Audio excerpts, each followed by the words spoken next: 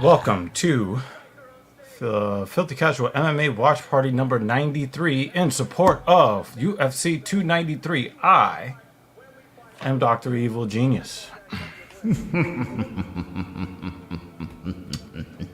Yeah. And we got a good fight card here. Not the biggest of names. Not the most competitive main event. But definitely an event that we can have fun watching together. All right. Let's welcome in the cast of the usual suspects. All right. First off, we got 3M, Melted Mind Media. What does he have to say? What's the over-under on Dr. Evil being here on time?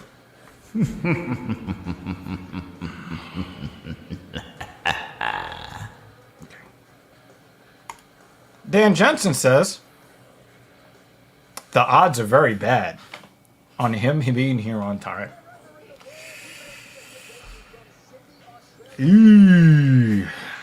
Well, game over.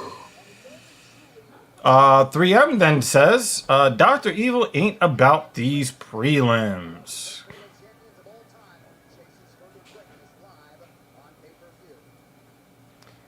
Dan Jensen says, wow, the man himself opening up the stream. Ha, ha, ha.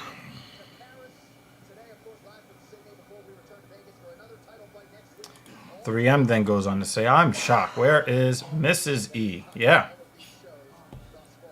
So. I am here. Just getting coffee.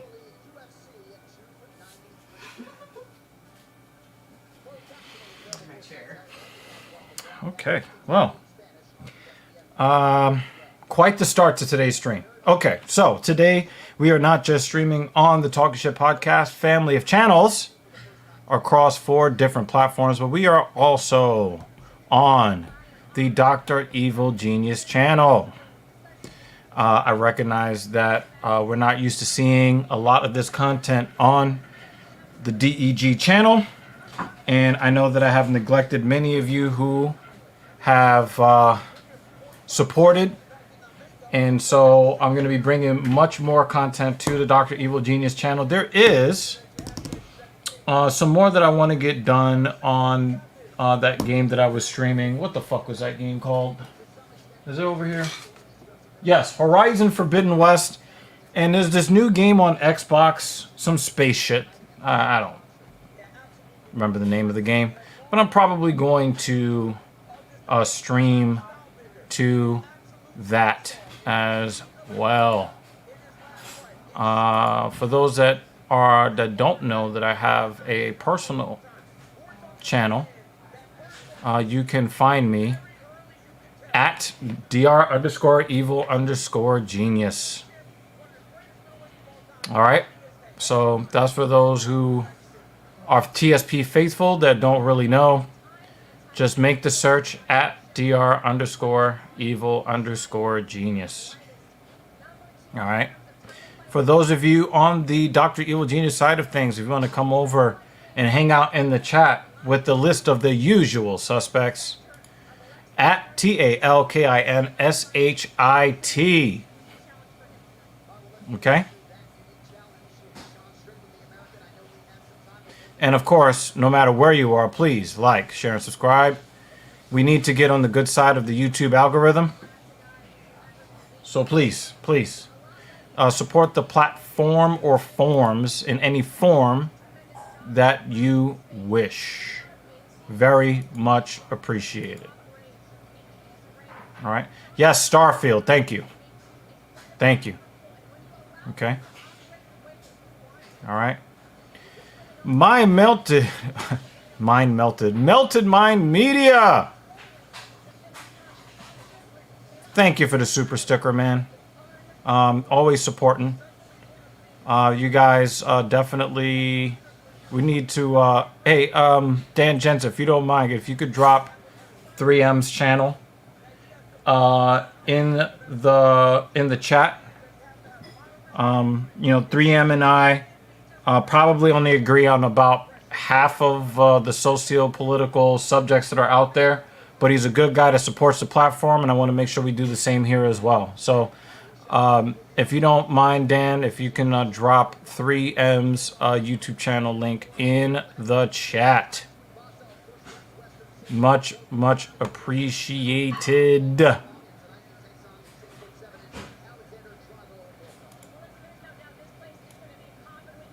I don't know why I always want to say mind melted. It just rings better. Mind melted. My mind is always melted anyway, you know? But yeah, I really do appreciate the support of the platform. And this pays for what? 5% of today's pay-per-view? Let's go. Let's go. Yeah, thank you. Thank you, Dan, for putting 3M's channel in the chat. If you guys are unaware, occasionally 3M does do content with friend of the channel, the Indian Jesus. I actually saw they did a couple of videos together. I was like, that's pretty fucking cool, you know? All right. Mikey says, hey, Genius, felt like a water ride earlier. About to buy some snacks for later. What felt like a water ride?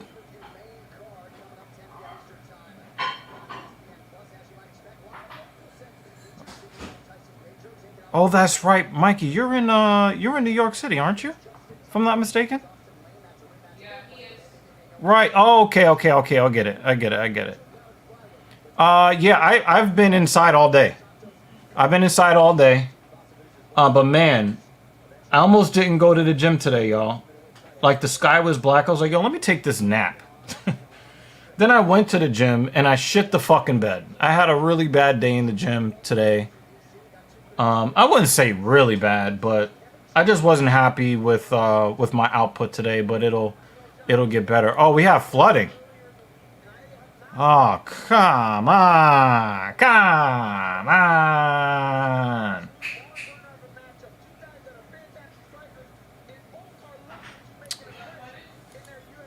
I mean, you know there's always flooding on the Henry Hudson.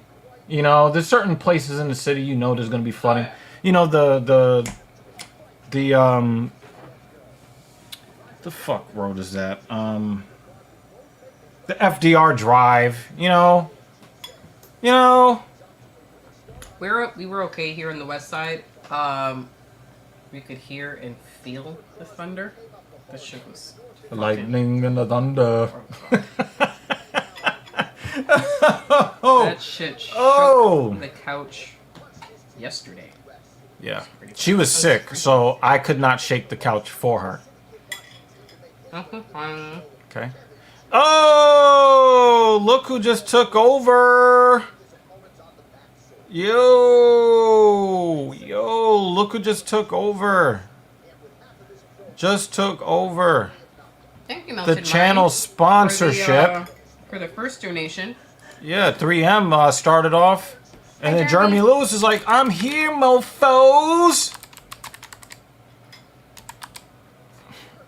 Very, very appreciative. Now we've got about 10%. That they funded about 10% of the pay-per-view. Oh. Thank you so much, y'all. Nice. What else we got? Jay. But yeah, oh, good. You get off before. Hey, Mikey, if you don't mind. He said to check out the super sticker. I don't know if you'd be able to see it. Hold on, let me check on my phone. Hey, we got Vex. What's good? I'm happy you're here, dude. I'm happy you're here. Let's go. Oh, I see it now, Melted Mind. Big old cup of coffee. That's what's up, yo. That's what's up. Thank you. Love that. Yeah, Mikey, if you don't mind, talk a little bit about Starfield. I have not downloaded it to my Xbox Series X. Series X box. I have not downloaded it yet. So if you want to kind of talk about not necessarily the story, but you know how much you're enjoying it, definitely put that in the comment box below. David Banner is here. Strickland fights like Nick Diaz, but without the hype and less open guard. I have to agree with that. Absolutely. Only hope Strickland has is to counter kickbox, standing right in front of Izzy, exactly like Jan did, shooting in between his punches, not this Gumby March second to the dance shit he does. Basically, what you just said is he's got zero chance to win, which we basically... I think somebody asked me that today. Gumby like. Yeah, somebody asked me that today. I was like, yeah, Strickland is... You know, Izzy is a 6-1 favorite, and it should be a lot higher than that. You're not going to just walk into Izzy's jabs as he is using his footwork and just get jabbed to death and think you're going to win the fight. Sorry. 3M says, don't have to agree on everything. I think we both want good in the world, just see it different ways. Exactly, man. This is what the TSP channel ethos is all about. Can't take off rounds again. Nah, you're going to be taking a nap in one of these rounds. Okay? Dan Jensen says, I have a very bad feeling that Sean Strickland will win tonight. Oh no! Oh Maybe. No! Likely. Hey, would you like to see? Not impossible. Wait, would you like to see the first comments Well, in the stream tonight? don't show them. Show them. What's the over/under on Dr. Evil being here on time? Okay. And then Dan to the store to get some. And then Dan chicken. Jensen says the odds are very bad on him being here on time. And then look. Wow, the man is opening the stream. You like that, right? I know you motherfuckers like that. Listen, I was trying to hustle home from the grocery store like shit. I don't know if he's gonna be there on time. We're late. She was singing a song too in her mind. That song from the 70s. Do the hustle. No, stop it. Play that song at work. Oh. Izzy by clean KO round 2. Yeah. I'm going to go ahead and say that it's going to be something like that. I believe that it's probably going to be a second or third round TKO or a 50-45, 50-44 decision. One of those two. I don't see it going to decision. TSP, filthy casual for life. Yes, sir. Yes, sir. Oh, JL only gets off of work before the main event. Sorry, man. Oh, Sorry look that at this. happened to you. Look at it. Oh, that's the Coheed Cambria jacket. Oh, shit. Bruce. Oh, shit. Man, we may have to mute JL for the whole stream. Sorry, JL. This is the best. Oh, let's go. He pulled some He is COTF. He's rocking them dragonflies, Rocking the motherfucker. Let's dragonfly. go. Let's go. Thoughts on the dog thing? Definitely overhyped. It's manufactured controversy, JL. Manufactured controversy. The dog thing? You know, something about, you know, something that happened with Izzy Adesanya's dog or whatever, and Gorgeous coat. you know, people are accusing him of, like, you know, abusing dogs or whatever. Like, they're trying so hard. Like, you just sound stupid. It's very similar to that whole thing, like, oh, you said you're gonna beat me like you're my father. Oh, that means you abuse your kid. Yeah, It's one of those. That was dumb. Ugh. Yeah, I basically covered that, JL. Yeah, I mean, you know, this is going to be Strickland's biggest payout of his career. He will not see a payout this large for the rest of his career. So he just kind of, he knows he's going to lose the fight. And he's acting like it too. Like, he knows he doesn't have anything for Izzy. He's just happy that he got the title shot. He's not going to get, like, pay-per-view points, but, you know, his show money is going to be pretty good. Right. His show money is probably going to be very comparable, if not exceeding his show plus win in other fights. Okay?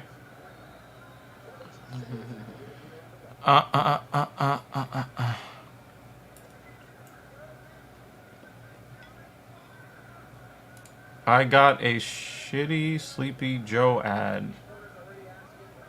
I was forced to watch that idiot to support the channel. You look here, my oh no.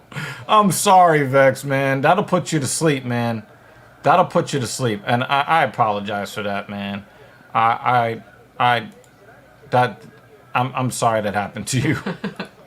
Because here's the funny thing, right? And this is the thing that annoys me about conservatives. They'll use the logic that says, well, I don't see anybody at a Joe Biden rally. That means all the votes were fake. And it's like, guys. Or you go to a sporting event and you're like, let's go, Brandon. And it's like, wait, didn't you? Weren't you just, when Colin Kaepernick was taking a knee, weren't you the people that said you don't want politics in your sports? But here's the thing that a lot of these right-wingers don't understand, right? I'm just reading some Joe comments. Biden is not liked on the left or the right. Joe Biden is not liked by anybody. Here's the thing. Trump was victimized in 2020 the same way Hillary was victimized in 2016. Do you know why? Right. Because there were a bunch of people that did not like Trump, that voted for Trump in 2016. You know why? Because they didn't want Hillary in the White House. They didn't vote for Trump. They voted against Hillary. Voted against, yes. Right? In 2020, nobody gave a fuck about Biden. You can tell that motherfucker was dead on arrival. That dude, I'm surprised, actually lived to see Inauguration Day. They just didn't want to That vote for dude, the other guy. yeah, right. That guy is like a fucking puppet. He's a meat suit. That's all he is, right? Per usual, put it as soon as you were saying it. Right? He's a meat suit. He doesn't do anything, right? And then it's like, well, we're all of the Biden fans. There are none. It's just that people really hate Trump. They really do. And they'll vote for anybody to see that he's not in the White House. Goodness gracious, man. I was saying he put this as soon as you were saying it. Oh, yeah, he's a meat suit. He's a meat suit. And here's the funny thing, right? I actually saw this. This was from NBC News, but it was pretty, they're biased, right? But it was pretty interesting what they had to say. It was like Trump before was talking about Sleepy Joe, and he's basically like senile, and he's got like, he's too stupid to know where he is, right? And now they're trying to now he's trying to paint him as like some sharp mastermind that is like the smartest man in the world that stole the election. It's like, which one is it? Is the dude, does the dude basically have Alzheimer's, or is he the smartest mastermind on planet Earth? You gotta pick one. You can't choose both. No, you're only allowed to be one of two extremes. Yeah. It's like, come on, guy. Like, you can't. The dude is 4 years older now. He's not gonna get more intelligent. He's not gonna become a genius. Crosby's 4 years later. Face is getting oof. Yeah. Mashed Ooh! up. Look at that. So Joe, I think Dan Jensen can.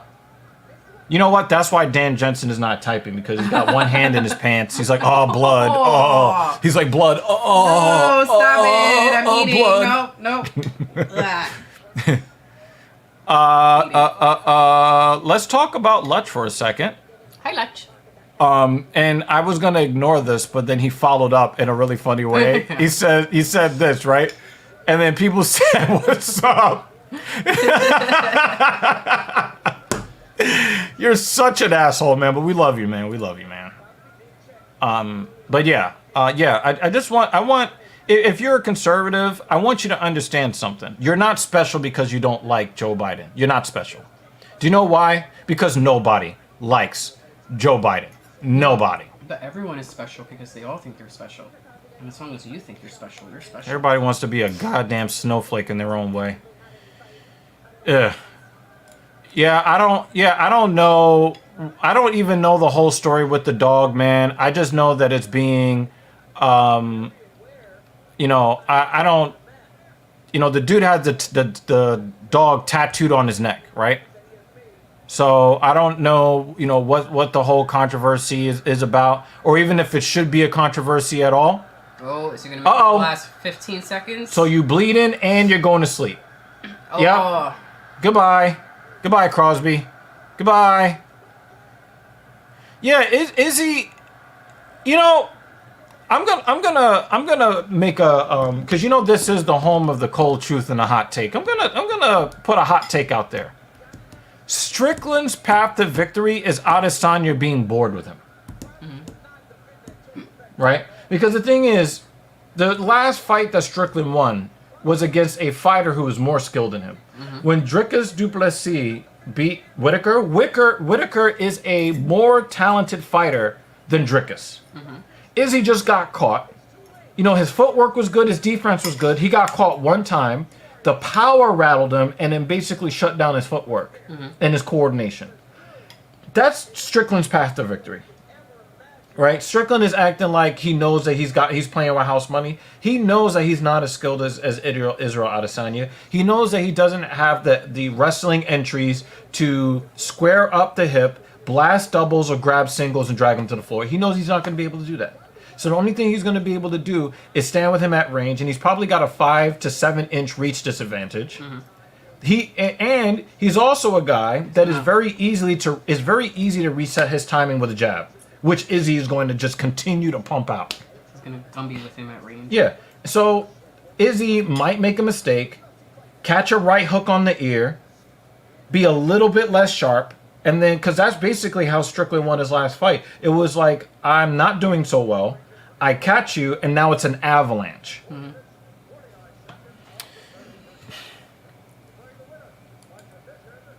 Izzy being his anime-loving fingernail painting self was cool. The dog thing was too, for me, was too. I don't even know what the fuck y'all talking about, to be honest with y'all. Maybe I need to be educated.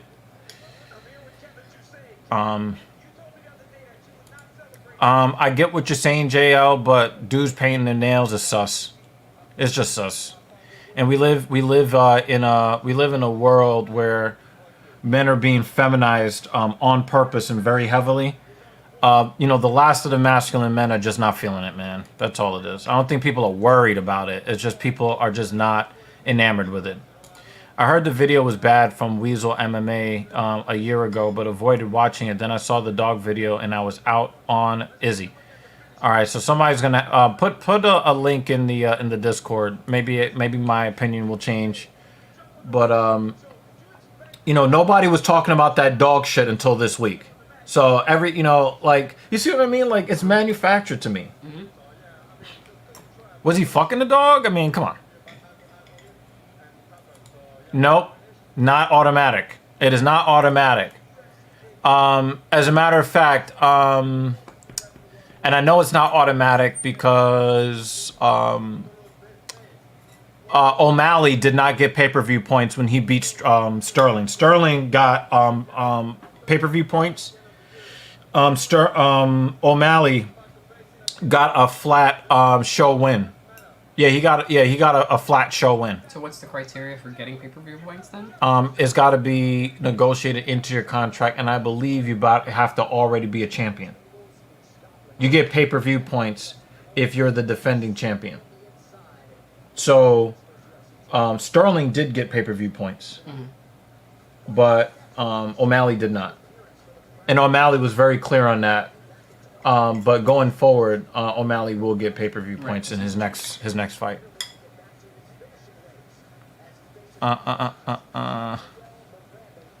Sleepy Joe, head of the Biden crime. Yeah, exactly. That's just stupid. That's funny. That's funny, Jeremy. That's funny. Strickland doesn't really have a lot of fanboys. I mean, I don't know. I mean, I guess everybody has at least one fanboy, right? Yeah, but I don't know. Yeah, I heard, yo. I know we're not supposed to talk about politics on the show, but Nancy Pelosi, can you just retire, please? Just go away. Go away. Go away. Nancy Pelosi, it's time. It's time. It's over. Go away. Fuck. You have to say it the way Thing 2 says it. Go away. I was wondering how long it would take everybody. I don't dislike Strickland, but he came across as a real turd. Or I'm going to say turd, because, you know, this is YouTube. In damn near every conference and interact. Yeah, he represents himself in a way to make people dislike him. You know, they wanted to ban UFC events in Australia because he was on the card. And, you know, the things that he says about women, you know, women should have babies and families and, you know, not be single by themselves. That's so horrible. Oh, we're so offended. Oh. Yeah, but the thing is, Izzy knows he's so much better than Strickland. He doesn't give a fuck. I actually saw a video from if it wasn't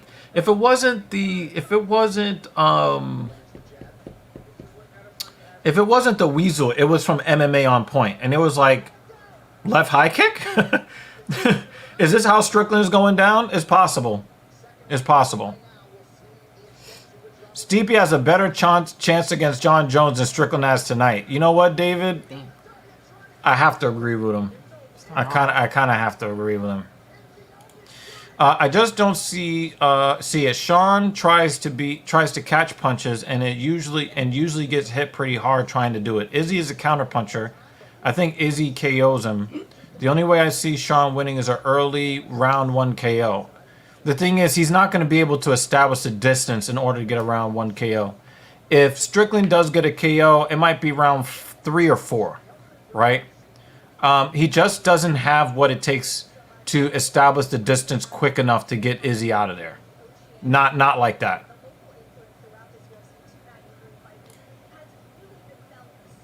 He grabbed the dog's junk and fed it mouth to mouth.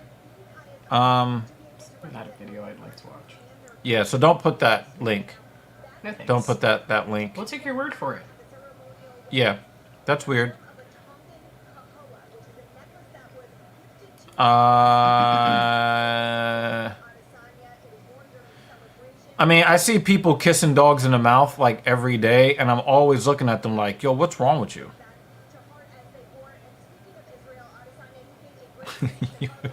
Yo, David is feeling extra brutal today. That's brutal. Yeah, I don't know.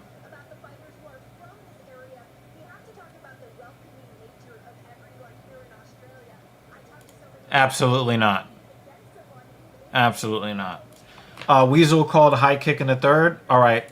We'll save that for later. We'll pretend like the Weasel is a channel follower, and we'll put his prediction in there, and to see if he was right. Captain Paul was goody. Yo, Captain Paul and I just did TSP number 82. Basically asking the question, should you step in and defend random women in the street? Is it worth putting your life on the line? So really, all of you guys really should go back and watch that episode. It's on the Dr. Evil Genius channel. It is on TSP number 82. Please watch it for a better life. Okay? Yeah, Strickland does not have... He's not going to find the entry on Izzy. He's just not going to. He said Captain Pause. I like that, Captain Pause. I like that shit. Hey, let's give the horn. Let's give the horn for our guy Cap. Thank you for coming through, Cap. Tai Tuivasa around 2 KO. That's reasonable. Round 3 TKO, that's reasonable for Izzy. Yeah, that's what I'm thinking. I'm thinking a third round TKO for Izzy, because the thing is, Strickland does have a chin. He's not going to go out in round 1. You know, if he does, that's just going to add to the mystique of Israel Adesanya. Yeah. Because we've seen Strickland take a lot of hard shots and survive them. So. No. The answer is no. Okay? The answer is no. Okay?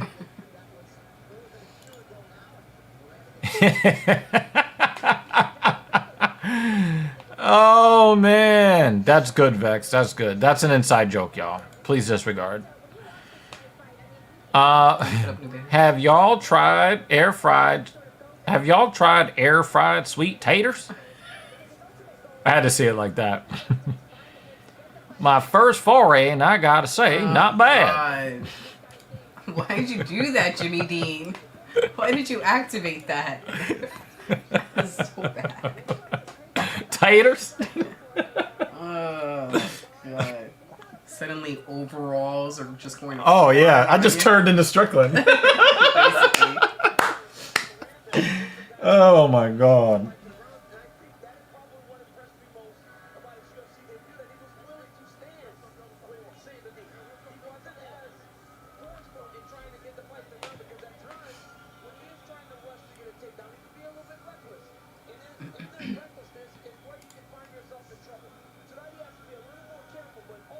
I don't think that No. would cause him to be the GOAT. No. If he does it in spectacular fashion, maybe. Nah, the thing is, he's going to have to fight guys that are actually a threat to him, and neither of those guys are threats to him. Mm-hmm. You know? I mean, you know, if there's like a new killer that comes up, you know, if there's a new killer Like Mikey's comment. that comes up, right? I'm fucking finished. Yeah, this was definitely this was bad. I looked at the weigh-in, and he walked in, had the nerve to take off his shorts. He's like, don't even bother taking off your shorts. 4 pounds. Like, it was bad. Like, dude, are you a professional or are you not? Absolutely unacceptable. You guys know how I get down when it comes to people missing weight. You know how much I hate it. Yeah, he's whiffing that fart. Yo, can his chin get any bigger? Can his...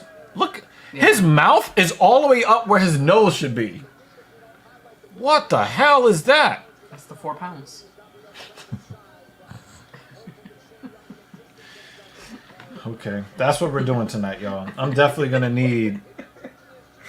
We're all going to hell together. Yeah, we're oh. The legit, though, of all the ways to eat sweet potatoes in a healthy fashion, this is the least mushy. I don't like sweet potatoes. Yeah, she doesn't like sweet potatoes. I don't like. Hey, what's up, Ziggs? Hello. How you doing? I don't know. Are you coming from DEG? I can't even tell which. Yeah, it doesn't. I can't tell which he's commenting from. He said the Crimson Chin. Thank you, thank you, Dave. Thank you. No, that's Hey, Mr. McCory. from DEG. Hey, thank you, Ziggs. I appreciate you. Yeah, we're covering some MMA on the channel tonight. I have not really put up any content in several months because I just have not felt like doing my driving streams. I have not felt like doing anything for like the game streaming. I've just been in the gym a lot, you know what I mean? Getting buff. Mr. McCory also says, prayer request, please. Continue praying for my orphanage here in Kenya. We really passed through many challenges like lack of food, shelter, and clothing. For the 35 orphans, children I do care for here in Kenya. So, please, people. As Zig said, I got MMA stream link if need be. Then I suggest that you open up another page. Actually, you're not going to be able to put that link. What are you trying to do? Well, he's not a mod, so he's not going to be able to put links in the... Should be able to put it on Facebook, though. Nah, but he's on YouTube. I was... Who? Oh, that guy. Yeah. No, so we're talking about Ziggs. He's... Benjamin Salako, how you doing? Hi, Benjamin. Thank you. And also, guys on Facebook, I really got to appreciate you guys always. Like, guys that just come in and say hello, they drop that like first. I really do appreciate that. All right. Oh, he said VIP league dot something. You guys can figure out the rest. Yeah.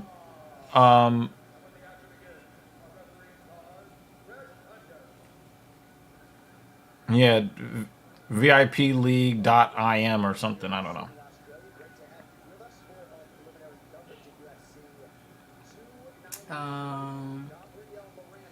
Jimmy Dean has a question for you.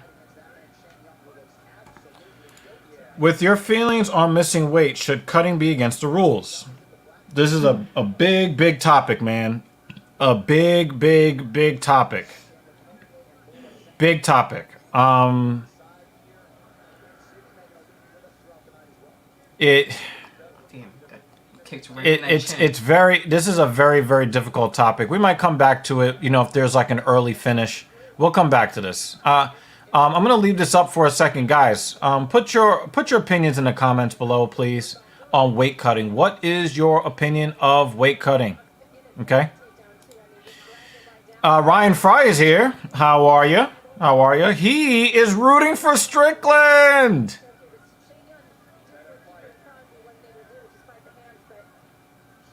It's gonna be really hard to get underneath that chin. It is. But once And he does, it's gonna stay hooked. that boy's sleeping. Really? He's sleeping. He's convulsing. He's. Oh my God. I did say, hey, quick finish. I do want to give huge props to the ref for that, because the way he was moving initially, like It his looked like eyes he were was so still, open, yeah, and his he arm was able kind to of still grasp moving. That actually, no, Yeah. he actually is out. He's Yeah. not. Now we know that It's Lutch would limp. say that was an early stoppage. Yeah, but Okay. then when he let him go, you could see like the Yeah, body starts yeah. to convulse. Yeah. Good on the ref. Shit. I think everybody in this stream thinks that was a good stoppage except for Lutch. Yep. He took a nap. You miss weight. A nap with his eyes open. Yes. Eyes wide shut. It's gonna be a long night. So yeah, he said, yeah, he's getting cut. What the fuck was that?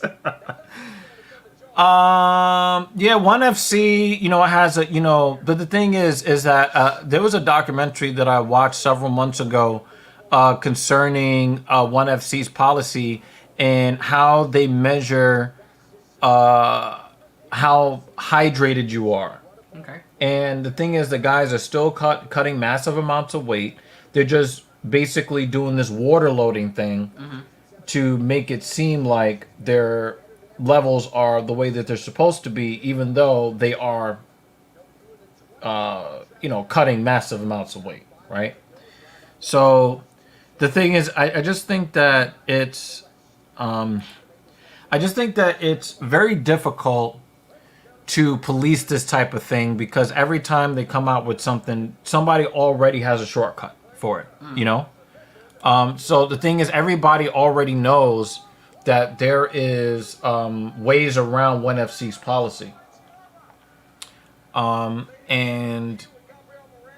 know, it looks like DJ is not cutting any weight, but remember, he's fighting at 135. He just did a jiu-jitsu tournament, I think, at like 148 or some shit like that. You know? So, you know, but the thing is, again, the thing is, everybody's genetics are different too, right? One guy can be completely fucked up going to one level of dehydration, and then somebody can go past that and not be messed up. So it's really difficult. Really difficult. As far as like cutting weight or whatever, you know, I know that a lot of people have problems with Khabib Nurmagomedov. They said he was a weight bully. You know, the dude walks around at close to 200 pounds, you know, 190, and is cutting all the way down to 155. Wow. So he's always like so much bigger than everybody. I do think that a lot of commissions actually have a certain amount of weight that you can gain after weigh-ins. So if they see that you gained a certain percentage of your body weight after, that there's some sort of penalty for that. Yeah. Right? I just think it's just very difficult to make that call. It's very difficult to make that call. Hello. Carlin Hood, nice dog, man. That is a nice photo. That is a nice photo of this dog, man. And thank you for coming through. What's up, guys? Hope y'all are doing great this evening. Yeah. I had a bad day in the gym, but let me tell you, you know what's worse than having a bad day in the gym? Not going to the gym at all. Not showing up. All right? Oh, guys, I'm very proud. Tomorrow or the next day, we are releasing the first fitness video on TSP. We have a special guest that I did this video with. Thing 2 is wrapping up the editing. Yeah, she's editing it in the other room as we speak. First fitness related video, and we are yeah.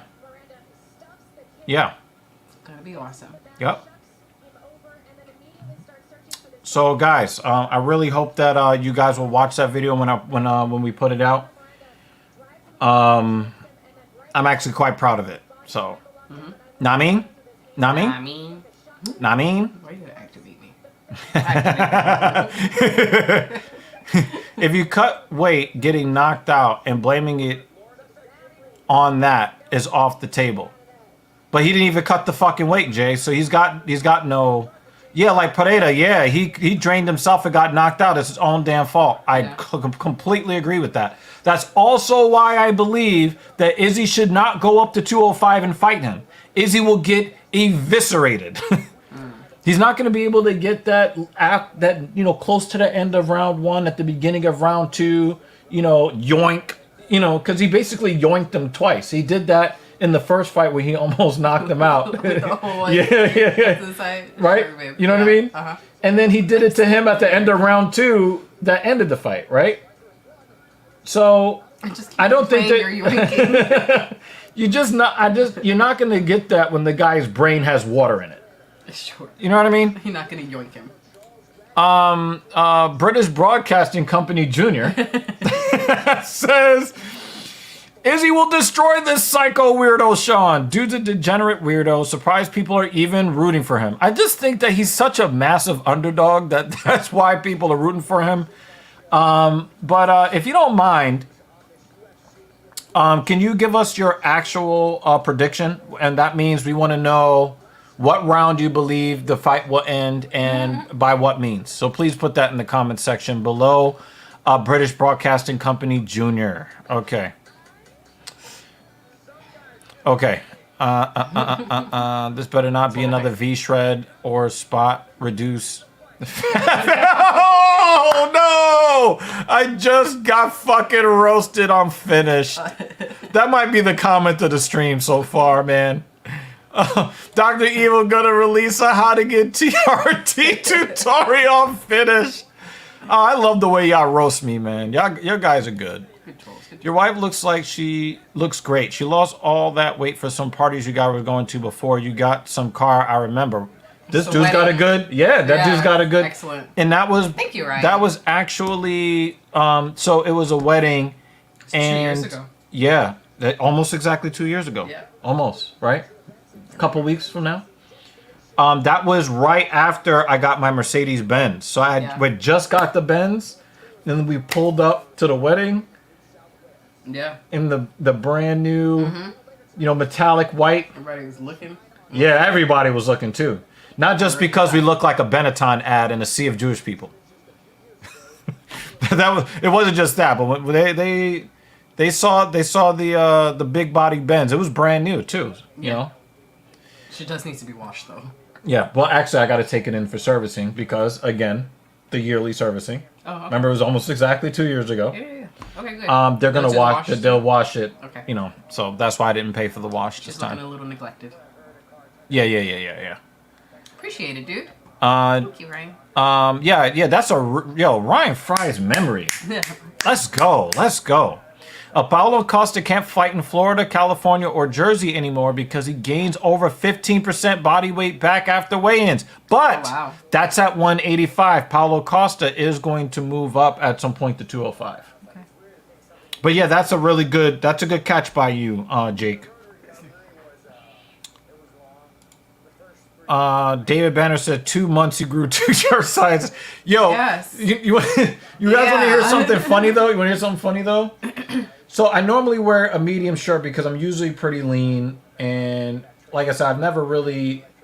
Only once did I go out above 185 pounds, like once in my life, and I didn't last that long, right? So now that I am like at around 195, right? That medium shirt, it's it's much more difficult to get out of, right? So the other day, I call myself saying, you know what? I'm just going to go do this early morning session, right? It's just one session. Let me go drive over to the facility, train his client, come back, rip the shirt off, take a, eat and go to sleep. I do a lot of napping, yo.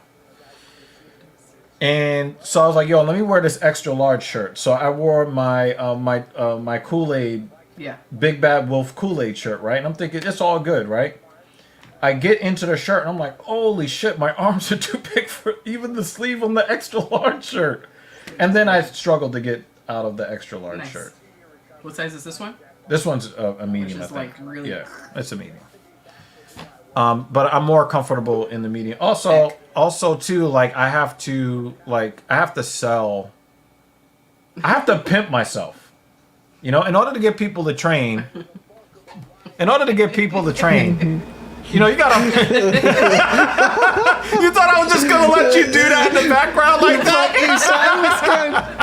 It's good, man. Oh my God! Yeah. Wow. Had to be that guy. We need to get the branding right on this. How you doing, Cap? I'm doing good, man. Decided to come back for a break and release the video, so I'm just you said something about being frustrated, man. What's up with that? Dude, fucking like 5-6 videos have been blocked that I've done because it's like copyright shit. It's pissing me off, dude. Gotcha. So I know that you cut like the clips that you use to 5 seconds a piece, but now they're really. Or are you talking about older videos you do? Dude, I'm talking about videos that I'm trying to go into finer details about certain players and like what they're doing, right? And I'm even freeze framing it, right? This is like new videos I've been trying to make. And it's just, even with the freeze frame, right? And I'm just keeping it paused for a good few seconds. It just keeps getting claimed by the NHL. And I get it. They got to protect their IP, but it's like... Yeah, it's frustrating. It's frustrating. Yeah, hell yeah. So, oh, what's up, David? Oh, what's up? Hey, David Banner. Fuck the fuck Canadians. Might as well be a Montreal fan, better than a freaking Toronto fan. Goddamn. Imagine Izzy shoots a double leg. I will fucking die laughing. Jones says he won't fight the backup if Stipe pulls out. Strip his ass. The thing is, John Jones does not care. And he doesn't really want to fight the Almeidas or the Pavloviches. He doesn't want to fight those guys. Pavlovich has, I think, like a 0.5-inch reach disadvantage. He's not used to that. He's not used to a guy that can, that is, physically stronger than him. Although John Jones is fucking strong right now. He is strong, right? But Pavlovich is going to rival him. Pavlovich is going to rival. Oh wow, Izzy's odds went to 7 to 1. Yeah, I don't know, man. Zig said slight Ben's flex. Yeah, I have photos. Of us setting up on our way to that wedding. It was a proud day. I ain't gonna front. So yeah, I just don't yeah, because this guy got fucking choked the fuck out. Yeah, I just don't oh yeah, actually our in-ring announcer tonight, Bruce Buffer, is rocking the Dragonfly fucking jacket today. Did you catch that? Yeah. Oh nice. yeah. Fucking Joy nice. Walking says, "Yo, Cap." Dude, the stash. Shout out to our editor. That's a serious fucking stash there. Yeah, man, it's getting a little insane. A little insane. A little difficult to eat dinner and shit. Shit. Yep. But I'm gonna pop out of here. I gotta record a video, but I just want to give you some shit. I was just gonna flip you off in the background, but might as well go out strong. You know what I mean? Oh man, that was cap, y'all. Just straight up capping. But yeah. That's yeah, so the thing is, like, this event, like, I'm not like over the moon for the whole event, but the thing is, summer is kind of winding down. We've got a lot of cool things happening, so it just feels a little bit more lighthearted today. You know what I mean? And I'm really glad that you guys are here, both on the DEG channel and also on the TSP family channels. We got some love on Facebook, so really, guys, thank you for coming through and hanging out with us today. Again, we're trying to do more to, expand the appeal here, get more people here so that we can get, bigger reactions. We can get bigger conversations going. I really love when you guys bring a lot of good MMA related topics to the stream, and you guys do this week in and week out. We really do appreciate you guys. Also, do a good job of supporting the platform. I think we got like 3 guys at the $10 a month tier on Patreon. 2 or 3. Well, we know that Dan Jensen was thinking about, but we got a couple of guys here. In fact, if I'm not mistaken, it was somebody just rejoined, and Kratos was one, and Jeremy Lewis was the other. So shout out to everybody. You're gonna have to ask her. Oh, I'm a Star Wars fan. I've been enjoying it. I actually like the slow storyline, that they're not rushing anything. Have you caught up on all the episodes? I don't want to say anything if you have not watched all of the episodes, but I'm very much enjoying it. I'm enjoying the shows just in general because I like that they have the ability to stretch out the storyline and not have to rush everything within 2 to 3 hours, because I know they could go for 3 hours in a film. But it's nice that they have the opportunity to help us appreciate the full storyline.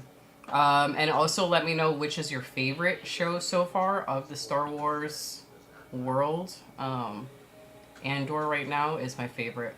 I want to watch the show over and over again. This shit's fucking spectacular. But I'm enjoying it. Well, you guys heard from the lady. Jones doesn't want to lose to guys 10 years younger. It isn't pro wrestling where you drop the belt by design. But the thing is, he wants everybody to think he's the greatest ever. And then when some real killers come up, he's like, all right, I'm out. I just want to beat the one guy who doesn't deserve to fight me. Stipe has nothing for John Jones. Let me just take this easy fight real quick. If they wanted Derek Lewis to step up, he'd fight Derek Lewis. I mean, wasn't Stipe like on his way out? He would fight Does Stipe have any intention of continuing to fight? Andrei Arlovsky. If Dana was like, yo, fight Andrei Arlovsky for the title, John Jones would be like, yeah, I'll do that. Mm-hmm. Right? Let's go get Mark Hunt out of retirement. Yeah, I'll go fight him for the title. Yeah. But Almeida, oh no, he's a real killer. I'll just retire. JK. No, JK. Could actually lose against him. No. Yeah. We're not doing that. Nope. People will miss Izzy when he retires. I do agree with this. I agree, Mikey. We'll get to that in a second. Cheeto versus O'Malley is the next fight to be made, surely. Absolutely. Marab's hand broke. Corey's shoulder injured. Aljo confirms he's not fighting until 2024. Cejudo lost. Umar ranked too low. I think Umar also has... No, wait. No, it's a different guy that won the fight after he got that nasty knee bar. I think he's out for a year. Yeah, I don't know, man. But the thing is, Cheeto has that fluke win over O'Malley. O'Malley wants that back. And, Cheeto's going to get paid. Obviously Cheeto has a better chance to win than Sean Strickland has tonight. Yeah. That's what everybody's saying. O'Malley is saying it. Cheeto is saying it. So if both of those guys are saying it, and O'Malley makes the call, that is going to be your next bantamweight championship fight. Just don't expect that Cheeto is going to hit O'Malley's peroneal nerve and deaden his leg. That's not going to happen again. Okay. So Ryan, here's the problem with Cheeto Vera, right? Cheeto Vera was getting schooled in that fight for the same reason that Vera, either whether he wins or loses, struggles in the first 2 rounds. Cheeto Vera always wants to find that highlight reel knockout. He's always looking for it. Now, when he beat Dominic Cruz, if you guys remember, I called the exact KO before the fight started because of the way that Dominic Cruz kind of dips his head off when he strikes. And I was like, he's going to catch that kick from the opposite side. And then he fell like what? Sack potatoes. So we had already kind of figured that out. Dominic Cruz just don't, he just no, right? Vera's always looking to try to find that magical one-hitter quitter. And O'Malley is going to do to Vera on the feet what O'Malley did to Sterling in terms of the wrestling. O'Malley's footwork never allowed his hips to get square to Sterling. So even when Sterling tried to get in on a double leg, a blast double, or on a single leg, his hips were never presented enough for Sterling to take advantage of it. Sterling Silver. So O'Malley's footwork took him around the cage, pot shot, around the cage. When you are O'Malley fighting with that kind of precision and that kind of footwork against a guy that is always constantly trying to search for the perfect range, for the perfect shot to put you out. Because Vera has so much power that kind of flies under the radar. I think a lot of guys, when they get hit by Vera, they're very surprised by the power. Mm-hmm. Vera knows how much power he has in his hands, and he's always looking for that magical shot that could go up on the highlight reel so that he can get the next guy up so that he can possibly make some more money. The problem with that is against guys like Izzy, against guys like John Jones, against guys like O'Malley, you can't play that game. Mm-hmm. You can't do it.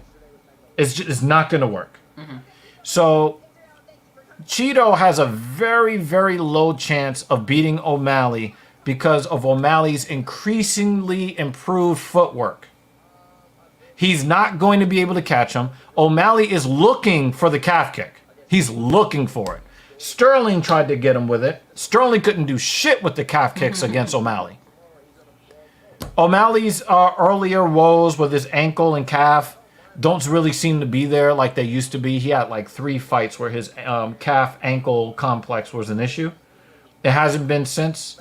Cheeto just does not have what it takes. Cheeto is a slightly more skilled version of Sean Strickland or Dricus Duplessis at the bantamweight level.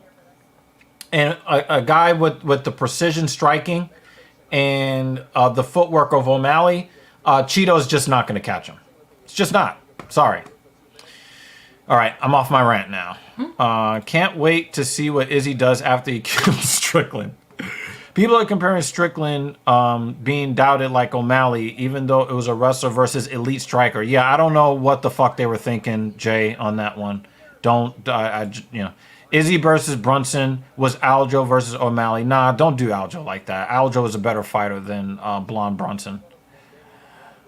Jake Miller says DC made the same point of Jones pointing out that he could have retired after Stipe and been financially good, but Warriors go out and defend their legacy, not protect it. Damn.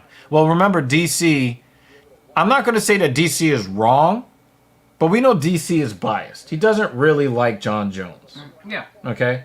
Yeah. Sometimes he feels compelled to say nice things about John Jones to kind of put out that perception that he's not biased, but we know he's biased. You know? Yeah. Anytime he gets a chance to shit on John Jones, he does it. So, come on, guys.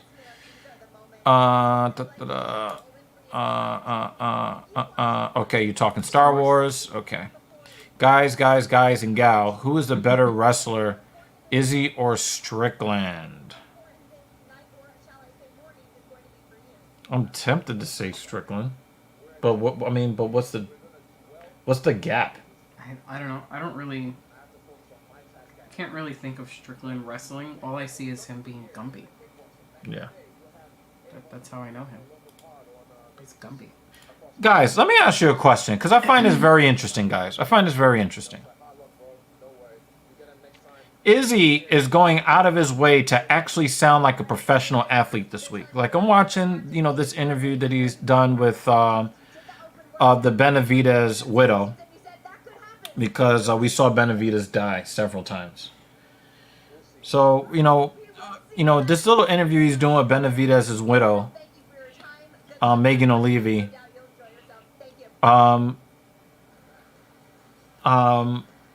he seems to really put on his professionalism hat this time around in a weird way. Normally he's saying and doing weird things, and this week he's just not doing that. What do you guys make of that? I want your opinion on that. I think he's allowing his opponent to assume that role instead. Maybe. Not sure if I disagree or not, but how fighters.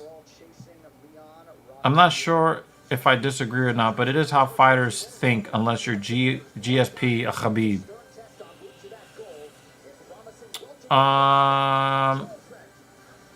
Well, Khabib, I think that if his father was still alive, Khabib would still be, he might have moved up to 170 or something like that to make room for Makhachev.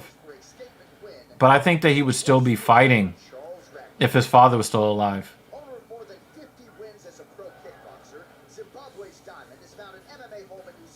I'm pissed to tease. Okay, more Star Wars. Okay. I put my comments. Right. Yeah, she's you handling that. I was disappointed with that one. Agreed. People said Izzy looked sucked in. Yes, he did. He really did. He definitely looked. Well, I'm not gonna say that. That's kind of racist. But yeah, he looked very gaunt on the scale. He looked pretty gaunt in a way that I wasn't used to. But he looked healthy now, and he didn't look like he was like devoid of energy. But man, he really did look like Skeletor. I'm not gonna front. They said Izzy looked sucked in and overanalyzed it, but when it comes to Strickland, they say, "Oh, it's just how he is." But Izzy did look kind of emaciated. I'm not gonna front. I was like, "Ooh, okay." But the thing is, I read his body language, and I was not alarmed by his body language at all. DC realizing that John Jones was right when he said that all training won't matter because I'm better than you. When he was crying mad after the loss was the first pay-per-view I ever bought. He wasn't crying mad. I just, the thing is, he was like, he put a lot into that fight camp. And I think that he was disappointed in himself. He put a lot into it. There was a lot of emotion in there, and he got his head kicked off. Jones did not cheat in the fight where DC got his head kicked off. He didn't cheat in that fight. Izzy is acting professional, and people are supporting the loudmouth Strickland. Yeah, but it's kind of weird though. Prime Woodley smokes Khabib.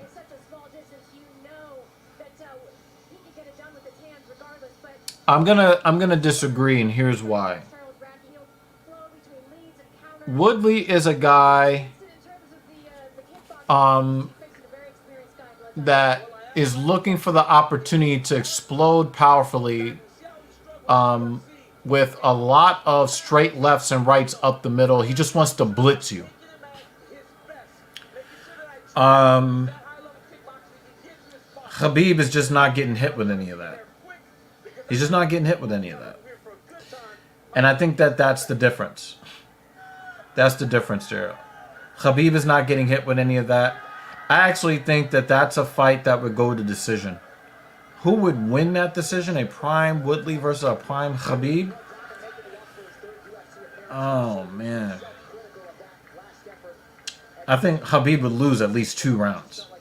He famously has only lost 1 round in his entire professional career.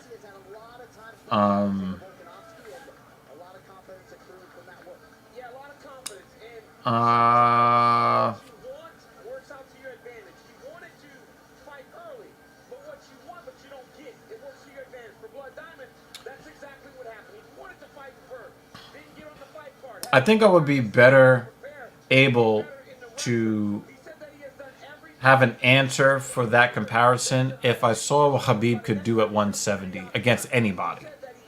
And I don't mean like against Gilbert Burns, who's a lifetime 155 or moving up to 170. I'm talking about a guy like Chimaev, a real 170er. Woodley, a real 170er.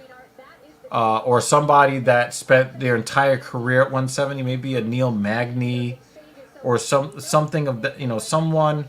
I would want to see what he does there before making a call, because I'm not comfortable making that call, to be honest with you.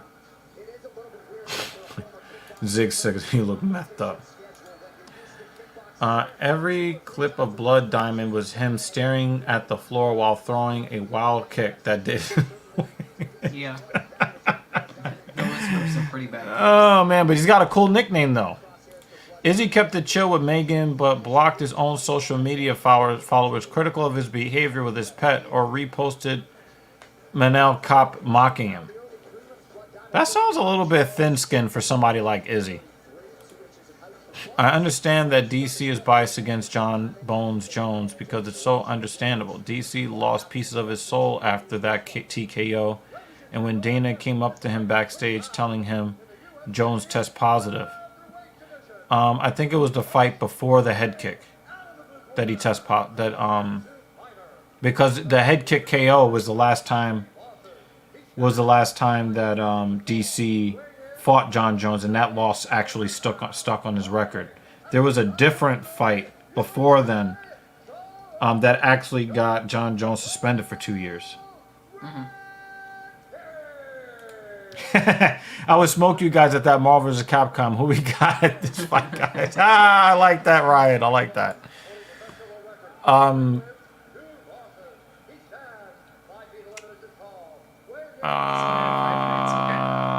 Wow, Blood Diamond is almost a 3-1 underdog. Wow.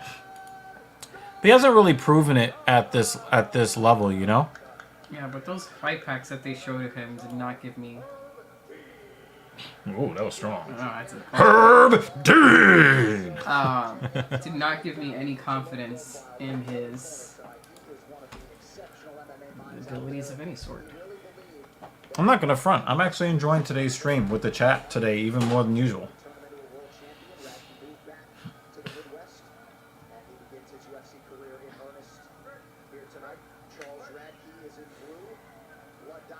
Gonna go for his first wild kick. How long do we think, guys? Yeah. 30 seconds, 45 seconds? A kick? I wouldn't call He it a landed. wild kick, though. Yeah, it was a good kick. yeah. It got caught. Mm-hmm. But then he countered with the left hand to get him to let go of the leg. I thought that Mathetha was oh, don't grab the fence. He's grabbing the fence. This just looks a little bit too romantic. Come on, guys. Get out of this position. A little too spoony. Yeah, for real. Come on, guys. Oh, he grabbed the fence.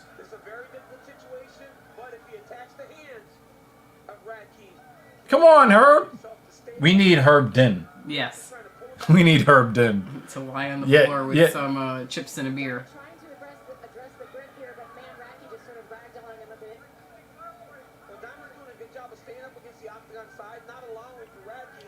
Decent balance, but he was grabbing the cage, man. All right, he's trying to get that. He's trying to get that wide base, and he's gonna slip that leg out. He lost the body lock. He lost the body lock. All right, so he's attacking his arm two-handed here. He's gonna try to turn into him. There he goes. Get that leg. Turn in. There. Come on, Mike. Come on, Mike. Turn that shoulder in. Yeah, he's just controlling that wrist two-handed here to keep him from locking his hands. And Radke. Oh, he almost locked the hands. And we got this. Looks like crotch sniffing to me. He's got that single leg lock. Oh, he let it go. Wow. Radke was like, I really want to get a whiff of your jewels, your blood diamonds.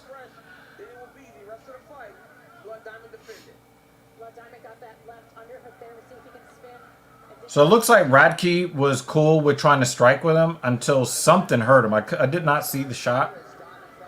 But once he kind of felt a little bit of whatever blood diamond was giving out, he was just like, yo. No thanks. Let me see if he uses Febreze on his shorts. Yeah. Let me get a whiff.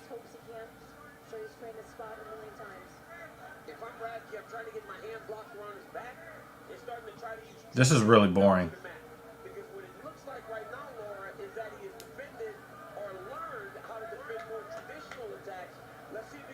Herb Dean is also bored. You about to pull that couch out? Yeah. Yeah, Blood Diamond is like in his late 30s, right? They signed him pretty late in his career, if I'm not mistaken.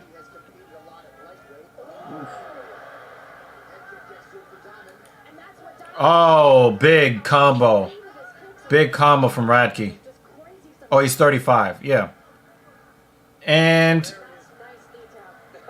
oh, he's grabbing the fence. Come on, Herb Dean, do something. Stop him from grabbing the fence. I don't like what. Oh, 39. Yeah, he. But yo, like, guy, like. Welcome, Bruce Bob Trotter, to the stream. Hi. A little late.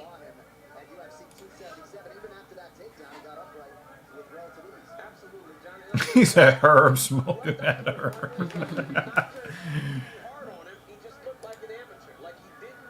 Oh, 3 wins, 9 losses? I thought it was 3-2.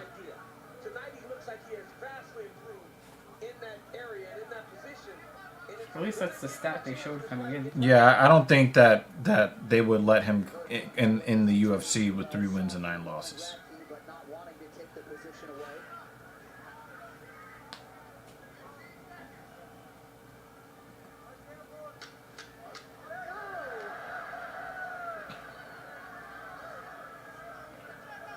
Three, 2, 1. You hit a horn? Yeah.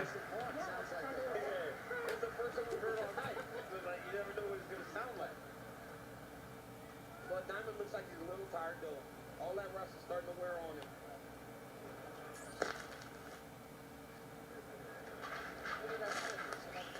Just put everything in there, brother. Just put everything in there. I can see him puffing and puffing now. You gotta go back. You gotta go on a lot. He's got a swing in his head. Let's take him back. He's stepping in front of that leg on the body lock. Control the hips and take him out.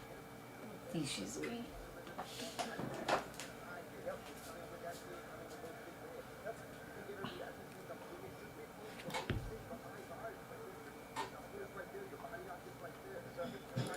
Realistically, I think this entire backlash with Adesanya is similar to Hasbulla losing fans for hitting his pet. People have a soft spot for house pets. But the thing is, it's not like this was not common knowledge a long time ago. Like, why is it coming up now? Why is it an issue right now? That's why I'm just not moved. I love that J.A. No J UFC. Yeah, that'll be fun next week. Yeah. We'll see if Diamond can get some respect here. He'll be well advised to get Radke a little bit more on the back foot. He's going to have a harder time wrestling off the back foot. But Blood Diamond seems like he's having a really big problem as he's fighting Southpaw, dealing with a guy who is fighting Orthodox. Blood Diamond does move a little bit odd. I know he's got so many kickboxing fights, but he seems very stiff. Yeah, And I don't love this for Radke. he's like, yo, I need to adjust Diamond's tired. Pressing on him. adjust my jewels. His name, so he has Blood Brother Pride fighting Blood Diamond.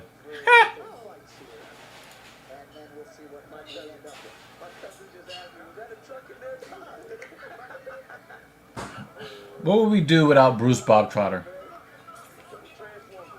What would we do without this guy? They wouldn't be able to recognize if the card blows or not. No. What would we do without him? Goodness gracious. Oh, wobbly. Oh, and this is the end of Blood Diamond's UFC career. Oh, he's hurt bad. Radke's got to slow down though. Radke can't go crazy. He's got to take his time, find the shots. And this is definitely. Bob said, "Wow." But that's smart. That's what Yeah, and the thing is, again, this fight because he is not. But again, that is just Diamond is looking for. He's looking for that highlight reel. Again, it's that same type of mentality that Cheeto Vera has sometimes. You know, you're hesitating. You're looking for that perfect combo, that perfect one-hitter quitter. You're looking for that one open spot on the defense, and you just can't really find it. You just can't find it, and that's it. You know? I was just going to say, correct in terms of the fight IQ, somewhat surprising that they didn't feel away. Nice. That's nice, David. Nice. Real nice.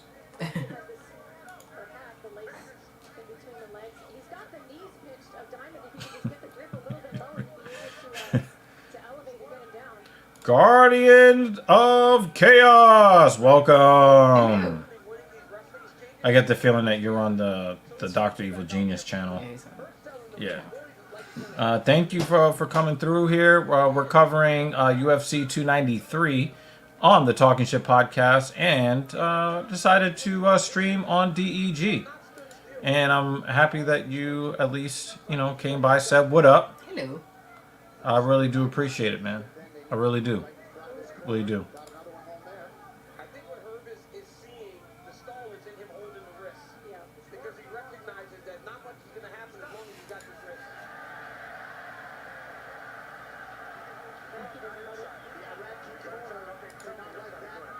Separation at all. I don't love it either, honestly. I do understand maybe he sees Blood Diamond holding the wrist, saying we're not going to do much in here. Damn. But Radke got that position.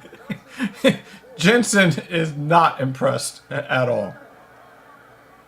If we get a lot of blood, though, would you like? Yes, yes.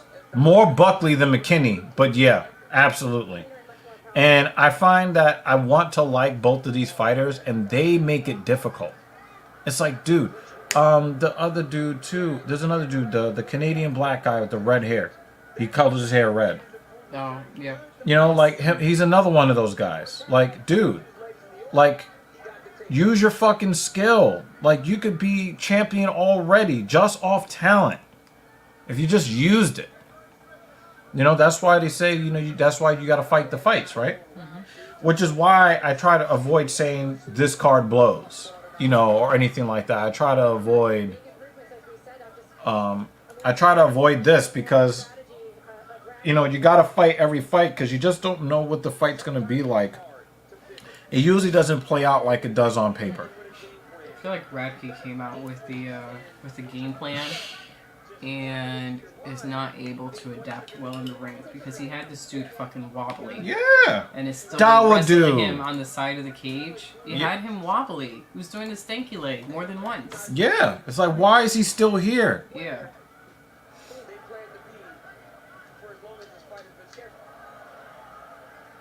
It seems like Radke's jaw is not that strong. He's not getting hit that much. But he reacts big. Oh, that was a nice elbow from... I feel like he could have finished this in round 2. Could have finished in round 1.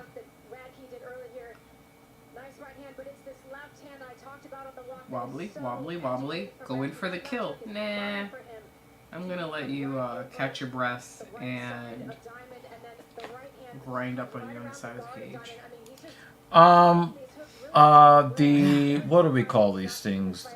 These lantern flies are taking over the city, yo. Yes, they have. These lantern flies, yo.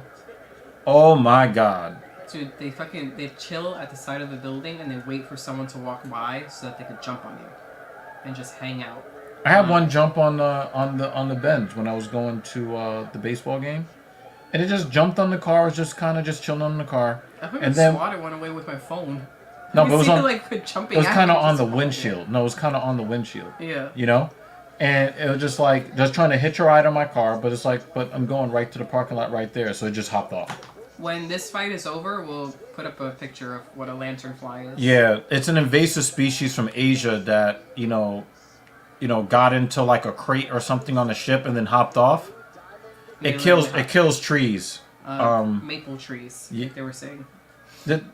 Yeah, there's certain types of trees that it just fucking ravages. It's pretty bad, but we'll show it. Yeah. After. Yeah, but I saw like some crazy shit just today out this window over here, just like You just see lantern flies on everywhere. Just spamming it, to be honest with you. He's got to do something to get Radke thinking about Really crazy. offense that's going to be coming his direction.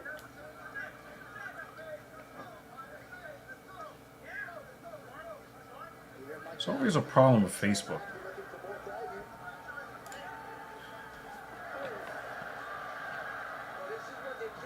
Oh, that was a low blow. That looked low to me.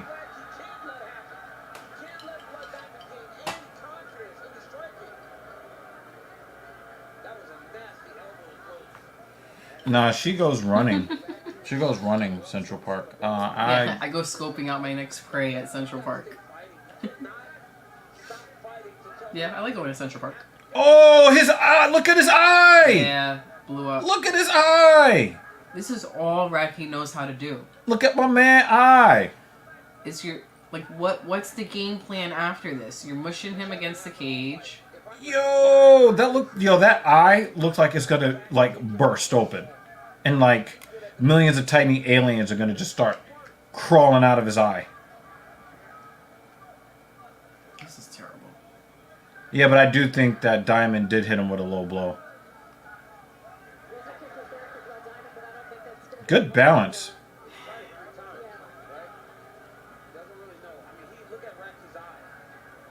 Look at my man eye. And as much as it can feel good if you're Radke to hold your opponent against the fence, Diamond's so dangerous in close with those strikes. Oh, he's giving him time. I think for a groin shot. Missed it. That elbow destroyed Radke's eye. Look at that right eye. Yo, that shit looked like it's yo. Oh yeah. That did. It did brush the fat. Oh. Yeah, on the way up. But the other nut shot. Oh yeah, it did. Yeah, definitely. If it touches Definitely. because I'm an expert, guys. This year is my first time spending January and February in the South to avoid winter. And the bug talk made me realize I have to deal with mosquitoes 2 more months. Yeah, man. Yep. Look at that egg. Goddamn. Yep.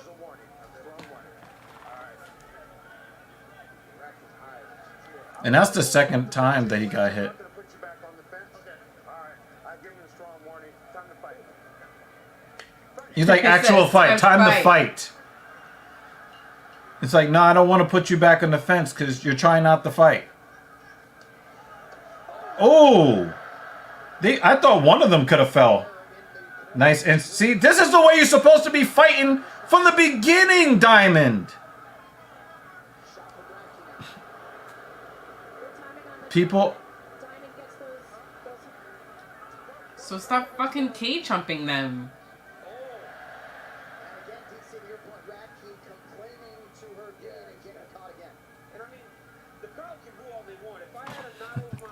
Very, very well played. Yeah, this Radke guy is annoying to watch. And the thing is, he's got knockout power, right? He's got knockout power. Knock the guy out. I want to grab you, man. I want to get really close to you, so every time you try to knee me to the body, I'm hoping you touch my cup.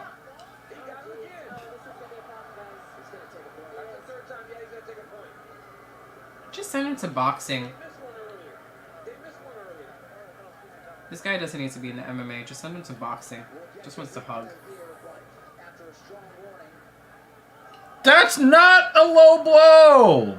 That was to the body. But he keeps hitting him on the way up. No, but he didn't hit him that time. He hit him right in the lower abdomen.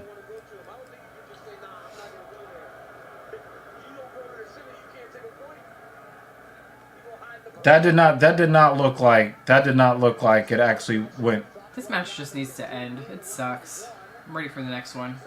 Yeah. Yeah, there's a lot wrong with this. These guys are so sloppy. Yeah, let me just grab you again. Let me grab you again. necessarily racking up a ton of One guy just wants to hug. The other one wants to keep grabbing his Jensen fence. with the comment of the fight. Next fight, please. Yo, you know what? He actually looks like a prophet right now. He's looking like a prophet right now. Yeah. I wouldn't mind both of them getting cut. Do you know what I don't wanna watch JD from either. NY would say? You know what he would say? What? Get him off my TV. Controlling your opponent is one of the biggest aspects of grappling. All grappling is not on the ground. Yeah, effective grappling still, in my mind, does not get the credit it deserves. In terms of the striking, though, significant So Radke's gonna win this fight, but we all lost. Diamond's gonna lose this fight. The fans are gonna lose this fight. We lost 15 minutes of our time, of our life. Yeah. And this is one of the first fights He was where grabbing the fucking we could have fence. talked. We could have talked about literally anything during this fight, but for some reason, you know what it was? Blood Diamond does like all of this weird stuff. Blood Diamond does all of this weird stuff, and we were looking for him to do some weird stuff. Radke just wanted to just, Cuddle. yeah, ugh, Just wanted to spoon him. ugh, Radke finishes 1 for 6 unofficially in the takedown column. awful, Definitely awful, awful, away from Blood Diamond. awful. Likely not enough to get his first UFC win. Melted mine. I, Yeah. Let's take a look at some of I'm sorry, David. It's feeling real late. The sun is getting real low. Where's Natasha Romanoff? Yeah. Probably at a feminist rally somewhere. I mean, the way that Diamond moves, it definitely looks like he's hurt pretty often in this fight. Oh, big, big right hand from Radke there. That's the one that really put Diamond on skates for a bit.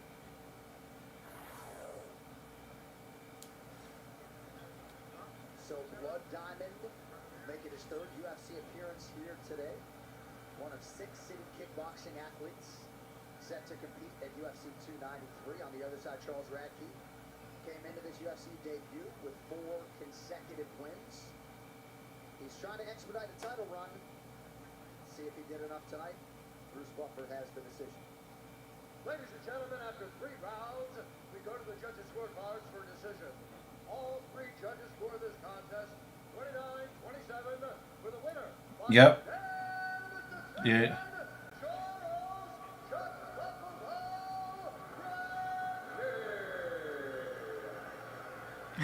Jimmy Dean. Troll. Charles Radke. Charles, how good did it feel to get your first UFC victory? I don't think he saw it. Let's just say troll. No, I'm not putting that on the screen, Jake. I'm tempted. I'm tempted to time you out for that comment, Jake. Ladies and gentlemen, give it up for Charles Radke. What the fuck was that? Fighter meeting, he likes getting booed, and we will get a situation And DC was like, and I'm out of here. out of here, but He Charles went full Radke, Kobe Covington. he did. But he gets it done. He extends his winning streak to 5. What a piece of shit, man. The matchmakers handle him moving forward. You're awful, Stay at welterweight. Radke. You're awful. And this is his UFC debut. Get him out of here. Ladies and gentlemen, who Charles Radke again? I guess that's all you could have said that, right? Because that's all it is. Fucking trash. He's so trash. Good header. A lot of people curious as to how Sean Strickland will approach this particular challenge here. Yeah. Adesanya, takedown defense. I missed it too. Yeah, because nobody gives a fuck what he has to say. He's And- awful. DC got the fuck out of there real quick. He was like, okay, and I'm out. Fight that was the plan. Going. I think he learned a lot, and I think he's a better fighter having had that loss to Pereira heading into this particular Alrighty. fight. So, as you say, John, we will see. All right, so Israel Adesanya has realized success against most of these top contenders. Oh, I wanted to show this real quick. Several of these gentlemen he's actually beat more than once. Tonight it's the number 5 ranked contender Sean Strickland who will get his title fight. Dricus Du Plessis is working, of course, as the number 1 contender. But tonight, Sean Strickland will try to shock the MMA masses and upset the apple cart at 185 pounds. Still 4 more prelims to go. They come to He told the armchair fighters in the crowd to come down and get some. Yo, they're gonna pull a gun on you and blast your fucking brains out. How about that? Oh, I just wanted to show that real quick. Did you show it? You know, because I just pulled up the webpage. And now you're going to show it. Yay. All right, so you guys asked, well, one person asked about these lanternflies. Guys, these things actually look a lot scarier. Oh, you're zooming in the wrong spot. Yeah. I'm retarded. What do you want from me? That's okay. Love you anyway. Yeah, guys, check this shit out, man. The thing is, when you see that red, you're like, oh, shit! They don't bite. They're not poisonous. They're just annoying. They're really annoying. Yeah. And they destroy trees. They destroy trees. Yeah. You know, and they look poison. I don't know if they are poisonous. They're not poisonous. But they look poisonous because, you know, they're red. Right. You know? They give off that appearance, but they're actually not. Yeah, they've basically taken over. They've taken over the city.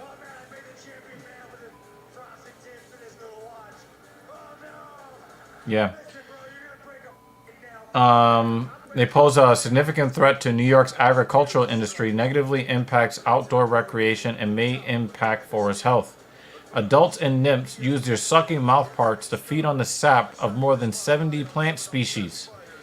This feeding, sometimes by the thousands, stressed plants, making them vulnerable to disease and attacks from other insects. They also excrete large amounts of sticky honeydew, which promotes the growth of sooty molds that interfere with plant photosynthesis, negatively affecting the growth and fruit yield of plants, attracts swarms of insects that hinder outdoor activities, and results in people getting honeydew on their hair, clothes, and other belongings when going outside. New York's annual yield of apples and grapes has a combined value of more than $350 million, which could be greatly impacted by these lanternflies. The full extent of economic damage this insect could cause is unknown at this time. The lanternflies spread primarily through human activity. They lay their eggs on vehicles, firewood, outdoor furniture, stone, and which are inadvertently transported to new areas, causing the insect to spread. They'll also just jump on a person and... Yeah. Like, I've seen them travel from Jersey to New York because they're just chilling on somebody. Yep.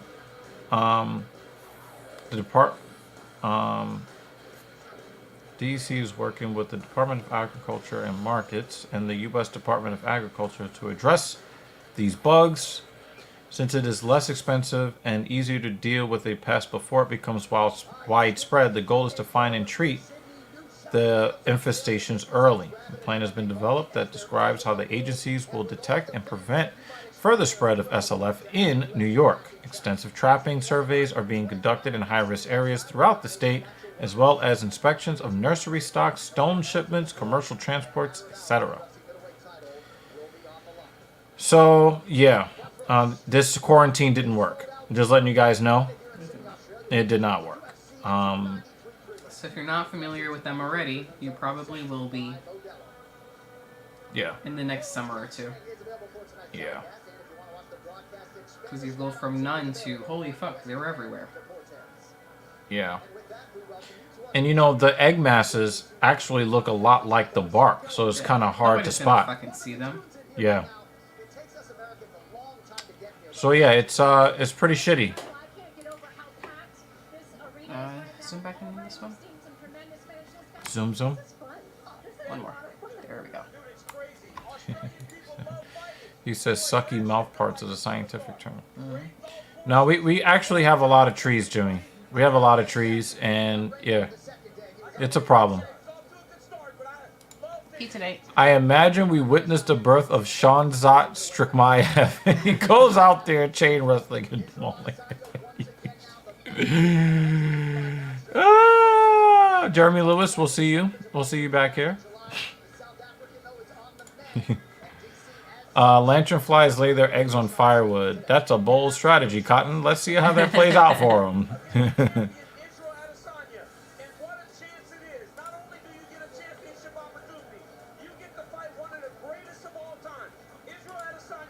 I agree with Jimmy Dean. So, yeah. I don't really eat pizza anymore anyway, but I have no problem with a nice Hawaiian pizza. I got problems with that. But what we have seen, that these two men are willing to lay it all on the line to rule the world in 185 pounds. It's going to be a fantastic main event. Listen, this may not be the main event that we were expecting months ago, but it has become must-see Jimmy needs to fight me. Everything's a topping. Nope. Nope, nope, nope. Not pineapple. the night. But you look at this card, I don't see the judges being very busy on this main card. And of course, the main event, Israel Adesanya defending his belt against a very tricky challenge in the American Sean Strickland. Guys, let's go to work. Well, we got a lot of work to do, and as they say, it won't be long now, folks, to buy UFC 293. Go to ESPNplus.com/PPD right now. ESPN Plus subscribers can get UFC 293 for $79.99. And remember, after you purchase UFC 293, you can watch it anywhere. That includes connected TVs, tablets, laptops, and phones. And if you are not in the United States, go to UFC.com. Ooh, can I share something real quick?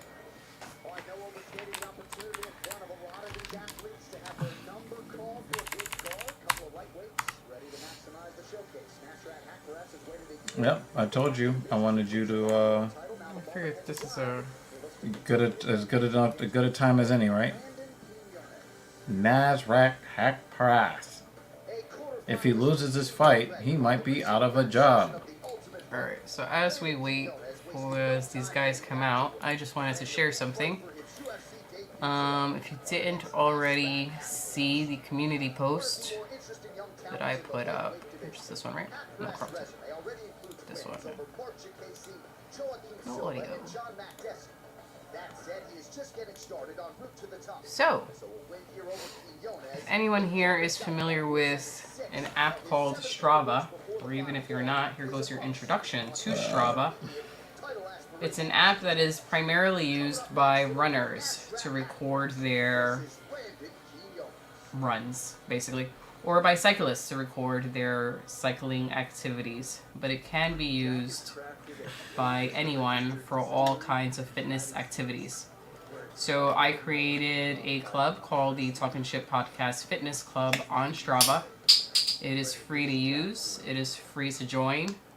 Right now there is one member, which is me. That's that flower. It is me. It is I. The link to the Strava club is in the description of this live stream, so I welcome everyone and anyone to join. If you would like, you don't have to be a runner to join this club. You could basically do whatever you want. Maybe what we can do is, if you want to do like a little bit of like one of these chat things, one of the virtual chat things inside of Discord for the Discord members, and just kind of show them how it works. I will do that when the channel is up. So there's going to be a dedicated one. Yeah, she's got Clink's working on a dedicated channel. So one of the good things about the Strava, which is also one of the things that kind of makes it not so great, is that it does give you the option to post other fitness activities other than running. Mm-hmm. So, like for me, I'm more of a weightlifter, bodybuilder type. They do allow you to post your work and your experience while you're in the gym, but it's just not fleshed out. It doesn't allow you to really get granular in how you record your work. But it has like a comment box where you can basically write about your workouts. Yes, and you can comment on other people's workout. It's like a social media feed, but for geared towards fitness related activities instead of whatever the fuck else somebody might post. Right. So guys, on this channel, we talk about a lot of controversial topics. We talk about a lot of men's issues, but one of the main men's issue for both health and dating is your fitness level, guys. And only 5% of people on average are really serious about their fitness and are consistent in their training to get stronger or better looking. And so what we want to do here with this group is we want to create a support group, an accountability group where you guys can get a lot of inspiration, and you guys can also get some accountability from people that you know and you trust. I mean, you guys in the comment section, you come here every Saturday night. You guys, it's like you guys practically know each other, right? And so, you know, she basically put this group together on behalf of the podcast so that we can kind of get you guys together and really kind of move you forward in whatever it is that you want to accomplish. And also it feels good to, you know, kind of post a lot of, you know, your issues, you know, sticking with it. You know, when I post in the group, you guys will see, like I told you coming in here today, I had a bad day in the gym today, but I made it. You know, I did not have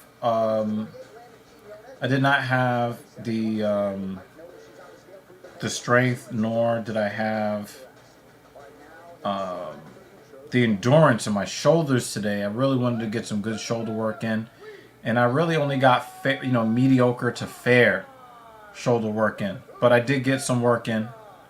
So I think it's important for you guys to hear from people who are very serious about what we do, and not just, you know, see like the end results of like, you know, all of the great things we're doing, but I also want you guys to see like a lot of our struggles as well. And you know, because it's not easy. It's not easy staying motivated and accountable. So if you do join, you will see all of my runs for this particular training cycle, beginning with my spring marathon that I did in Jersey City, and every single running workout day up until today. So if you'd like to take a peek as to what the heck Mrs. Evil does to prep for a marathon, it is there in Strava.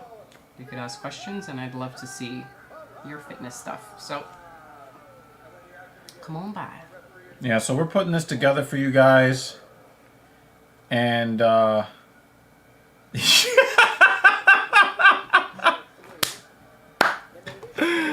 this off. oh man, I think we're about to begin. Yo, banner, yo. But yeah, Strava is a great resource. Oh man. Yeah, we're gonna get that going for you guys. You know, again, we're working on some stuff in back channels. And I really do think that it's going to be a really good for all of us. Yeah, you know, we have like a shared love for the platform, for the TSP platform. We have a shared love for like MMA. And I know that a lot of you guys are out there trying to get some stuff done on your end. But now you have people that actually give a fuck about you and what you're doing and actually care to see you succeed. And of course, you guys can always use her as a resource to get better for your cardiovascular training, and me for pretty much everything else. So yeah, baby, yeah, Kevin Gastelum's looking a little thin. Yeah. Doppelganger. Yep. Nasrat absolutely needs a win. He needs a win.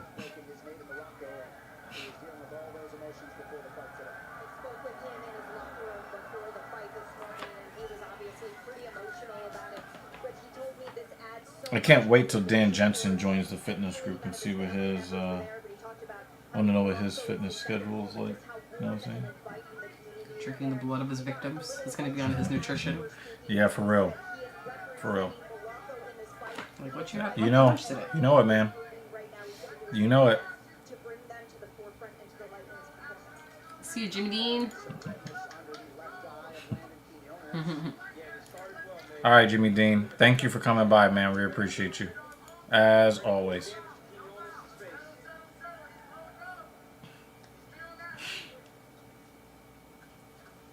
Oh, that was threatening to be a big left hook. For Kelvin Kelvin Light. He's gonna have to throw something a little harder because while he's landing, Haqparast is landing the much harder shots. Haqparast is always out there trying to take your head off. Nice spinning back kick, but back Quinones is going to the body. He's got a little bit of a cut underneath his left eye. landing and changing the course of the fight, and that's one of Haqparast's best punches, so he's going to have to keep that guard up. Overhand left for Quinones. Haqparast as usual, but Haqparast has been all over the last 8 months of hard training. May and June he spent at King's MMA in Southern California. Oh, very, very bad distance managed from Quinones, and he paid for it with that left hand. Oh, these guys are throwing kind of crispy combos. Yeah. I mean, maybe we're too excited because the last fight sucked that much. What? Yeah. I hope we see something on Twitter later. Both of them cut. Defended left hook.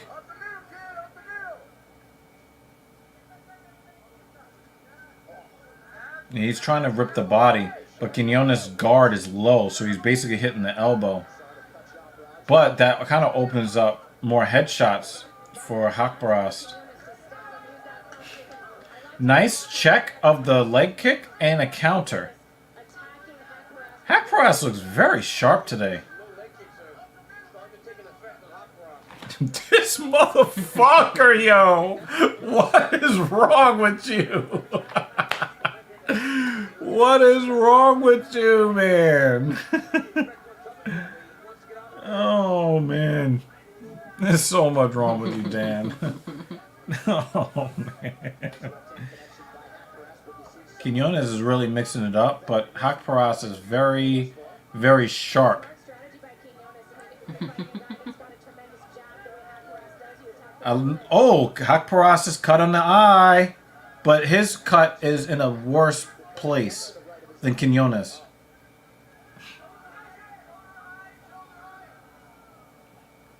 Zig said, "Hey, yo, damn the man."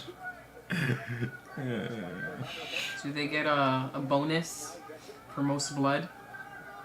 Most bloodshed? Yeah, but they get their bonus in Danish kroner. Mm.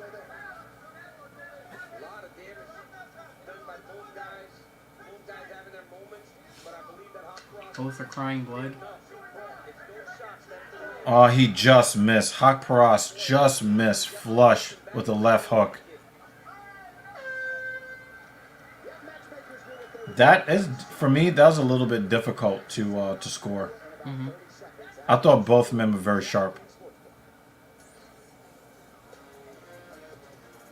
When UFC fighters battle it out inside the octagon, you can't blink because every instant is a chance for action. So DraftKings has an offer for you that's just as fast. Get $200 in bonus bets instantly when you bet just $5. Yo, DraftKings is desperate for people to sign up. Before they were giving $150 in bonus bets. Now they jacked it up to $200. Gambling problem? Yeah, you guys are definitely going to solve the gambling problem. DraftKings. Yeah.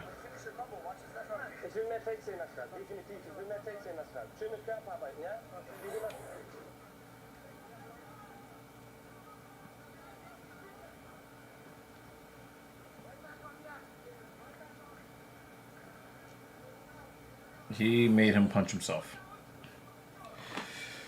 Haqparast is a real test for a UFC debut. Quinones getting hit harder, but is not quitting yet. I think both guys are pretty sharp. Both guys are pretty sharp, David.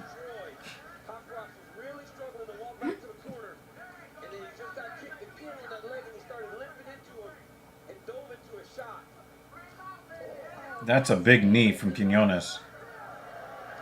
Oh, he's ripping the body too.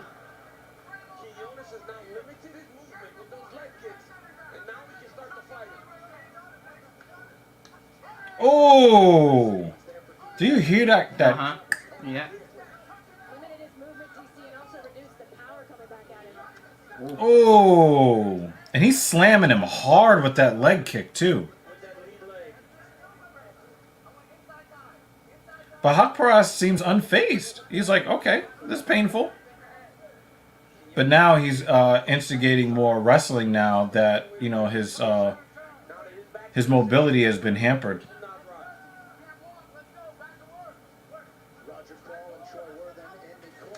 Ouch. Look at his leg. Hakparas is probably fighting with so much urgency because he knows that his time is limited with this leg being what it is. Quinones is feeling real confident right now. He knows. He's fighting like a guy who knows that that leg is compromised. Oh. Knee up the middle. Trying to hide that leg. Oh, sorry, conventional. Trying to hide that leg. Hakparas is trying to counter that leg kick too. But I wonder if he is struggling to get the same power output as before.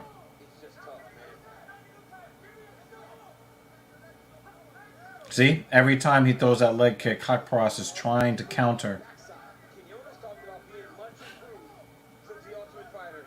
He's better, a lot better, and much more patient. Oh, nice combo, That's a step back. Hakparas. Easy for him.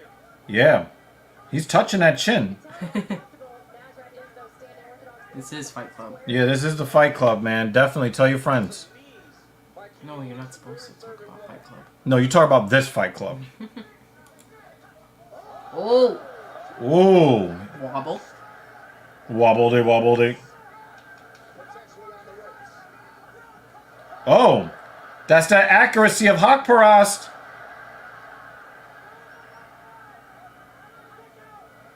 Oh, nice comeback from Quinones. Let's go.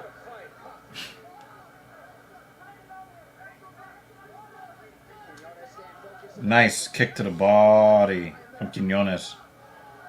But Hakparas still doing really well with his hands. Really good striking accuracy.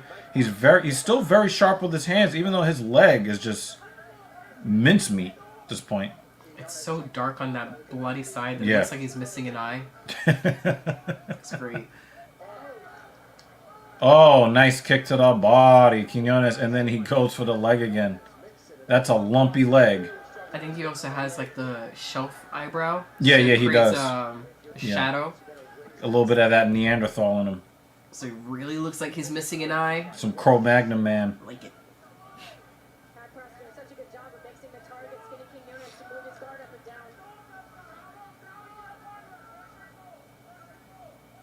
One of these guys have got to start going to the body. No quitting in Landon. But it seems like he might be winning. It's hard to tell who's winning this fight, to be honest with you. 'Cause both guys are so sharp, but Quinones is doing so much damage to the legs. We got a little bit of a wobble out of Hakparas. Hakparas went to the body there, DC. Putting in that work. Oh, Ziggs is not like really into the fights. Maybe we can get you into the fight, Ziggs. How about that? Come hang out with us on Saturdays, you know what I mean? Oh, by the way, the Simplistics needs help moving at the end of the month. Okay. So I figure we can... They finally gonna. David said betting is the devil's eggs. Yeah, and I will say this. Do you know what is a sure return on your investment? Supporting the Talking Shit podcast platform. The super chats are open. The Patreon is open. Oh wow, he's teeing off. Oh, big right hand. I gotta give that second round to Hakparas. I gotta give that second round because that was. Nah, come hang out with us. Come hang out with us on Saturdays, man. We'll make them big name fights. Us and David and Dan. Yep. We'll make them big name fights for you. With a sprinkle of J when And he's you. not working. What thank you.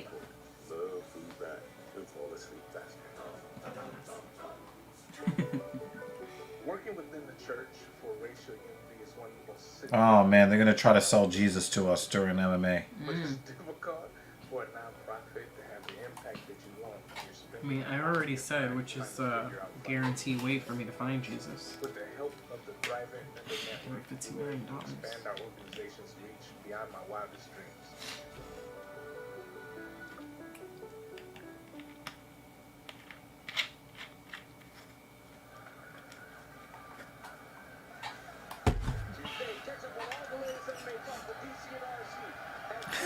Zig says, so is these narcs I'm doing.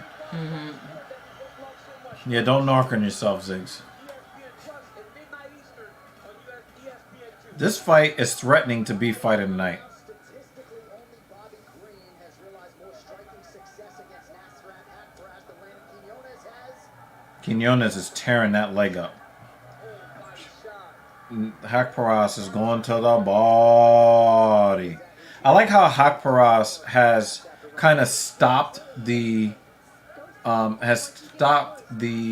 advance of the combo that Quiñones goes on. Quiñones will hit him, with a 2 or a 3 when he's setting up for 4 and 5.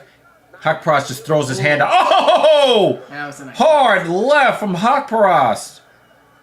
Send him bouncing his back off the cage.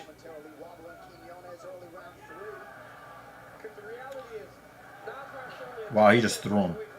I was worried about a clash of heads right there, too. But he has not allowed Quiñones to get back to that at all. Beautiful adjustment by Nasrat Haqparast.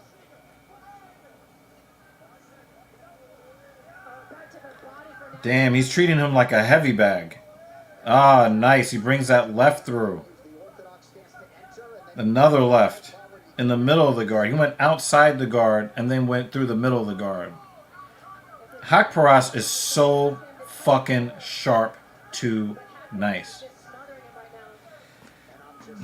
I was actually talking to somebody about this recently, Ziggs, about vices. And, I was saying that, for me, I don't have any alimony. I don't have any child support. I don't do any drugs. I don't drink any alcohol.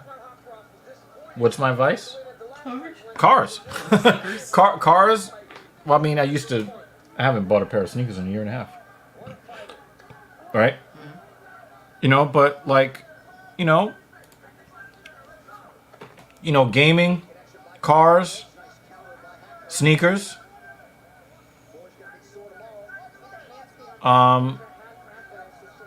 pre-workout,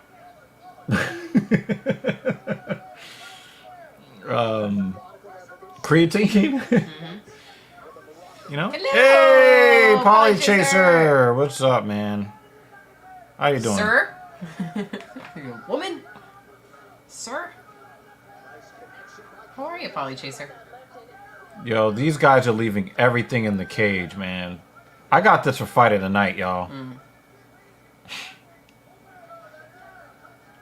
I think Polly Chaser is also a patron, too. If I'm not mistaken. Thank you for supporting the platform. And for people who are not on YouTube, that can't do super chats, there is we got the PayPal as well for the So, link in the description. yeah. So yeah, I like this fight a lot. I'm very happy. I'm very happy with this fight. It's just very difficult to try to pick who is winning, I think life is treating us pretty well, I would probably say. At least me. You can speak for yourself. No, it's pretty good. You're pretty good. It's been super fucking hot in New York. It's supposed to cool down this week, thank goodness. Boo. Listen, 90 with... Oh, he tried to go with that lead elbow. What we're doing? Oh! Up elbow, Quiñones! He just pulled the Yair Rodriguez! Basically.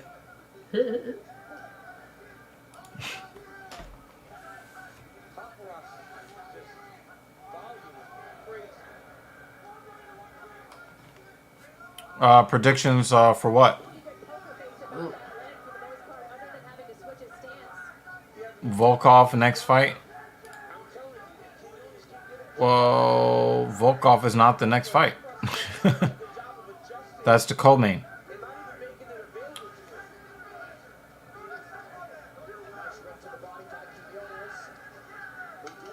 fight on short notice. He is a plus 370 underdog and faring quite well against the UFC tested influence. Yeah, Poly Chaser. Yeah. Oh, they're in the phone booth. Fight of the night right here, locked in.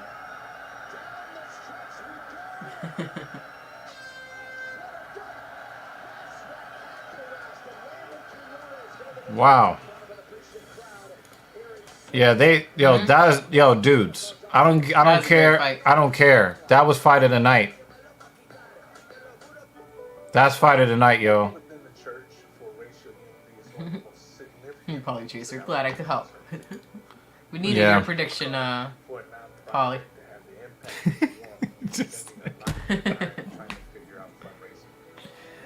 I'm sorry, yo. What the fuck, yo? Oh my god. Oh man.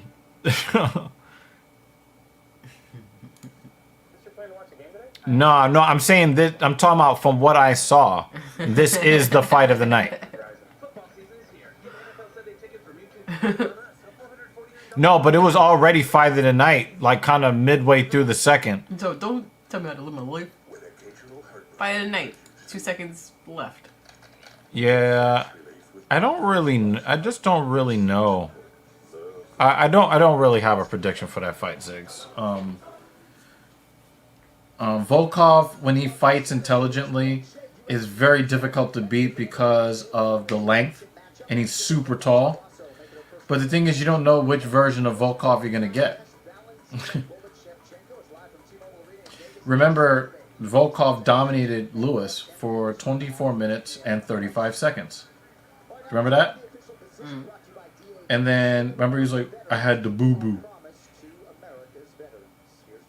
Yeah. Right? The last 25 seconds of the fight knocked him right the fuck out. 30-27?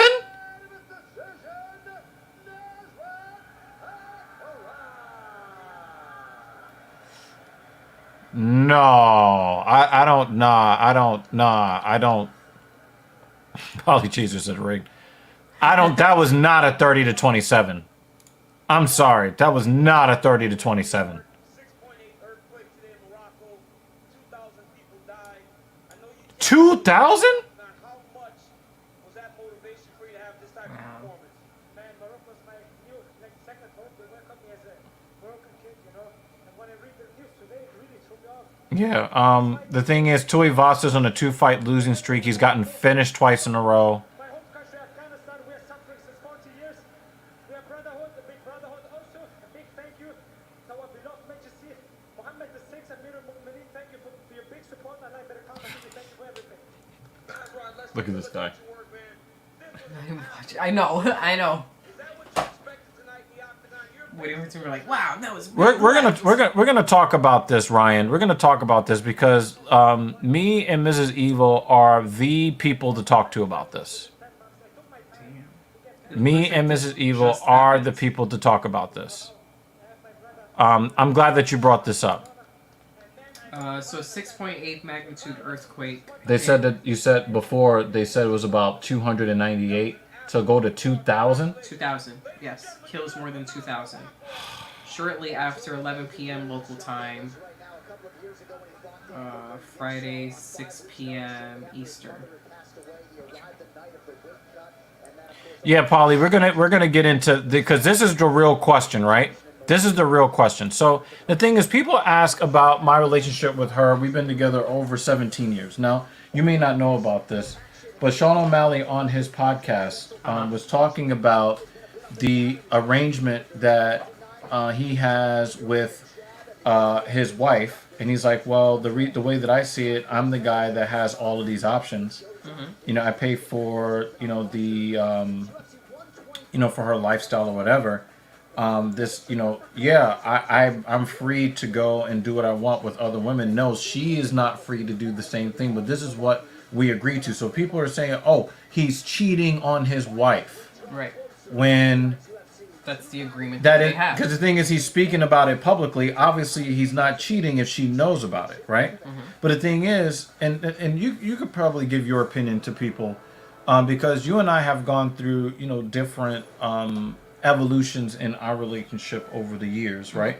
And there was even a time where I was kind of encouraging you to like explore situations with other guys, but then I realized, and I was like, well, that's just not what I'm happy with. I'm just not really happy with that. You weren't like really like excited to go out there, but then you were just kind of open to it, like, okay, let's see what's going on, right?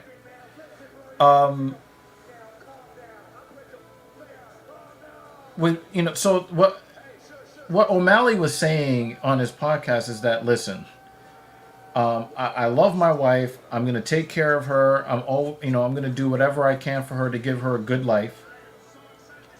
I'm not out there every day trying to smash everything. It's just,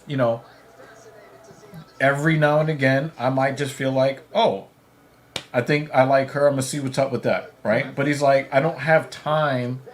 I'm not out there chasing strange. Right. Because I'm constantly in the gym training. Like, a lot of people think that he's just a striker, and then he was able to keep Sterling from taking him down. Why? Because he's in the gym training BJJ, training striking, training Muay Thai all the time. He doesn't have time to constantly be out there chasing women. He just doesn't have the time. Now, from your perspective, do you feel like I spend a lot of time out there chasing women? No, you like taking naps. I take a lot of fucking naps, He takes a lot of naps. I'll go to work, come back, eat, gone. Wake up, work, gone. Taking naps. Right? So the thing is, Watching YouTube. yeah, I do watch a lot of You YouTube. watch a lot of YouTube. Yeah, and then I make YouTube, and I make muscle, You make and I yourself- make muscle on other people. Yes. Right? So the thing is, like, we were just having a financial discussion earlier today about, the things that I want to accomplish and the things I am accomplishing, right? Do you really think that I have a lot of time to be, like, trying to go out on dates with all the women in the city? Right? Yeah. But even more than that, right? Even more than that.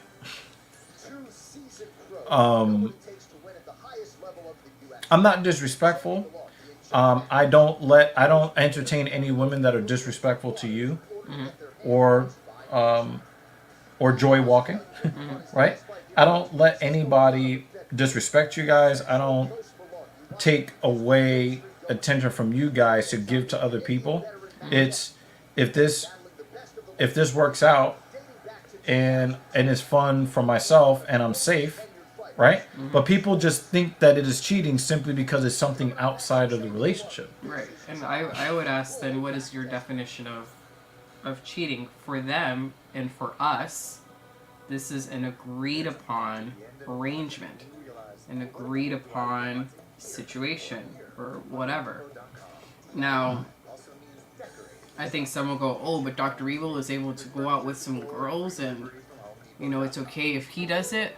How and whatever. However, Right. Yeah. And Polly Chaser is saying the same thing. That's where a lot of people got mad at him for that. right. But then the thing is, in reality, like, while yes, that is agreed upon in this household, Right.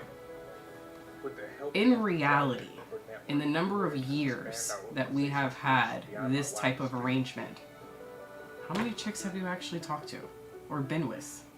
Been with one chick. It really doesn't. I think people get it in their brain that the guy has the ability, And then or he's is just allowed, slinging his dick all over the and he's place.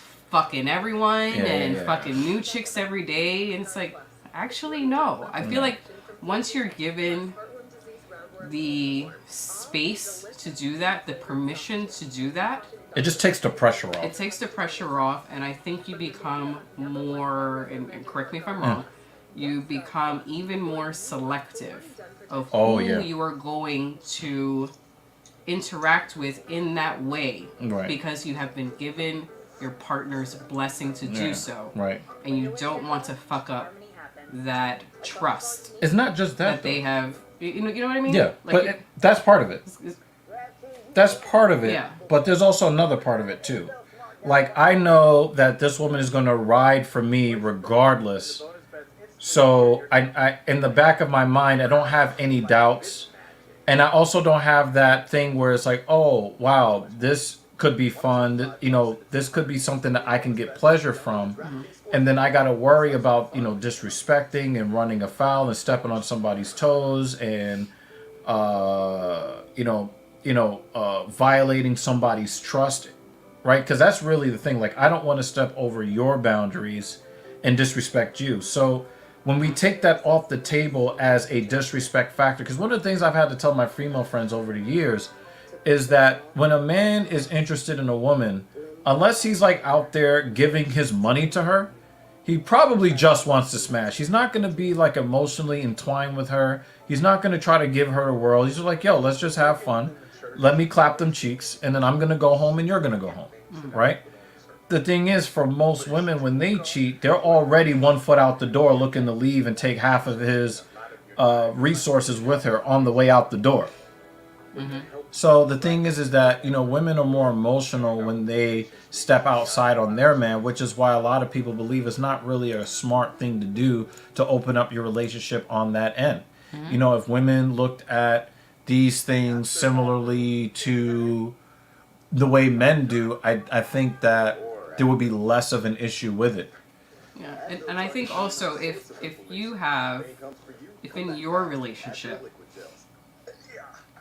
it is not agreed upon that you guys should go outside the relationship, or you have no desire to, right, that is okay too. I feel like some people become a little defensive of like, you would do that to your lady, I would never do that to my lady. Then don't do it. Right. But the thing is, you're not doing it to her. But you see with the point that I feel like sometimes people get a little defensive about that. Yeah. And just because there is this type of arrangement does not mean that there is any love lost.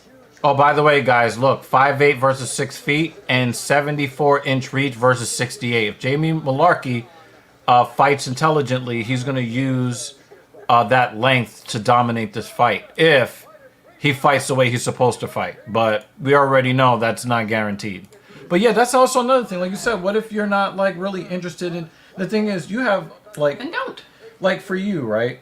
Like, we have a lot of fun at home. And that's another reason why I'm not out there with every chick that's out there. Like, I have fun at home, right? You know, you get a lot of support from myself. You get a lot of support from Joy Walking. So for her, and of course you can correct me if I'm wrong, but this is just the way I see it, she doesn't really see a lot of appeal of going out there and risking whatever is out there when she is pretty satisfied where she's at.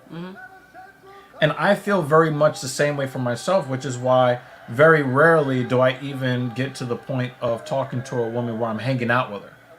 Because very rarely does anybody seem cool enough for me to like really want to chill with them on that level. You know what I'm saying? Yeah. And you know me, like, I'm not the type to be like, yo, I met you today, let me bust them cheeks. Yeah. That doesn't appeal to me, you know?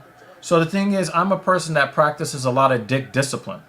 I practice a lot of dick discipline. So, you know, it's not like I'm just out there trying to do whatever, you know? It's not sad, Polychaser. If the lifestyle is not for you, then it's not for you. Right. But this is a lifestyle that we have lived successfully, happily, for how many years? The majority of our relationship. It's 2023, right? We got married in 2011. We met Joy Walking in 2011. Yeah. But she's been with us 11 years. Yeah. All right? Like, we've been in this relationship together, the three of us, for over 11 years now.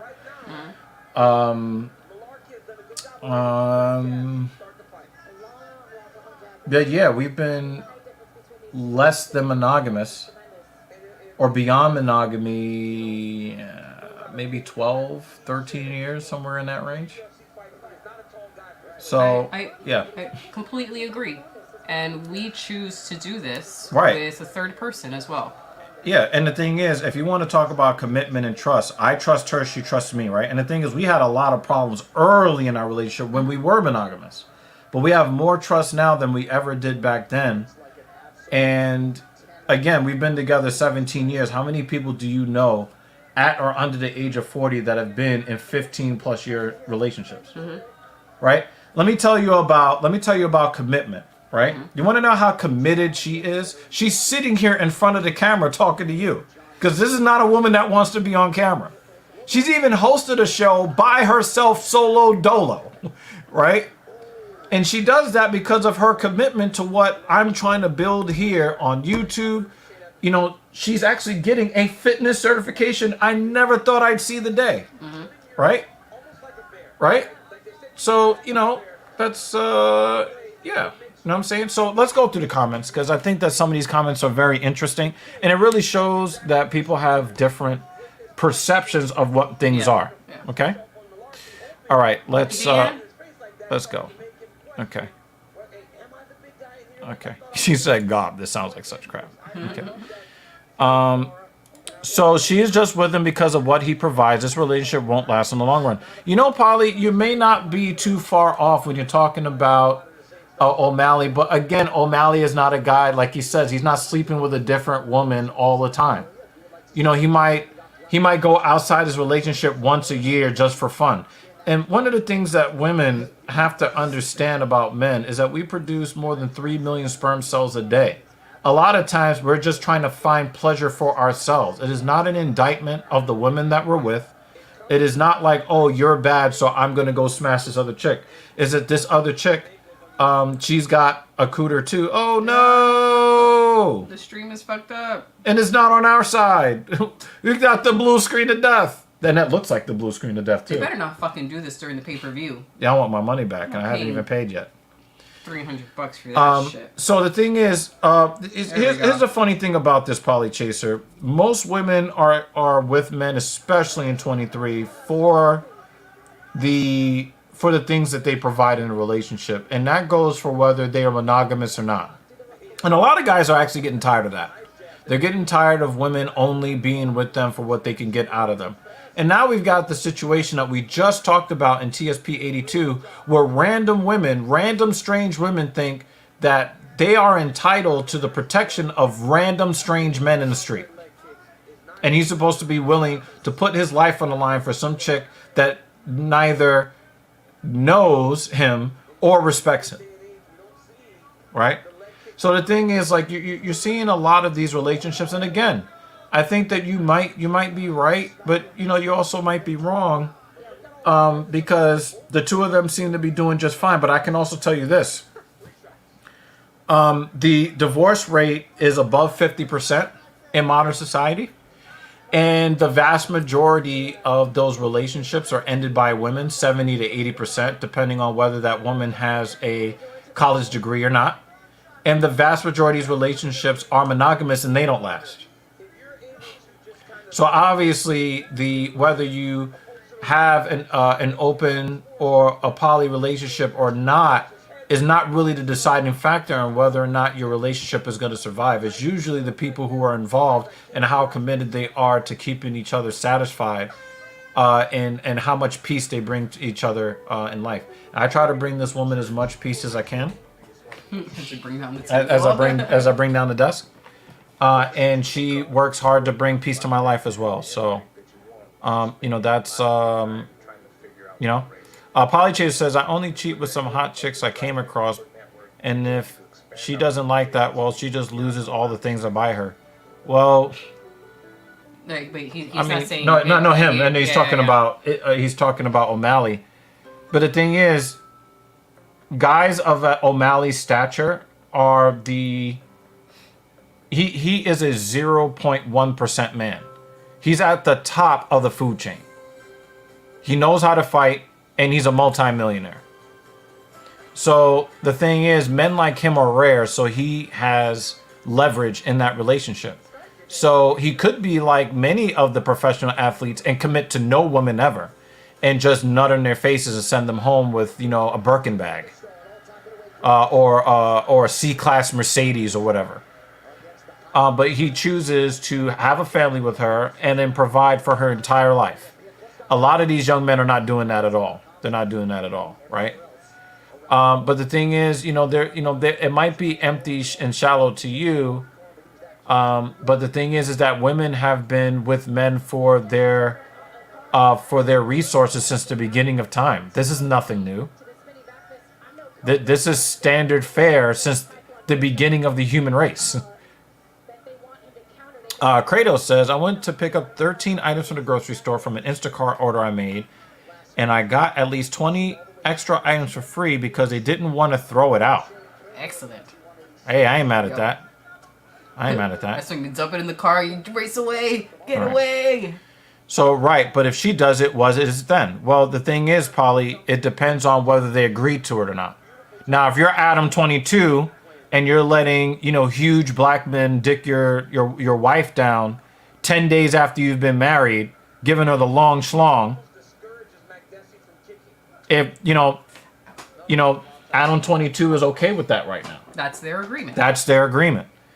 And so, I don't know if and it isn't always black and white with each open It was black and white. It was black and white with Adam 22's wife. They're special. It was black and white. Yeah. Depends on the couple. And everybody called them a cuck. I started calling him Cuck 22. And men are more conqueror types too, right? So you don't really want a guy to be dominating your woman. That's just not what you want as a man. But the thing is, a woman is not being dominated when her man just, gets a quick nut off in some chick's throat. Like that, the dynamics are not the same, Men and women are not equal. So, you'd say, well, if she does it, what is it then? But then let me ask you this question. If there is a problem in the street, right, are you looking for your woman to protect you the same way that you're expected to protect her? It ain't even there either. So, men and women are equal in the way that there are certain double standards that go to women's benefit, and there is maybe one double standard that goes to men's benefit. So, there's a lot that has to kind of be factored in there. Men and women are not equal, and they don't even process sex the same.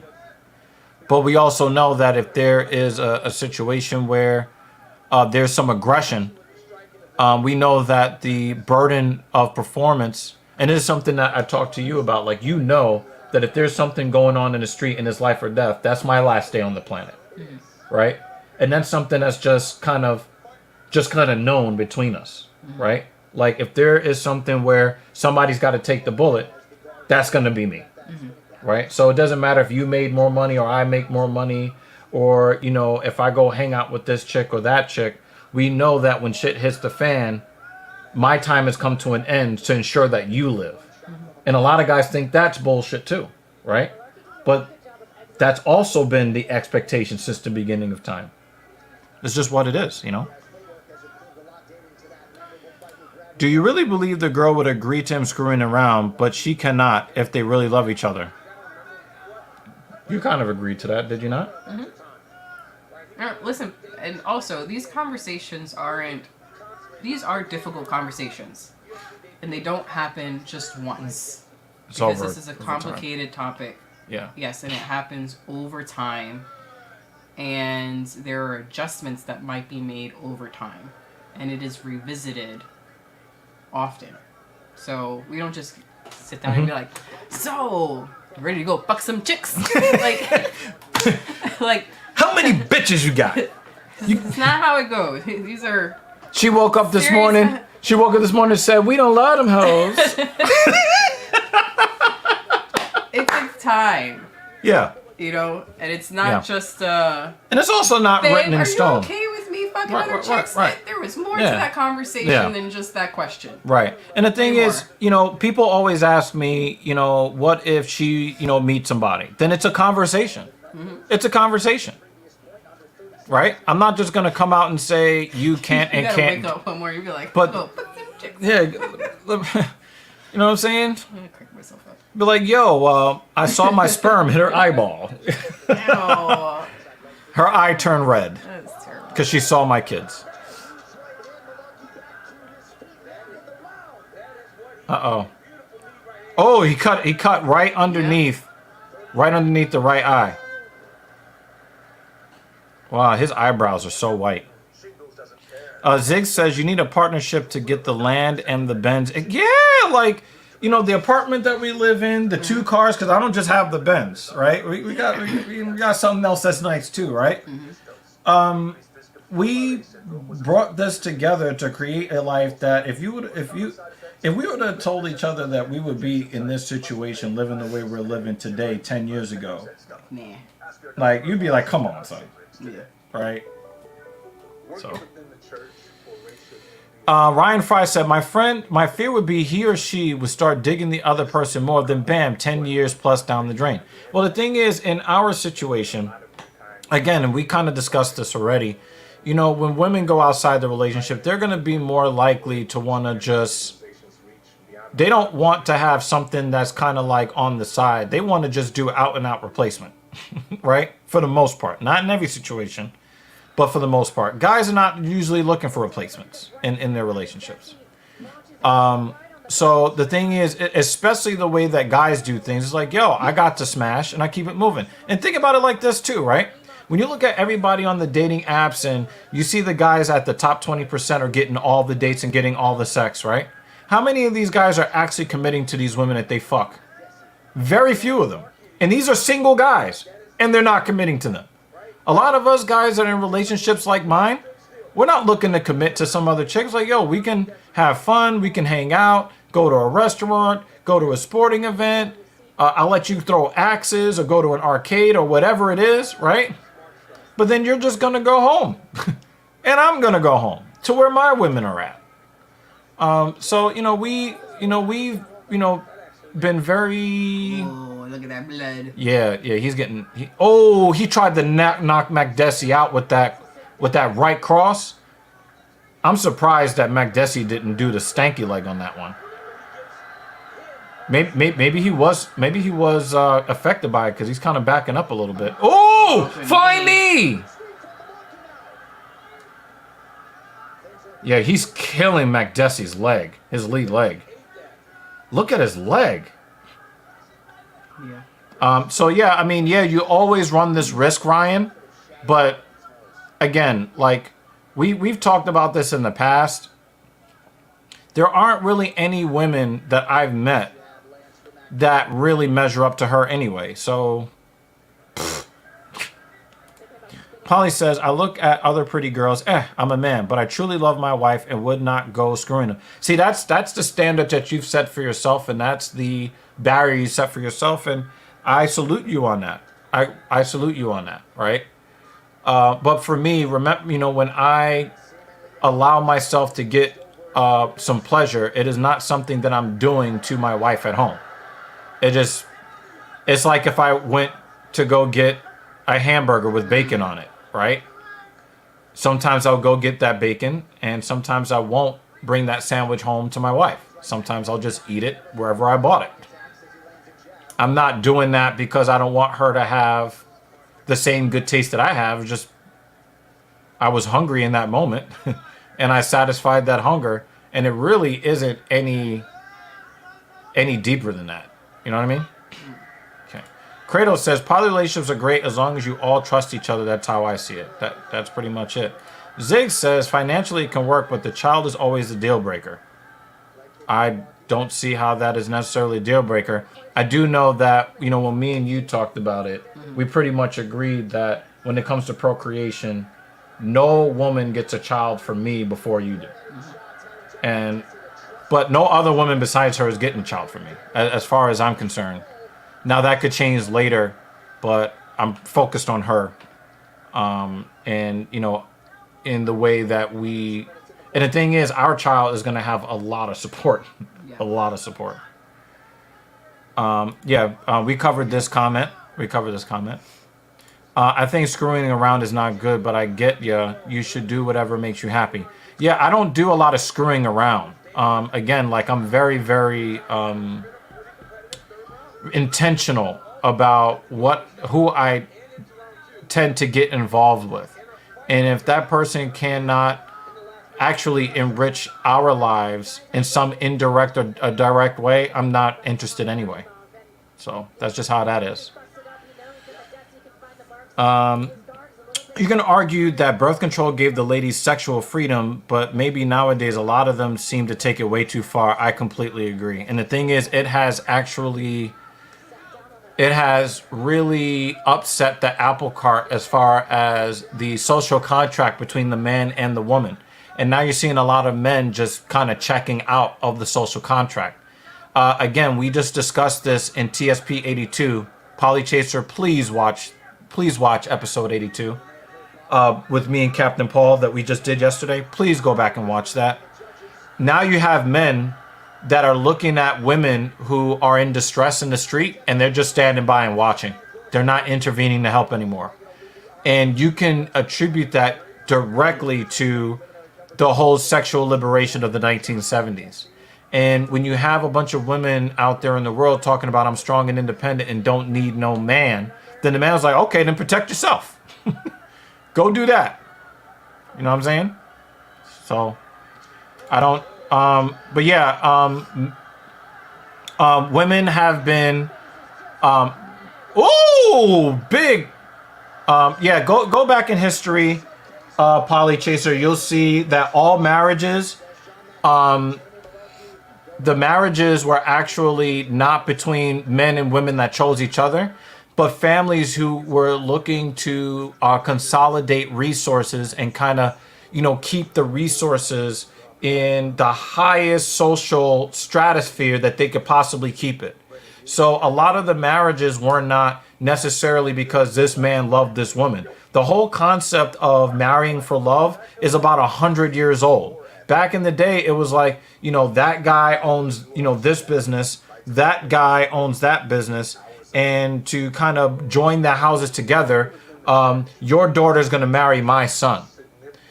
There were political alliances where a certain country would be looking to create a military alliance with another one. And the way they did it was to marry the son of one side with the daughter of the other side. So, back in what we would call Bible times, before our common era, men had multiple wives and concubines based upon their ability to provide for those women. If they had the resources, they could have more wives. And the guys who were poor ended up with either no wife at all, because I think that in the course of human history, only 40% of men have procreated. More than half of men in the history of the world have never had children. And it's not because they didn't want to, but because they didn't have enough resources to lock down a woman to then procreate with, or they died in war. 1 second. Ladies and gentlemen, after 3 rounds, we go to the judges' scorecards for decision. All 3 judges score this contest 29-28 for the winner by unanimous decision, Jamie. Yeah, I thought Malarkey won that fight. Jeremy Lewis heard Adam 22's name. He heard Adam 22's name. Yeah, so back in the whole concept of marrying for love and strict monogamy and all of that, that's a newer concept. Okay. Although you're obviously correct for some arranged marriage. I mean, arranged marriages used to be the rule. Yeah, arranged marriages were the rule, and in some countries and customs, arranged marriages are still the rule. It's just that in today's modern era, you don't see that as much. There's new research that claims that vaping shrinks testicles and lowers sperm count. There's a lot of stuff that lowers sperm count. Our genome as a species is degrading generation after generation, and our genome has actually gotten much weaker because of a lot of environmental factors. The smoking, the drinking, the forever chemicals, chemical warfare, artificial ingredients in foods, poisoning of water supplies, invasive species, the warming of the planet. There's a lot of stuff that is affecting the human genome, and the men of our generation do not produce the same amount of genetic content as men from even the generation previous to us. If like I said, I just turned 40. Guys in Polychaser and Dan's generation, those guys actually produced more sperm at our current ages back then than we do now. So we do have some issues, and vaping is probably not helping. Polychaser is on Twitch. Polychaser's on Twitch. He doesn't want to be on He doesn't want to be on YouTube. He has a YouTube, but he chooses not to. Yeah, he doesn't really like to be on YouTube. For commoners, most relationships are just a dynamic to get through life. Exactly. It had nothing to do with love. It had nothing to do with love at all, right?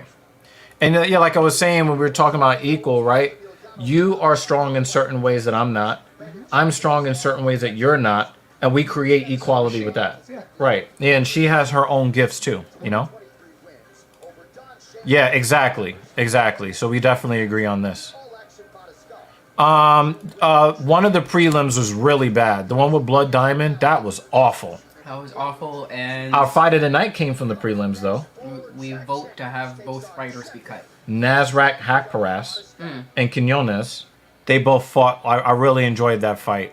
So we've had some pretty decent fights. I thought that the Malarkey fight was better than it was actually going to be. Yeah. Not fight of the night, but pretty good. It was good. Okay, there are biological differences between us that cannot be denied, like body strength and such things. Absolutely. Absolutely. And also, Polychaser, when you're talking about men that go outside the relationship, there's a big biological difference between men and women. Women are born with every egg that they will ever release, and they only release one every 28 days. I produce over 3 million sperm cells every day. Every day. I forgot, did I say Right? I'm biologically... Orange one's better. No, I think you said the yellow one you liked, if I'm not Try mistaken. again. Sorry. Important conversation. Continue. Yeah. I'm meeting. So the thing is, it's easy to say, well, a man shouldn't go outside of his relationship, blah, blah, blah. We're genetically predisposed to spread our seed. It's just me, I police my sperm. Very much so. Okay? Yeah, we've got a good amount of blood, just not to Dan Jensen's specifications. So don't pay too much attention to that. Some, but not enough. Yeah. Yo, Jeremy Lewis, yo. It's the orange one I like. But the way I see it, we both play a vital role and complement each other just in different ways. Exactly. Exactly. David Benner, we'll see you later. We'll see you later. Equal in value, but not the same. Exactly. Absolutely. Separate your needs and your wants. I think we do that pretty well. I did that pretty poorly over the years where I made a lot of bad financial decisions. But I've basically kind of got a handle on it. I just thought that Malarkey just did a good job at times managing distance. You know what I'm saying? You know?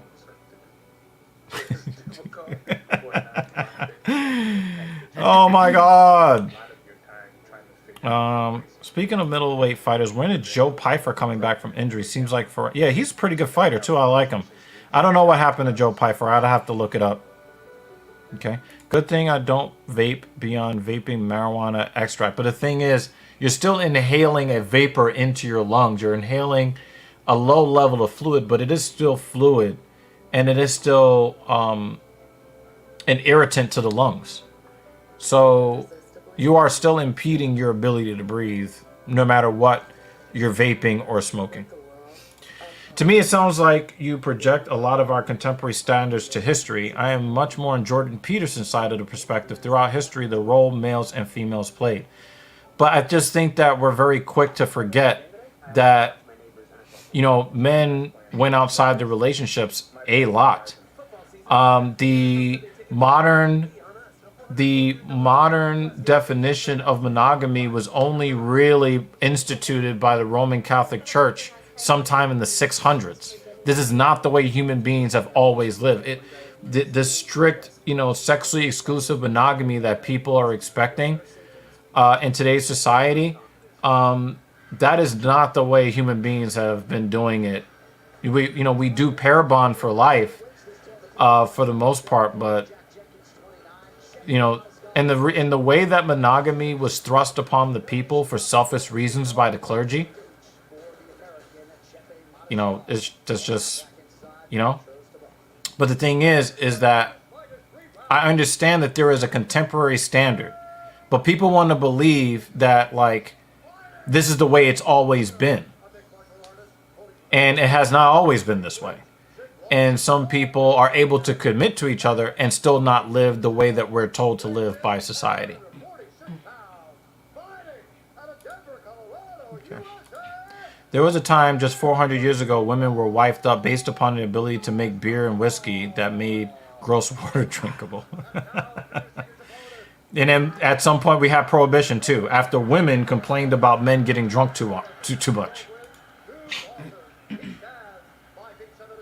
Hey, Lutch is back. And then Jeremy said the fruitiest. Yeah, the fruitiest. The fruitiest.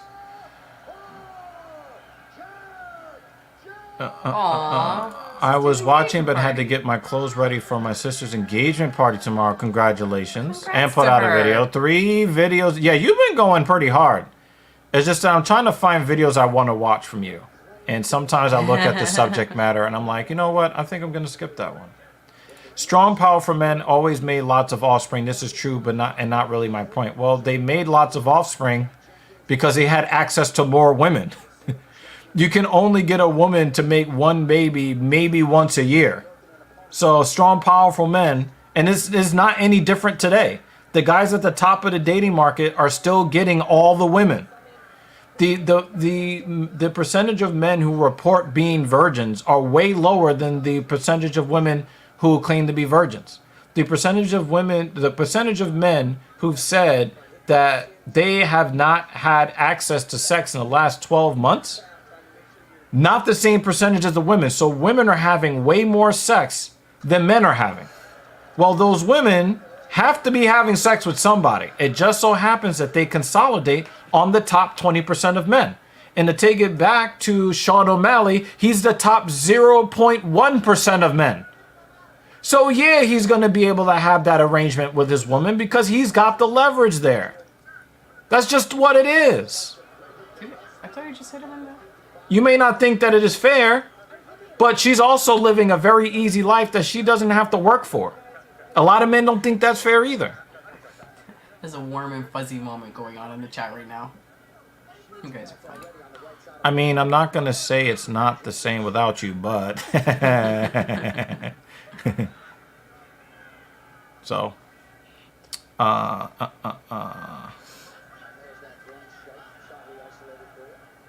He was talking to Jeremy. Yeah, I know.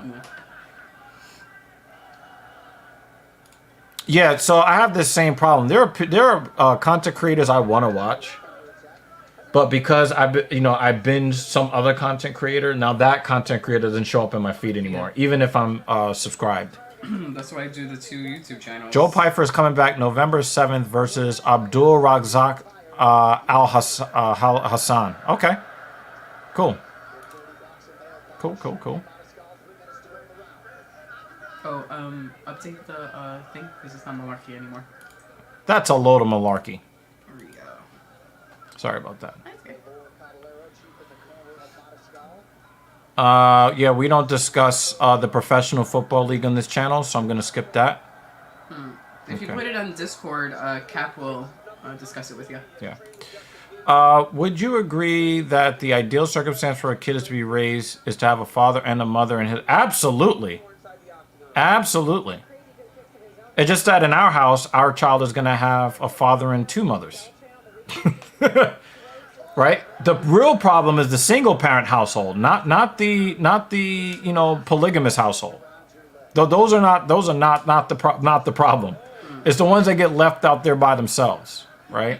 When you're talking about people who are not committed to. And I can tell you that Sean O'Malley is committed to his wife. No, you're fine, Kratos. Don't need to apologize. Just letting you know if that Cap will be able to see it in Discord. So now, Jake Miller is about to make Polly Chaser's point.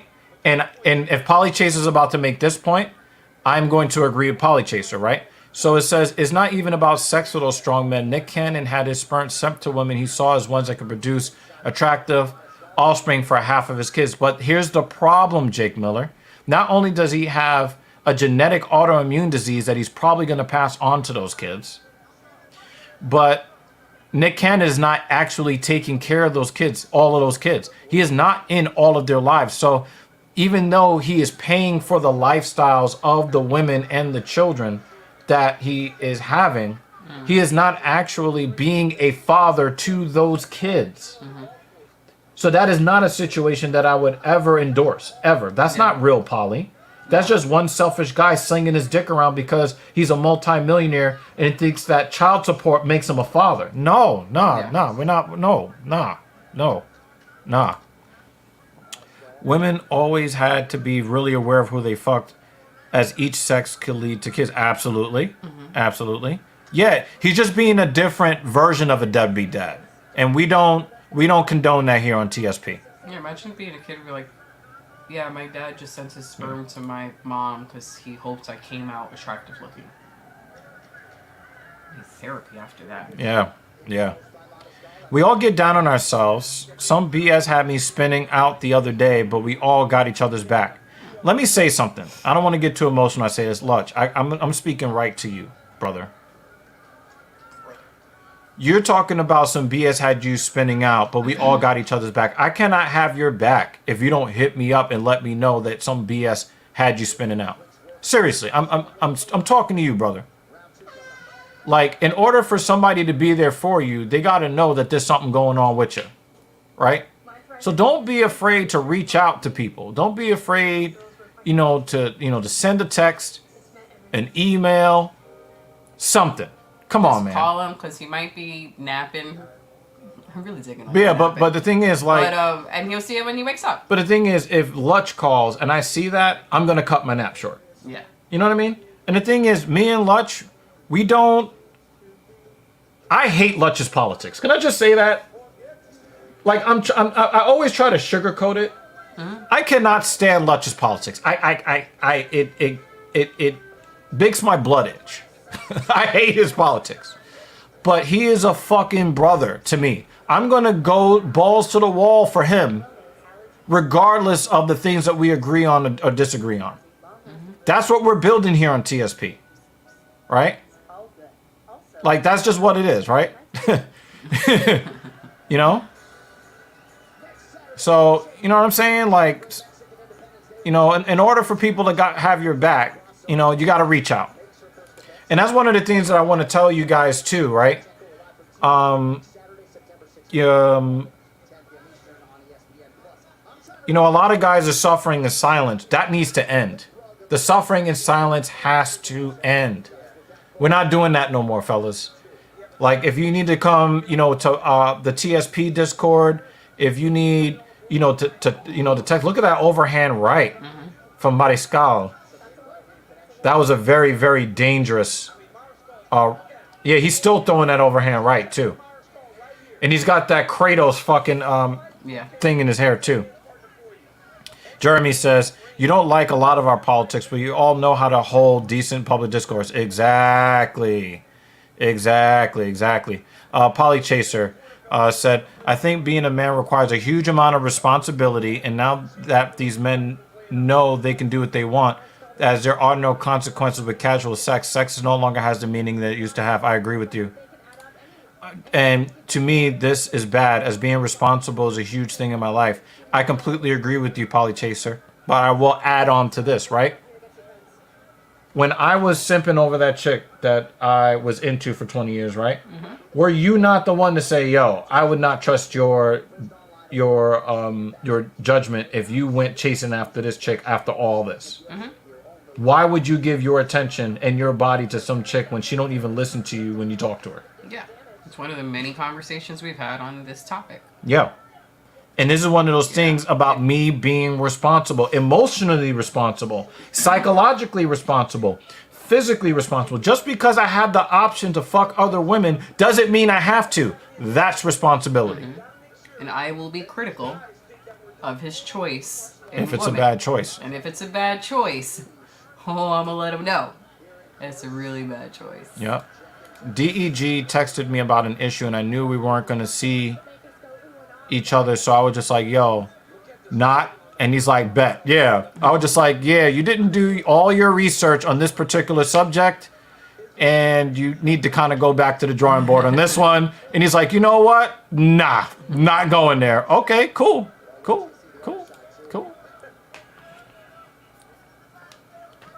What would she think if you would have 20 kids running around? I would not fucking respect me if I had 20 kids running around. That's why I have 0 kids running around. Yeah. And again, and I knew you were going to agree with me when Jake was talking. Was it Jake? I think Jake mentioned Nick Cannon. Yeah. He mentioned Nick Cannon, right? Nick Cannon, I think, has like 10 or 11 kids running around, and he's in none of their lives. He just thinks, hey, let me just use my wallet. Nah, we don't advocate for that here on this platform at all. Yeah, but and even though his kids are paid for, he is still a deadbeat dad. And that's hit on him and the ladies, plural. We know someone who is semi-close to us. Oh, there goes Jenkins. Good night.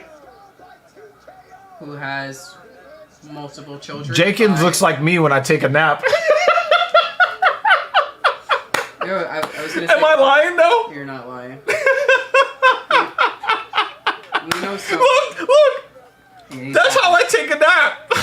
It's many positions, not just that one. You also do the corpse pose. Yeah. No, but that produces, the snoring. Yeah, it does. I was gonna say we know someone who has more than one child by multiple women. Oh yeah. But then the next woman he gets with, I'm critical of him, but I am also critical of the female then. Where if you know that this is his situation and you choose to still be with him, and he doesn't hide it, he's very transparent about it. I'll give him that. He's transparent about it, but they still choose to. Him. Oh. That's on you now, baby. Woo. Sorry, sweetie, that's on you. And the last one was really cute, and it's just kind of like you didn't have any other, but she was also older, I believe, too. So she was running out of options, but. Listen, now it's on both of them. Yeah, Jeremy, I talked about this on an earlier video on TSP about, there was a blind spot. There was a simping blind spot that I had. And, I had to cut it off cold turkey. I don't really do the whole ghosting thing. I ghosted her. Not because I wanted to be a bad guy, but because I had already given her 20 years of support. And she didn't respect me. You even did a video about it, right? Yeah, I did a video about it. And it's kind of like, well, I don't owe you any more than I've already given you. Because then at that point, it starts to take away from me. And that's a no-no. Yeah, no. I took heat for defending Dern leaving her husband. He used her wealth as leverage not to work and to get spousal support from her. He used his daughter to avoid work. Well, women do that every day, Jake. Why is it bad when men do it when women have been doing it since the beginning of no-fault divorce?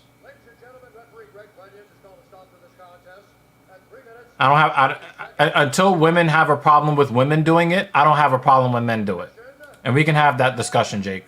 We can have that discussion. All right? I have a problem having 2 different mothers of my children, but that's what I got. Yeah, you got to deal with that, and you got to take responsibility for that, Jeremy. Absolutely. I like you guys. I truly wish you both the best. You're good people. Yeah, we try. I tried watching a Joe Cronin stream last week just to see if there was any change in the 3 years I hadn't watched. 30 seconds in, I turned it off because nothing changed. What's wrong with Joe Cronin? I remember that JD used to work with Joe Cronin, and they had some falling out. And then when I had JD here on TSP, Joe Cronin was in the chat, apologizing for some of the messed up things he said. Oh, yeah, okay. He basically played mediator in that. Oh, that's what happened. His face hit the ground and dislocated his jaw. That was a verbal tap. Oh. Oh my God. Oh. Damn. That's a crazy finish. Oh my God. And you know what? Every child, especially when you're talking about the children of like movie stars and professional athletes and politicians and business owners, CEOs, that kind of stuff, the kids always say that shit. I would take so much less money if I could actually have my parents in my life. Absolutely. And the thing is, when we have kids, there is no, oh, I'm leaving, I'm going to move out, you stay here. No, like we are going to, even if there is no romance left, we are going to stay together with our kids. Fuck that. Fuck that. I mean, the way that we grew up, are we going to subject the next generation to that? No. He said a tool shed. And that is what birth control did to the meaning of sexuality. It took off some of the bonding and intimacy and brings in a relationship. It brings in a relationship between two persons. I largely agree with this. I don't know if it was necessarily birth control. I think that feminism in general, second wave feminism on, did that. It's just that when birth control came, it made it easier for them to not suffer the consequences. But also, you know, we're not just talking about birth control. You're talking about prenatal termination. We're talking about all of the laws that are, you know, just pro-woman and anti-man. It's not just the BC that did this, Polychaser, but it is definitely a symbol of the shift between the sexes that have men just checking out. Absolutely. Yeah, it looked weird because somebody now looks like troll face after his face hit the floor. Thank you for that, Thank you. Douchebox. Yeah, I'm on board with you, Polly. The principle of it, but you also need to understand too that in our house we follow this principle that you're talking about, right? It just looks a little bit different in execution than the way you do it. And so I'm gonna explain it to you like this, Polychaser, about like how we do things in our home, right? Anybody that understands sports understands that soccer and hockey is effectively the same sport. Okay? Soccer and hockey is effectively the same sport. You run on grass on one, you skate on the other. Each one has a goaltender, and the puck or the soccer ball, the ratio of the puck soccer ball to the goals are roughly the same. The only real major difference between soccer and hockey, besides, you know, you can hit people, is that there are 11 teammates on one side in soccer, and there are there are 11 guys on the field plus the goaltender. And in hockey, there are 5 skaters plus the goaltender. But the game is essentially the same. The principles are the same. The defenders have to play on the same principle. The forwards have to play on the same principle. The goaltenders play on the same principles. Right? They're essentially the same sport, and both sports are legitimate. It's just that one sport has more players on the field at the same time than the other. And in your home, it's you and your wife. So you have a 2-person team. We have a 3-person team. The goals are still the same. The principles, the way that we administer the household, and the way that we show respect to each other is still largely the same. It just looks a little bit different because there's an extra teammate. Still same principle, just another player on the field. On our side. People ask me, how do we do 3 people? I just tell them group chat. Yeah.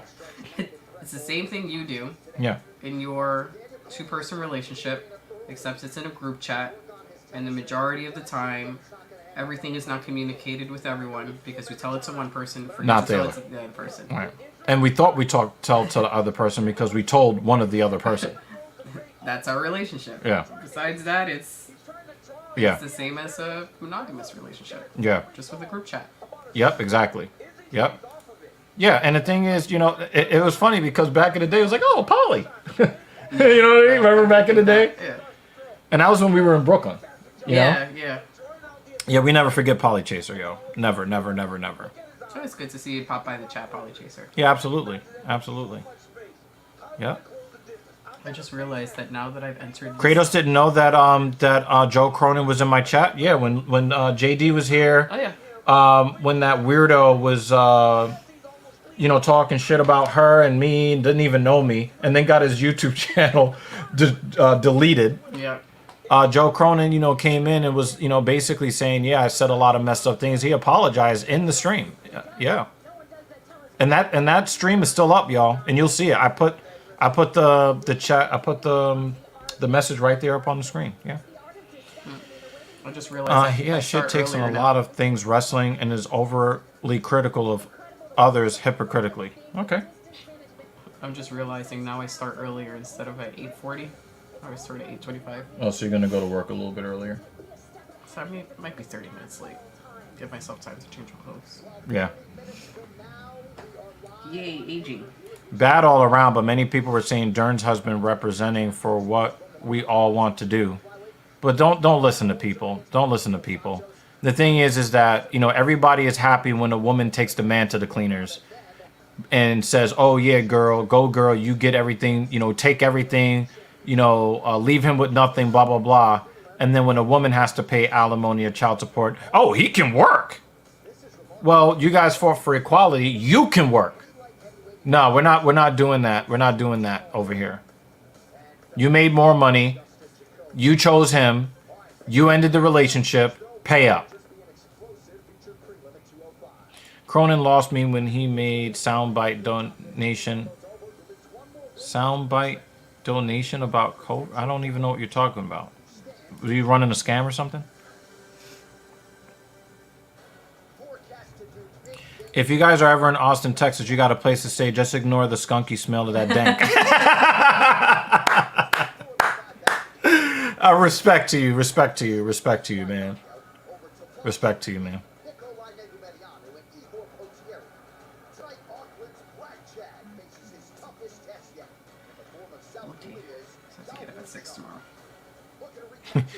Yeah, minus the ice skates and sticks. Yeah, but the thing is, remember, you're not allowed to handle the puck with your hands the same way you're not allowed to handle the soccer ball with your hands, right? Yeah, I do agree with this as well. I do agree with that as well. Absolutely. I bet you would think different if your wife could get pregnant every time she had sex with someone else. But the thing is that I could get somebody pregnant every single time I have sex with somebody else, but I very rarely do it. And sounds painful. I also manage my sperm, right? Mm-hmm. But the thing is, even if she could get pregnant every time she has sex with somebody else, or if either she could or she couldn't, the principle of our relationship remains the same. And we could play the hypotheticals, but in reality, my genetics are the way they are, and that's what makes me a man. And your genetics, as a woman, makes you a woman. That's what it is. So we can say, well, if things were different, but they're not different, right? If they were different, we would deal with things on that level. And you can make the case that things became a little bit different when, like you said, birth control and feminism and suffrage movement and all this stuff. You know what I mean? That stream is how I found this channel, Doc, because it was the Royal Rumble night. He had an audio clip of someone trying to get into a country and a person scared the agent just by sneezing as a donation soundbite.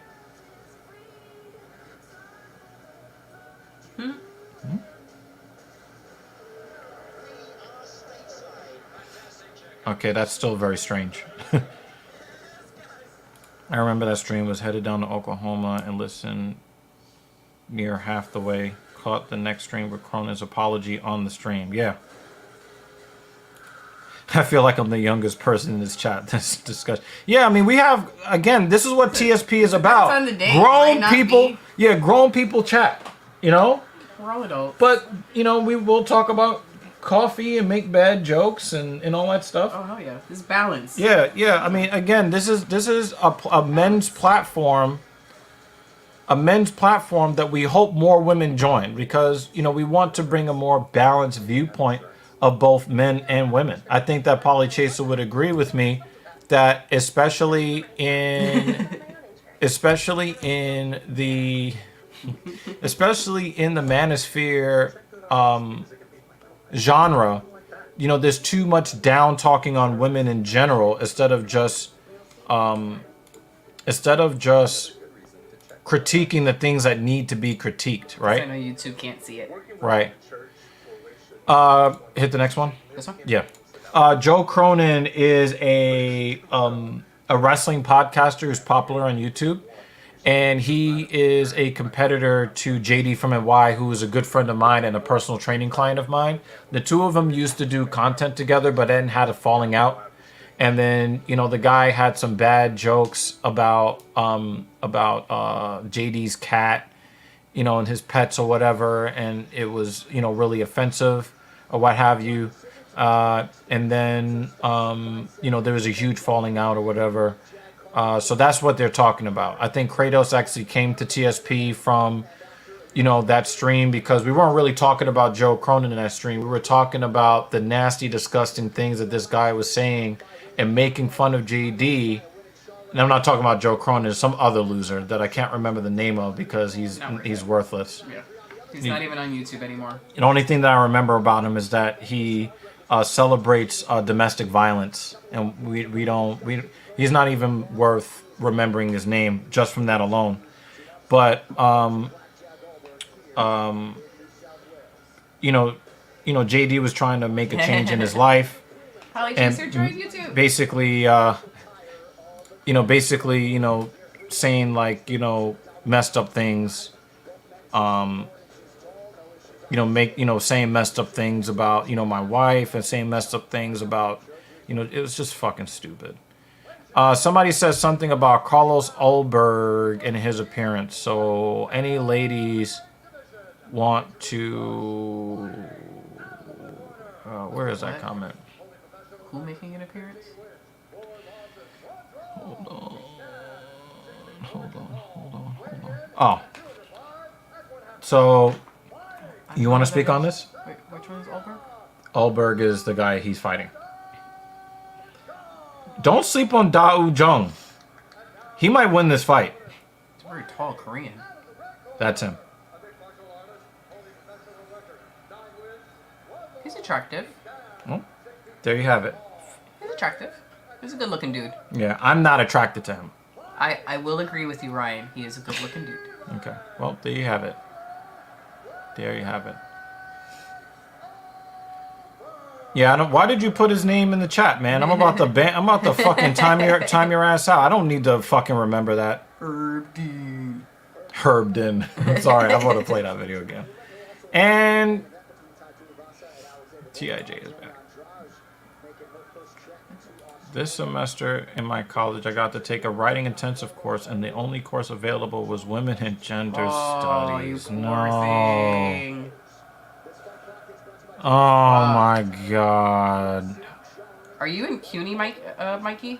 Because I remember I had to take a writing intensive course for my undergrad. It's fucking awful. Anik just called him handsome. I'm not alone. Yeah, I remember. I don't remember which course I did for writing intensive. I feel bad for you, Mikey. I'm sorry, man. And then we were also required to take a speech course. Now you're going to be sitting there for 2 hours being reminded about how evil you are because you were born. Listen, man. Oh C's my God. get degrees. If you're undergrad. If you're undergrad, C's get degrees. I think in grad is B's get degrees, B's right? get degrees. So. Yeah, but it sounds like a CUNY requirement. Anything that you could be writing about, and you have to write about how, you don't deserve to exist because you have a penis.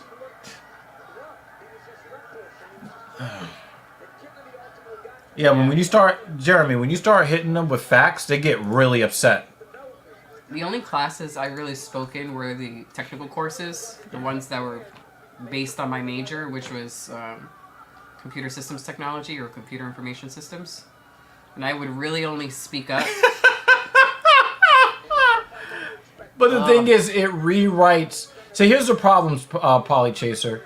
It rewrites the social contract in a way that disadvantages both men and women. So yes, they don't make any money. Jeremy's passing But all the classes. But It's cathartic. Yes, I only spoke in those classes at the very, very beginning of the course so that the professor would know that I kind of know what I'm talking about, and he'll never call on me for the rest of the semester. Yeah. So as soon as he was like, no, not you, I want to call on someone else, I'm like, and Yes. I'm done. Yes. I checked off the box for participation. Oh, wow. Don't have to say anything else.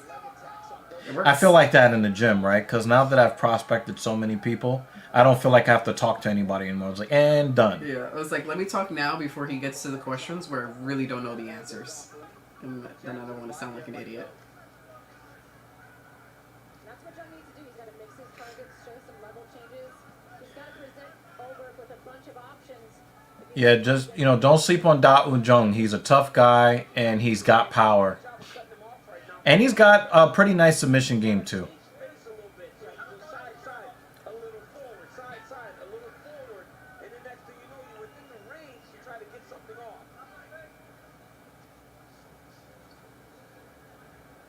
I don't like the way he just ducked off like that.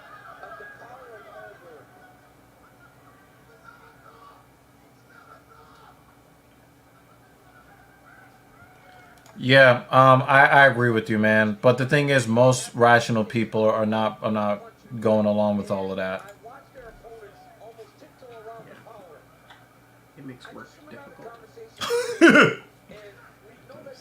I mean, I've had people try to ask me what my pronouns are. I'm like, what the fuck do I look like to you? What do I look like? That's a nice leg kick. Did you hear that thunk? Yep. Oh! You saw the knee go in. Ow. He's killing that lead leg. But you know what? Look at that poker face of Ulberg. Oh no! No! Don't kill him! We don't have any Korean fighters! Chill!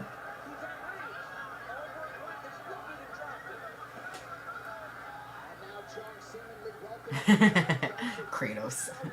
This is why you're welcome here. And may have an interest in dark humor. Yeah. Come on! Put up a fight! Daun! Yeah. I just think that people kind of look at me and know not to ask me some shit like that. Polly Chaser on the Twitch side says, Go on, Kratos. Go on. Oh, yeah, he is You are going to CUNY. no. Oh. Need to get 60 credits before I can join the police academy. Another one joining police academy. So is JL. But in Canada, not in US. Hey, Joy Walking, if you want to see what's going on with this Korean fighter who almost got knocked the fuck out, you might as well come over here and sneak a peek. But yeah, that's awesome. So 60 college, how many semesters do you need to go, Mikey? You're going full-time, part-time? Yeah, that shit is crazy, Polly Chaser. When dude will be 6'5", 240 pounds, talking about, it's ma'am! Come on, son. In this fast-paced, frenetic, anything-packed world. She don't want to see it. She don't want to see it. On the ball. Chuck, proud insurance partner of the U.S. Folk. Yeah, we can hear you. Yeah, we can hear you. You can hear a little shuffling footsteps. Yeah. Yeah, she shuffles. This is not just a shot. Gotta blow my nose. This is wellness made easy. I'm like in this stage now where it feels like allergies, and it just feels tingly. Get your flu shot and other vaccines in one trip. Schedule online. Ting-a-ling-a-ling. Well, season 7 of Dana White's Contender Series is back and better than ever. The series that has launched so many UFC careers is off and running. Thus far, 21 contracts have been earned. Da Un Jung survived to see round 2. Ulberg is just the real deal, y'all. That's just what it is. He's the real deal. In that freezer and this one.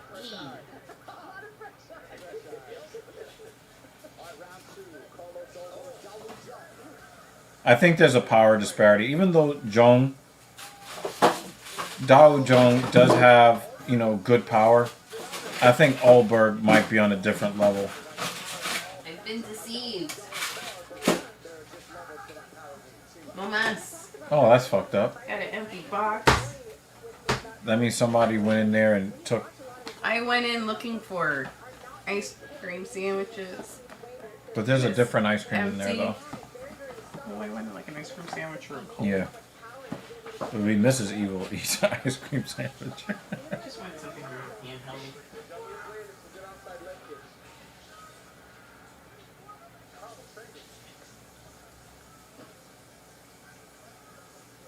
Olberg has definitely added some texture to Ja-Eun's face. Jung is really killing that lead leg. But he needs to continue to keep banking it to kind of take some of that sting off of Olberg's strikes.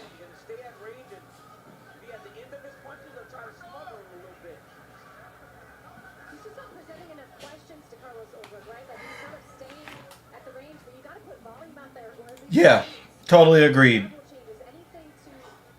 Totally agreed. I draw the line that trying to force other people to join in on whatever your self-perception is.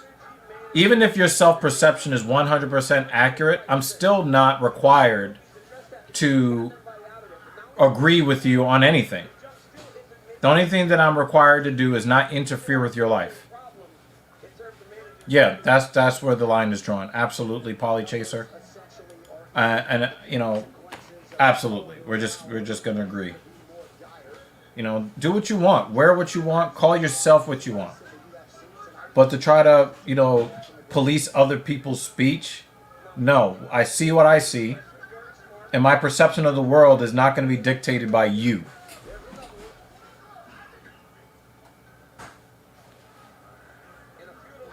Oh shit! Double left hand.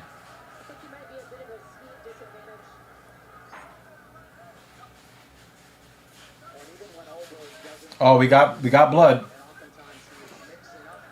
We got blood. Some blood tears. He opened up lips underneath his right eye. Excellent.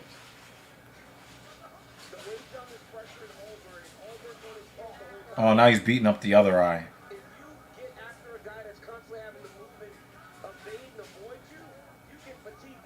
You know what this is starting to look like? Izzy versus Strickland.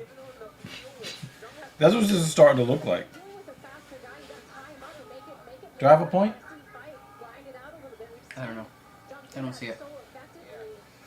Jung cannot get in on him, and he's just getting pot-shotted with footwork. Look at this footwork. It's like you can't even touch him. I mean, he can kick the leg, but that's all he can reach. But Jung also doesn't move his head. Neither does Strickland. That's what I'm saying.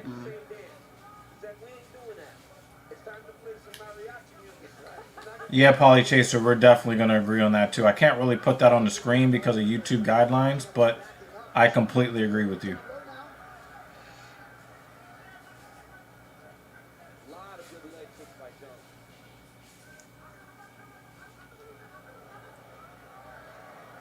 Nice counter by Olberg. I think that Jung is doing well with the leg kicks, but maybe Olberg just has an ability to deal with them. Oh, look at his leg, though. Look at Olberg's leg, though. Now he's trying to hide that leg a little bit. You can start to see that he wants to keep his normal stance because perhaps maybe he can't really... Oh, wow. He's getting jab destroyed. Golly. Look at this jab destruction. Hey, guys, if you have yet to hit the like button, please do so. Oh, they're giving him the Goldberg chant.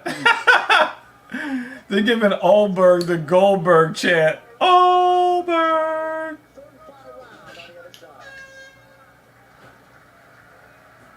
Damn, he's wearing... I don't think I don't think that this is enough blood for Dan, unfortunately. Needs to be more leaky. Spear! Spear! Spear! Yeah, absolutely. Absolutely. Jeremy's chanting. He's chanting this over and over again.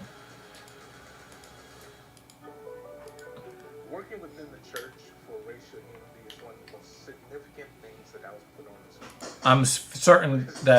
I'm certain if it's not enough blood for Dan, that it's not enough for me. And then, of course, yeah. With the help of the thriving This is the world we live in, Polychaser. This is why I ask people to drop them super chats, because we get demonetized all the time. Whether we use curse words or not, we just have to say stuff that, you know, feminists don't agree with, and we're instantly demonetized. So we're not making revenue from AdSense the way other channels do, which is why it's so important to make sure that you guys support the platform, you know, Patreon or whatever it is. Also 3 leg. You know what I'm saying? Like, you know what I'm saying? Kratos' last comment. I mean, you. It won't get demonetized. Yeah. Yeah. Destiny 2 is not really my thing. That's JD's thing. So I thought you were talking to somebody else in there. There is a screen. Oh fuck! I did it too slow.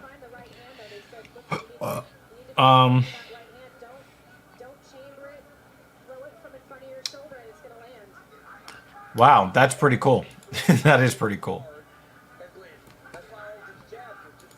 Let's see. I gotta scroll all the way down. There's too much black in his beard. Oh, that's pretty funny though.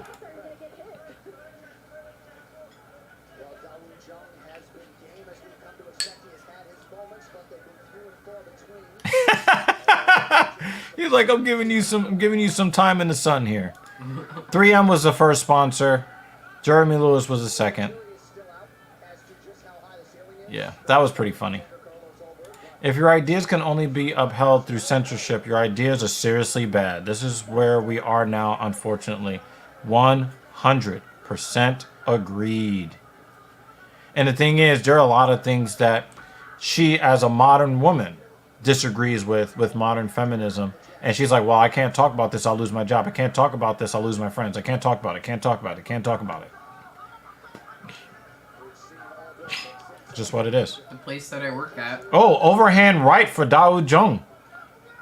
All the things that you guys He's just getting tagged, though. He's getting touched. This is what happens. Oh, good defense, Olberg. Oh, he's trying to get the Dars.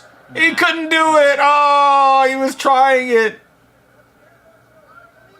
He was trying to get the standing Dars. And it didn't happen. Needed a bodies from Olberg. And then return from Jung. There is a massive reach disadvantage. And I think... Oh! Got him down! Got him down! Why are you running away? This is the first time he's gotten some success when you're running away. Hey, but Olberg gets back to his feet. Oh, short elbows. Is Olberg kind of getting a little tired? Because he's winning the fight, but he's definitely not his output is not the same. Maybe his leg hurts too much. No, but his hands aren't moving. Now he's crotch sniffing. You normally don't see this from him. And he doesn't have the energy. I think he's blown his load.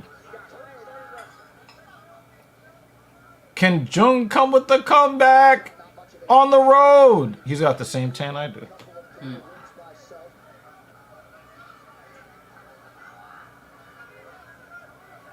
Yeah, Olberg just wants to lean on him. Oh, nice knee to the body. Oh, Olberg is hurt. He's hurt. After that knee, After that knee, oh, he grabbed the fence, but it didn't stop the takedown. He's grabbing the fence. Hands off the fence.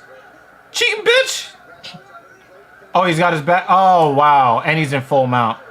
Yeah, all right. This is the end. This is the end of the fight. Unfortunately, this is a bad position.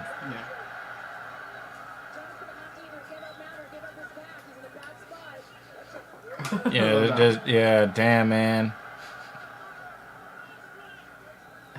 Damn. Kratos is in conclusion. Look at the drip. Look at the drip. Is that enough for you, Dan? Look at the drip. It's not enough of a puddle. That's not enough.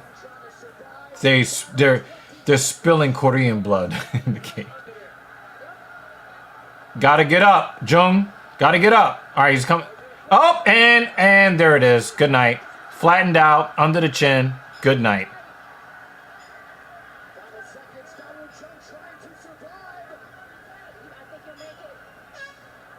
Wow.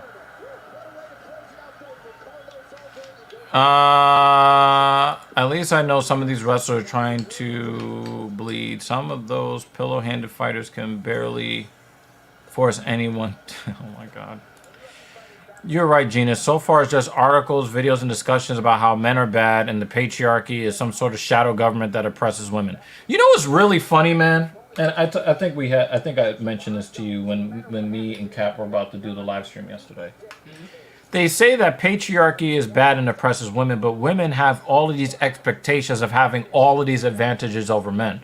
So if it was about oppressing women, why do women think that the default setting is men give them money and men throw their lives away and die on the whims of women? Why is that the expectation if we are oppressing them? Make that make sense. But you know what? I oppress this woman every time I get the opportunity.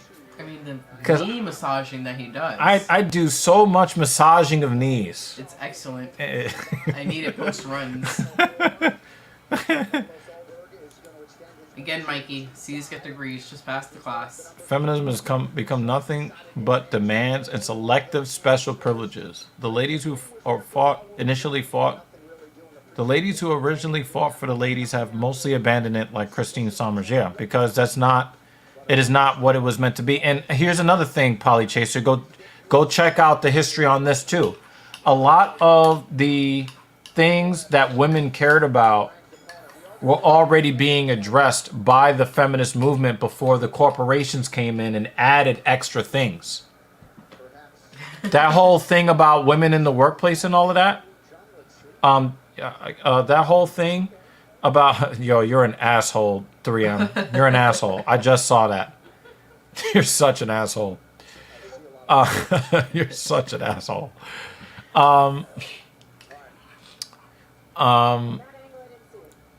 You're such an ass. That's so distracting.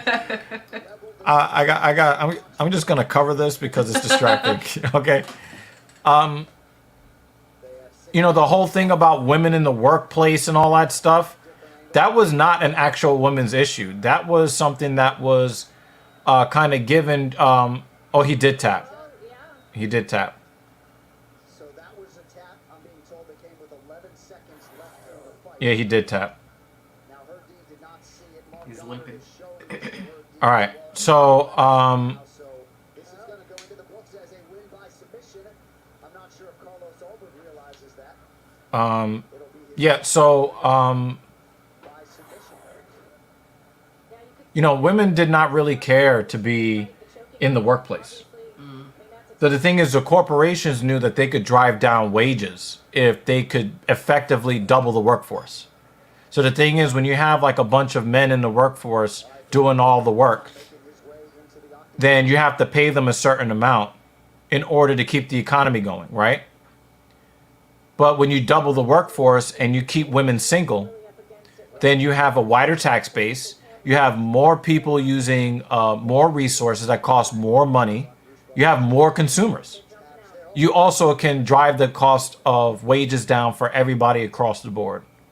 And you hear all of this about, the gender wage gap.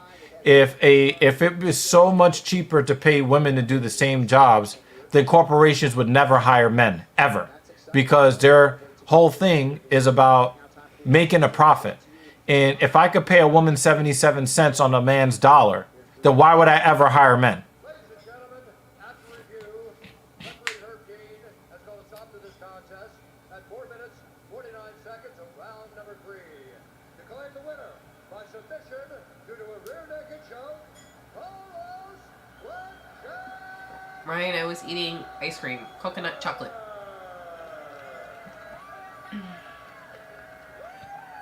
He was asking what I was grubbing. Yeah. Ice Yep. cream. Yep. Me massage the knee.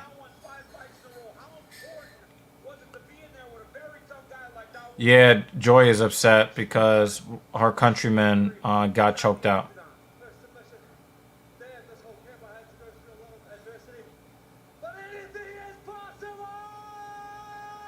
Oh, he's channeling his inner Kevin Garnett.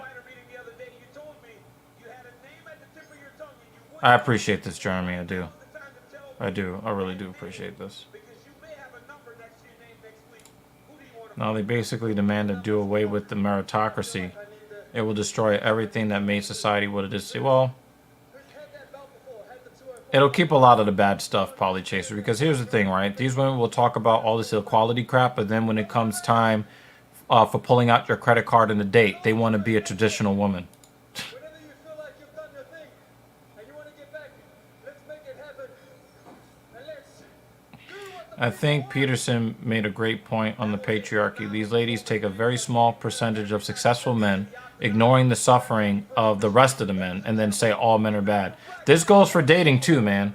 All men are cheaters and liars. No, only the guys that you recognize, because the rest of them are invisible to you.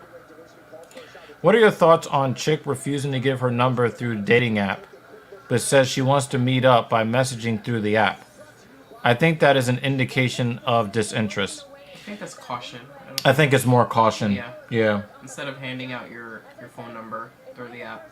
But the thing is that I also think that that's also a way that a guy can also be, if a woman is looking to execute a honeypot scam where she wants to get a guy into a compromised position so that either herself and other women or herself and other men can then go rob the guy.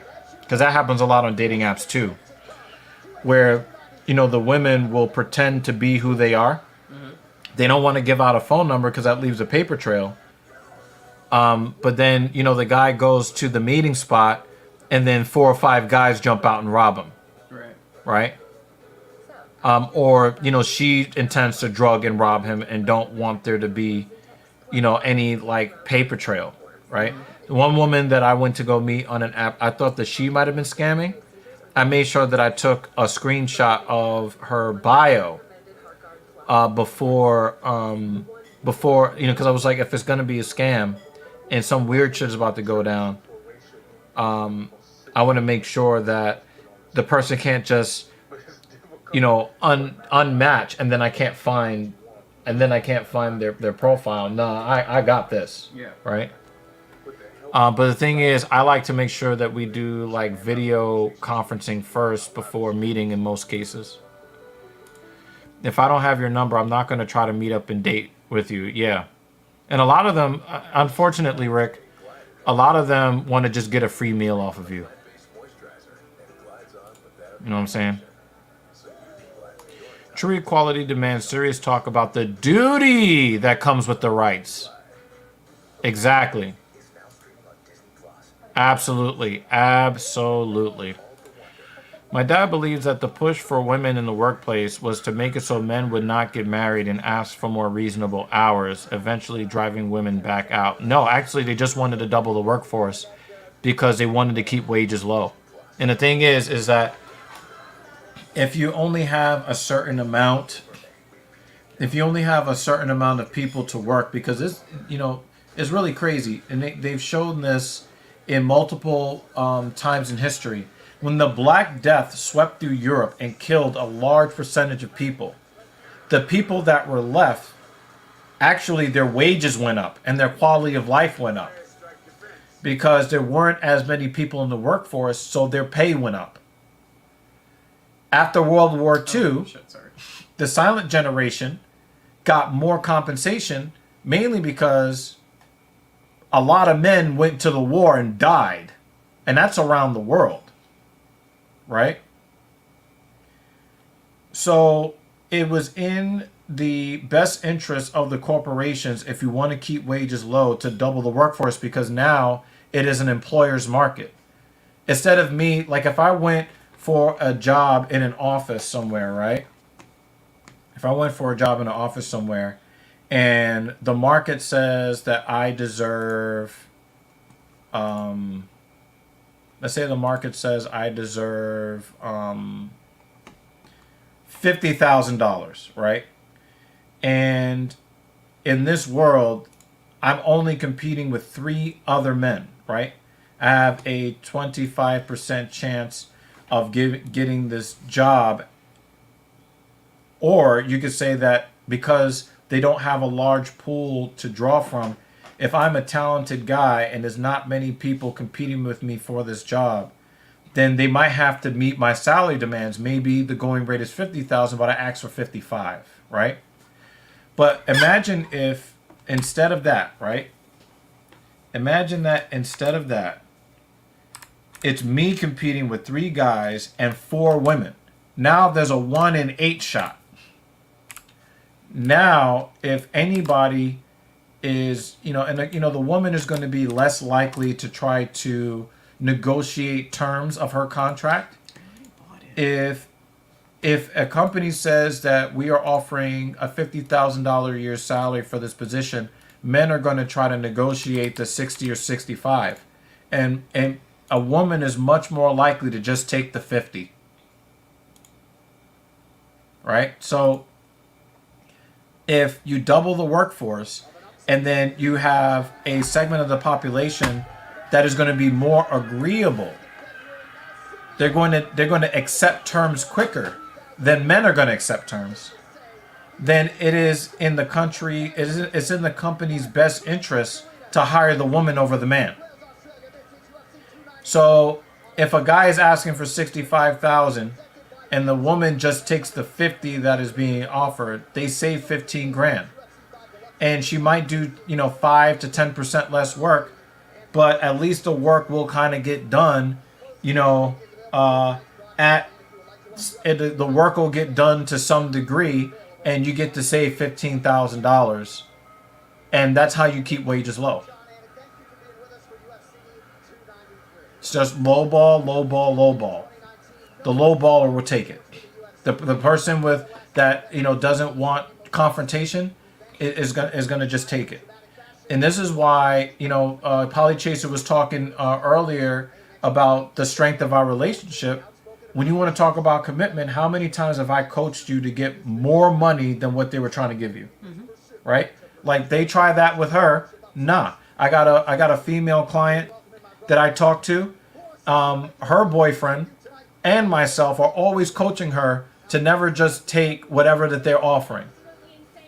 Because we men are normally not just going to take what's being offered. And if you want my services, you're going to have to meet my demands or come close to it. A woman is just going to take whatever most times, not in all times. So,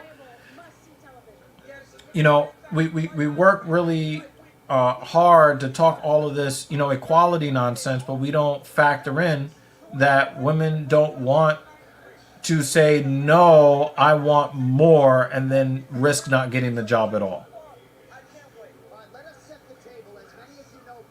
So that was really the reasonable hours thing. People were getting murdered in the streets. We had actual mass shootings in this country over the 8-hour workday. One of the first mass shootings in this country happened in Colorado, where a company basically got the National Guard to fire upon workers who refused to return to work. And that was the birth of the labor union and the minimum wage and the maximum hours and the 5-day work week, the 40-hour 5-day work week. Men fought for that and died for it. Women are not usually willing to face a firing squad. That's why the corporations, oh, hey, oh, and if you do the birth control, you won't have to go out on maternity leave, and then you could continue to produce revenue for our company. Oh, yeah, you want sexual freedom. Oh, yeah, you want prenatal termination. You want this. You want this. And that's how that became part of the zeitgeist. It's just the way it is, y'all. Just the way it is.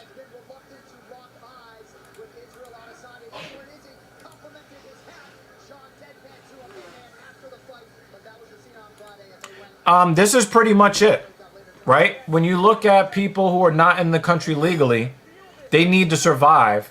They're not in a position of leverage to ask for more money. So they'll do the same job for much less pay, which is why we have entire industries in our country that is wholly dependent on undocumented immigration. There were vineyards in California that were like, we have to shut down our vineyards because the American workers want a living wage and the workers from Mexico do not demand a living wage. And we don't want to pay a living wage. So yeah, you're 100% correct on this. You're 100% correct on this. I choose a woman to work on an oil rig over a man anytime in that case. Yeah, if you're leading it, yeah.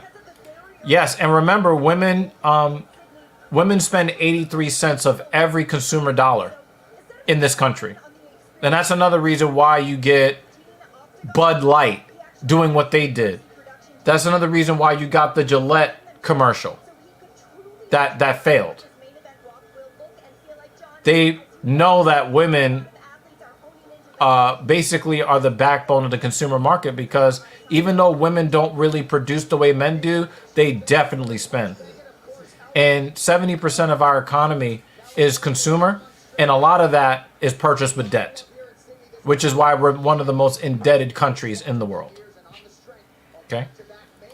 It's not caution because you can just block a phone number, and messaging through the app is annoying. But the thing is, if somebody has your number, they can just call you from another phone. I can see why you're annoyed. But the thing is, if they block your number, they have your number. Or you have their number. So you can just call them from another phone. Or call them blocked. Some men end up married to their careers and never ask for more reasonable hours and a functional life if they are competing with women. The married women take a career hit.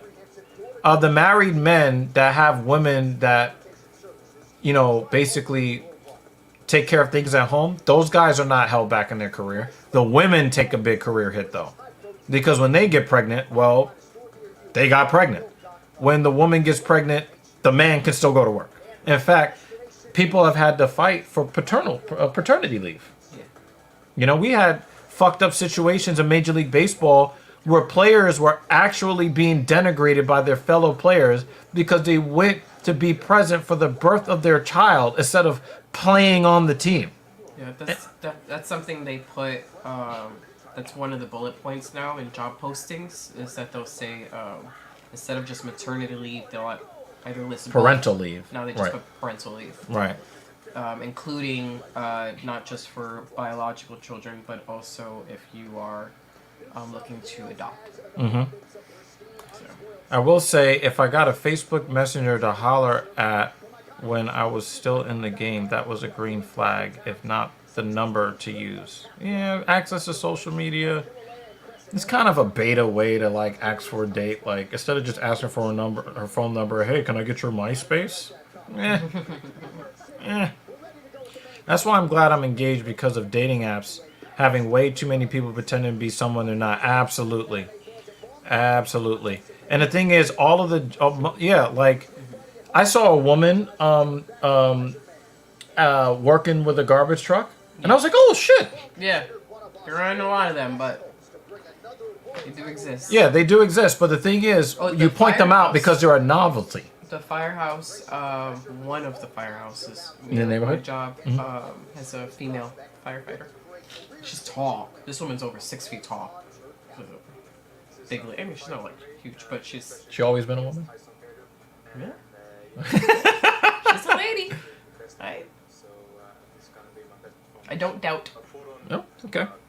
the But I mean, stuff. if your house is on fire, are you expecting like a bunch of women to come put it out and to carry everybody on their shoulders, to get them out? But I mean, Yeah. if they're gonna have a woman be on the team, she looks sturdy enough Right. to handle Yeah, that job. yeah. They're not gonna hire me. Mm-hmm. I'm not going for that job. I am 5'1". Mm-hmm. And while he could teach me to lift things Yep. well, I'm not doing it. Right. Yep. And she's absolutely Fix your right. computer, though. Yeah, she's absolutely correct. Absolutely correct. And the thing is, they want to act like men are so evil and horrible. Where how are they able to tell us that on an internet that men maintain, on devices that men invented and created and manufactured? Like all of this cushy life where women think that they don't need men is basically being underpinned by a bunch of men that they don't even recognize as existing. They want to talk about the patriarchy. Most men are not in the power structure. In the power structure. If I never met you in person in the past, or if you're not in St. Louis, I'm not going to drive to a meeting place to be potentially killed. Yeah, and they think that only women are in danger of dating on dating apps. Nope. I believe at least 60% of jobs are completely made up. Yep. If your job does not lead to direct survival, having to do with food production, shelter production, and basically and protection from the elements, and protection from competing groups of people looking to get your resources, your profession really is not needed. And so they said that all of the people that got laid off when the Rona came was sexism, because of the 7 million people that got laid off, 5 million of them were women. Well, they did a bunch of jobs that were not necessary to survival, and we were in survival mode. Nobody's gonna pay you, because you sew clothes at Saks Fifth Avenue. Saks Fifth Avenue is closed today. Yeah. We don't need you. Saks Fifth is closed for the next year and a half. Yeah, nobody fucking needs. Nobody needs somebody that knows how to, sell women's dress shoes today. But we need somebody that is going to maintain the electrical grid. But any other essential job where a woman can do or is more likely to do, they're probably not rushing to go do those jobs either. Nope. So that's just kind of. David's back. When is DC not looking puffy? Come on, man. Yeah. Come on, man. Oh, is he looking puffier? Laura Sanko's okay. I think they make too much of a big deal about her being on the announce team. They've never really been doing the woke thing with UFC. I don't understand why they got to make a big deal about Laura Sanko. Just do your job. Give I us. think she's done it enough times for it to be normal now. It's no longer. She does a good job. Right. We don't need to keep throwing the fact that she has a vagina in our face every time. Not necessary. Okay. The modern method to career advancement is to get good at your job until you get a management offer, then leave for another job offering what that management role did. Isn't that what you're doing?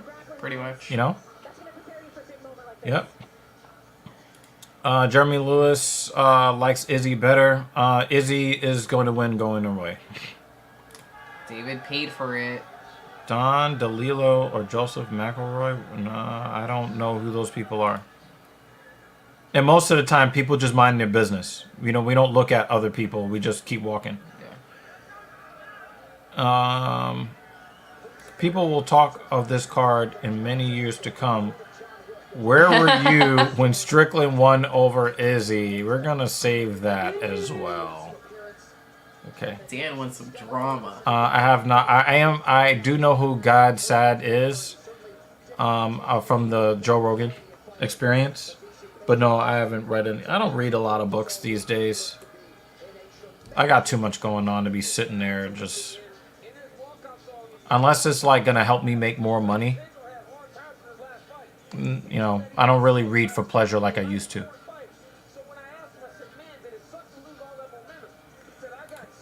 Living Room Rock, TM. What's up? Yo. Are you watching the pay-per-view? Let us know, man. Let us know.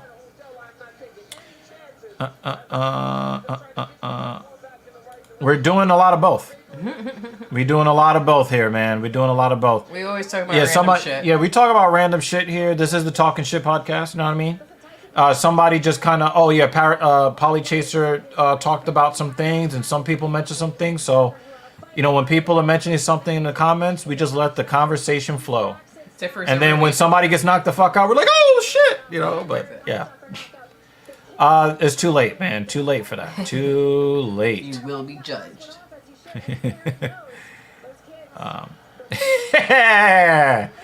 Well played. Tap is here. What's good? If a woman tried to come and rescue me in a house fire, I'd have to accept dying. I'm dead.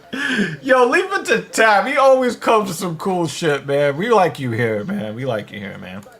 You're telling me if a bitch doesn't give her number and just wants to meet up using the app only, you would meet up for that date? Don't BS me. The answer is no. The answer is no. I'm not doing that, Rick. I'm not doing that. I'm not telling you that I disagree with you, Rick. I'm just telling you what people think. Gothenburg doesn't exist. I don't believe in Swedish fighters. I do believe in Swedish fish. DC is holding burger weight, okay? All right? Women were getting paid. They just had to show them cheeks.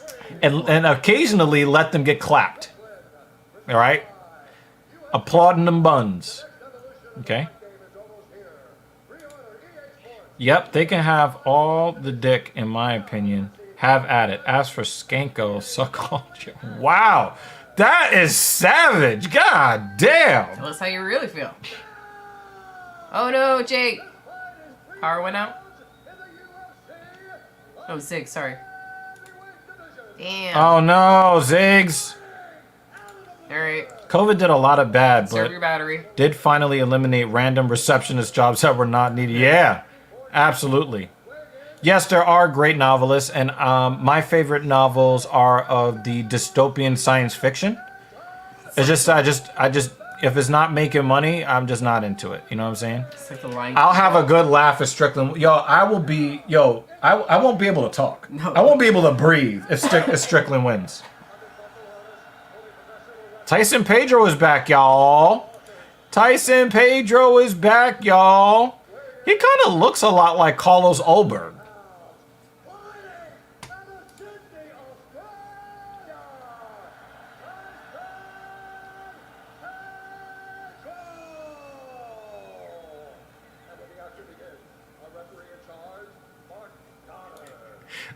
I will co-sign Swedish fish and Z-berries.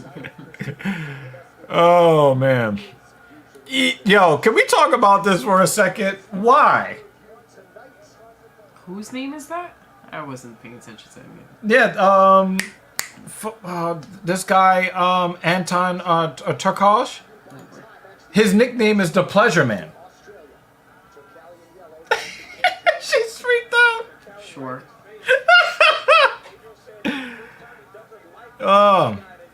Put that in the Discord, man.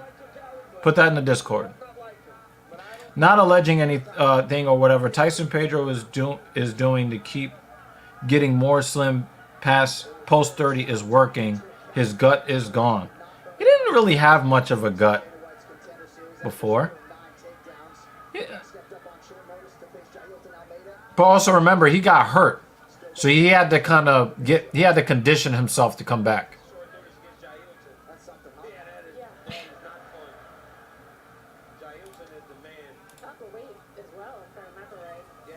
I was talking about the candy. But, okay.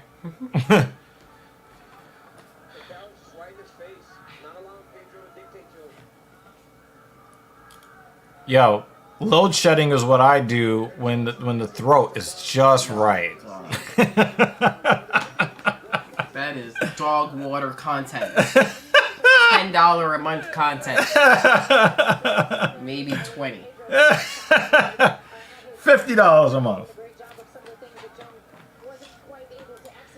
He said in the presser that you can ask your wife or Pedro after the fight why he is named that. Pedro was like, I don't want to taste the pleasure. Must have been an awkward ass. Oh no! Interview. Yo, Pedro was like, pause. The comments that I saw from Tyson Pedro were like, hey, yo, oh, and it's over. And it's over. Yo, he was on tilt. Tyson Pedro's ink game is insane. And he killed him. Ah! Woo! Woo! You like, I will take him out like the Japanese.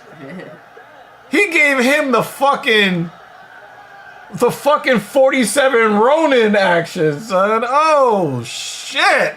Oh shit. Woo! Pleasure man down. He down bad. Whoop. Yep, look at him on one leg. Oh, hippity hoppity. Boop! Got that body kick.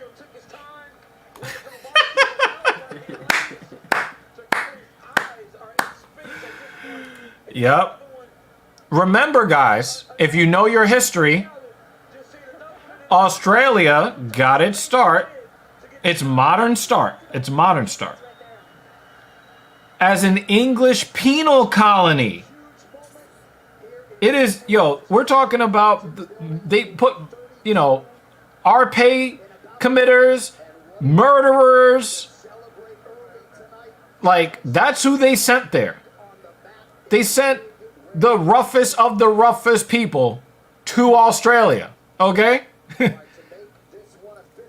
Look at his Well, eye. look at my man eye. Big man, he never tried. He's standing there like, I need a new nickname. He's not really feeling the pleasure right now. Woo! Look at that fucking ink game, though. I'm here with Tyson Pedro. Tyson, how good does it feel to have this performance at home with all these people just losing their minds? Tyson Pedro knocked up Tai Tuivasa's sister.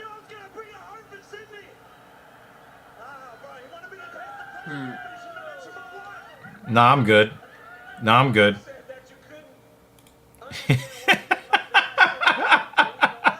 both said Commonwealth. Where you at?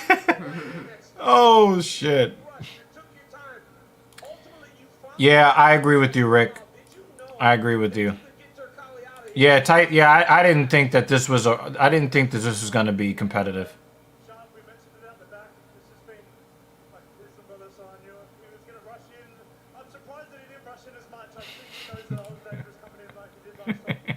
Hey man, I really do have a lot of respect for people that get good tattoos. Good tattoos. That is also true, yeah. They still say save the queen down there. Yep. And we love a good fight pack, right?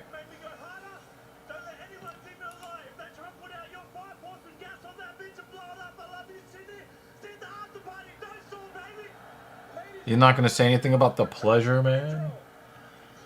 Oh, what a moment for Tyson Pedro. That post-fight interview was brought to you by Innovation Group Runs, fighting for Americans' small businesses. I think, yeah, $25,000. Yeah. Yeah, I could definitely see 25, that being 25 grand worth of tattoos. Absolutely. Especially the blocked out parts on the side. Yeah.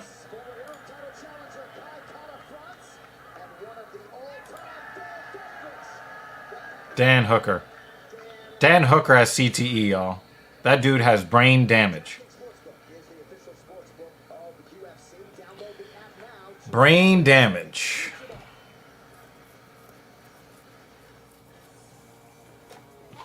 How many more fights until Izzy? Well, that was the opener, so we have 4 more fights remaining. And a lot more in terms of fight packs. I really want to see what's going to happen with Manel Kape and Felipe Dos Santos. Just because if Manel Kape shits the bed, all of Australia is going to clown this guy.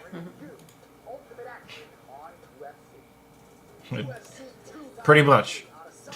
Pretty much. His whole back is covered too.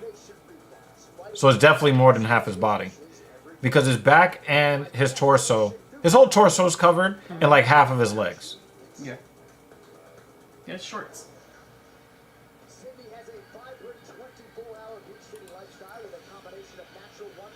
Oh man, well, we're not gonna get any more super chats because he's gonna go get some more tattoos.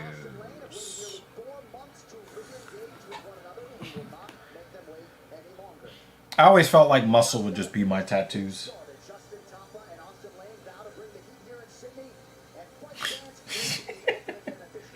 You know, she's doing pretty good too on the fitness side too, y'all. Right.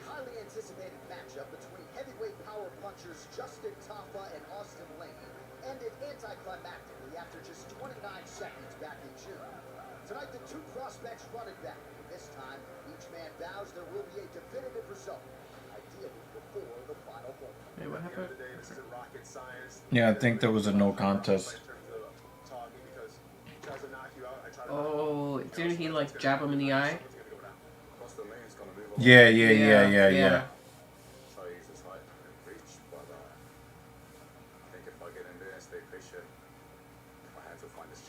Wow, David Banner just went all the way Yeah, I in. remember that.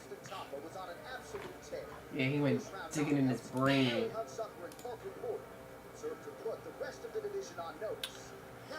Actually, I'm gonna get a little personal here. So I want you to take this seriously. I believe it was like June 8th. May 8th when this happened. This was May 8th when this happened. That I was so affected by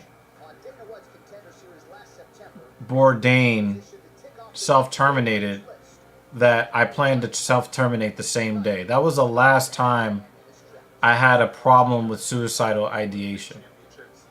I was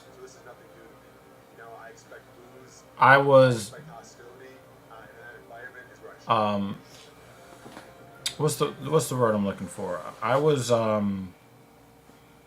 devastated by Anthony Bourdain's self-termination. And you know, I remember I was working at this gym, and I was sitting in my car just trying to call any family member because I was just gonna find a wall to drive my SUV into. I was just like, I'm like, this guy has seen the entire world, had dinner with presidents, had dinner with Aboriginals. I mean, this guy still thought that this world wasn't worth living in. And I was thinking to myself, why am I working so hard to do all of these things if one of the most accomplished and talented people looked at the entire world and said, you know what, I think I'm done.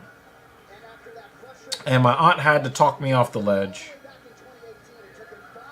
And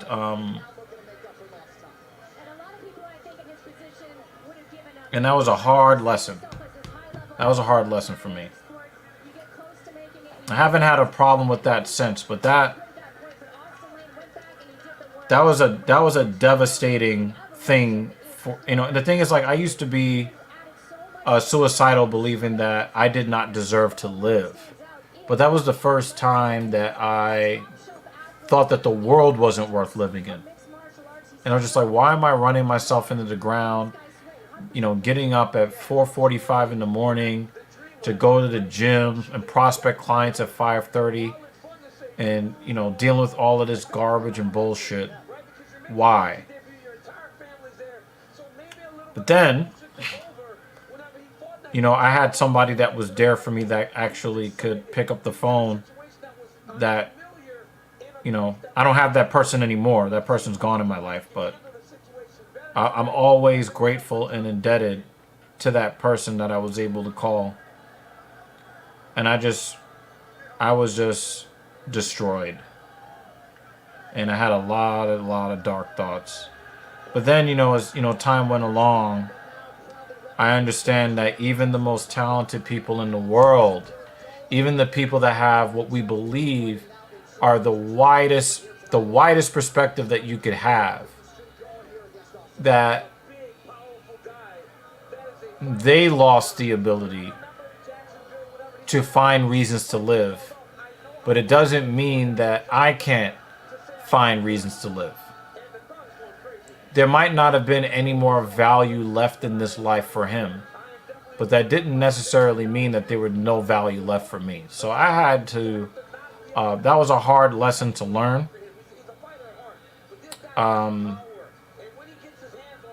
And I still feel very sad that he left, but I also have to respect his decision. Whatever he was going through, he's not going through anymore.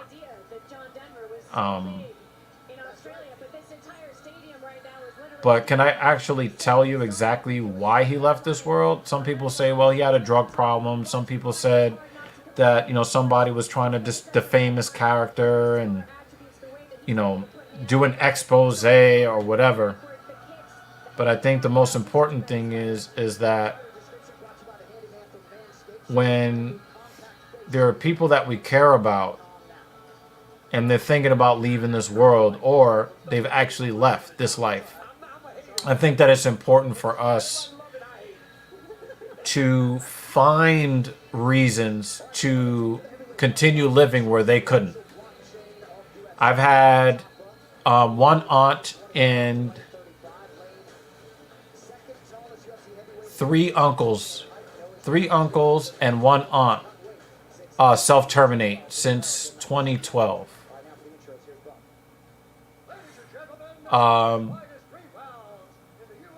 So I have a lot of experience with losing relatives to self-termination. But every single time something happens on that wavelength, it just kind of strengthens my resolve to find joy in life where they could not. And I think that we've done a pretty good job of building a pretty good life to continue on. And I'm very grateful that I had that one relative step in there and support me in a very, very dark moment in my life. Yeah. That was a very Robin Williams was another one that really, really hit my soul. It really hit my soul. So it makes me a little bit emotional thinking about it. But it's like, I understood why Robin Williams checked out. He didn't want to become a vegetable and people remembering him that way, But the thing is, when it comes to Anthony Bourdain, man, like, I'm not sure that there are too many more well-traveled, talented people in the world. And I just lost all hope in the world. But I'm glad that I got it back, I'm glad that I got it back. Yo, if this guy eye poke, he should be cut for any eye pokes. Yeah. He does. Yeah, that's like, come on, guy. Come on. Cut him. Yeah. Instantly. Just right there. Yeah. Oh, come on. Yeah. And the thing is, we have did you got rid of the page? You got rid of the page. Oh. We're creating a fitness group so that we can help each other with those it should be in the history if you just start typing it. Well, fight's going on right now. But when the fight's over. She created a fitness group on Strava for the TSP family, and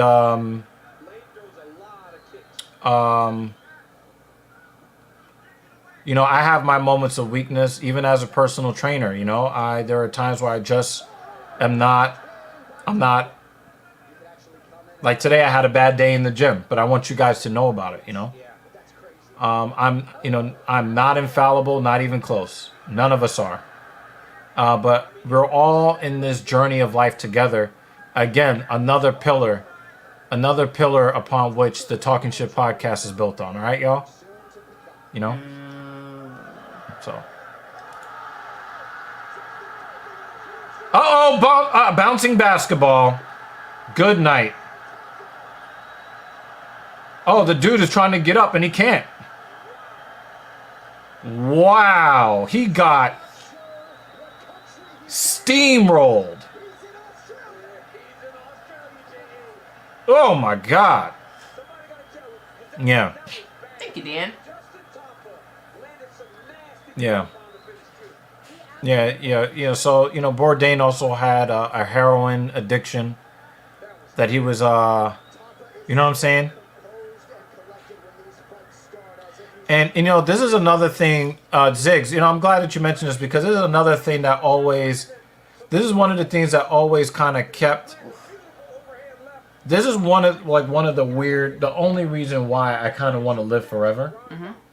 Because there's always something happening in the world. If I die, then I won't find out what happens next. Leave him out. Like imagine if I got hit by a bus yesterday. That was angry. And I couldn't see Lane get laid out like that. Right? I want to find out what happens next. You know what I mean? Those were. Yeah. Absolutely. Slobber knockers. All right. Yeah, so we got this new club, right? This is the fitness group for the podcast, go on and download Strava and join and, fear of missing out, man. Like, I always want to know what happened. You think I want to be around for UFC 400? Hell yeah. The women are going to be as talented as Israel Adesanya is right now. Mm-hmm. We're going to have a level of fighting that we can't even fathom by the time we get to UFC 400, And, when you guys go here, you're going to be able to share your progress and support each other,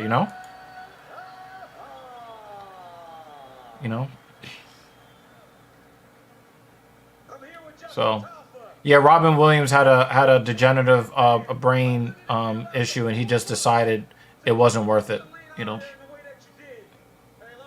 So, yeah, I probably will look at this. But yeah, Ziggs, this is it, man. Like, if I'm not here tomorrow, if I'm not here for the rest of the night, then I don't find out what happens tomorrow,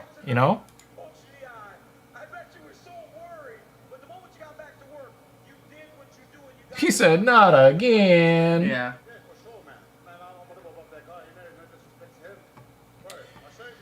See, the thing is that nobody has, really actually been dead. Like, people have had, their heart stop or whatever, right?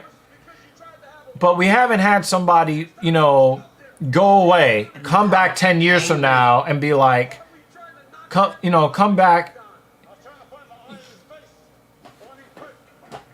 Damn, he tapped that jaw, but man. The way he walked over to him, stood over him for a second, and then started with the haymakers. No, so the bad day I had in the gym today is that I had a clear program that I was going to follow, but I was also trying to kind of speed things up because I didn't want to be late for today's stream. So I hit the barbell overhead press, the seated barbell overhead press, and then I did the Smith machine version. And then because the last time I hit shoulders, I did 3 sets of 12 90-degree overhead. So this starting here, going overhead, coming back, coming overhead, right? I was doing those for 55, at 55 pounds, 3 sets of 12. So I said, well, I'm going to do 4 sets of 10 today. Set 1, I did 3 reps, and my left arm, I went to go push up like this. I went to go push the dumbbells up with the 55s. I did this. I said, okay, gotta put it down. Yeah.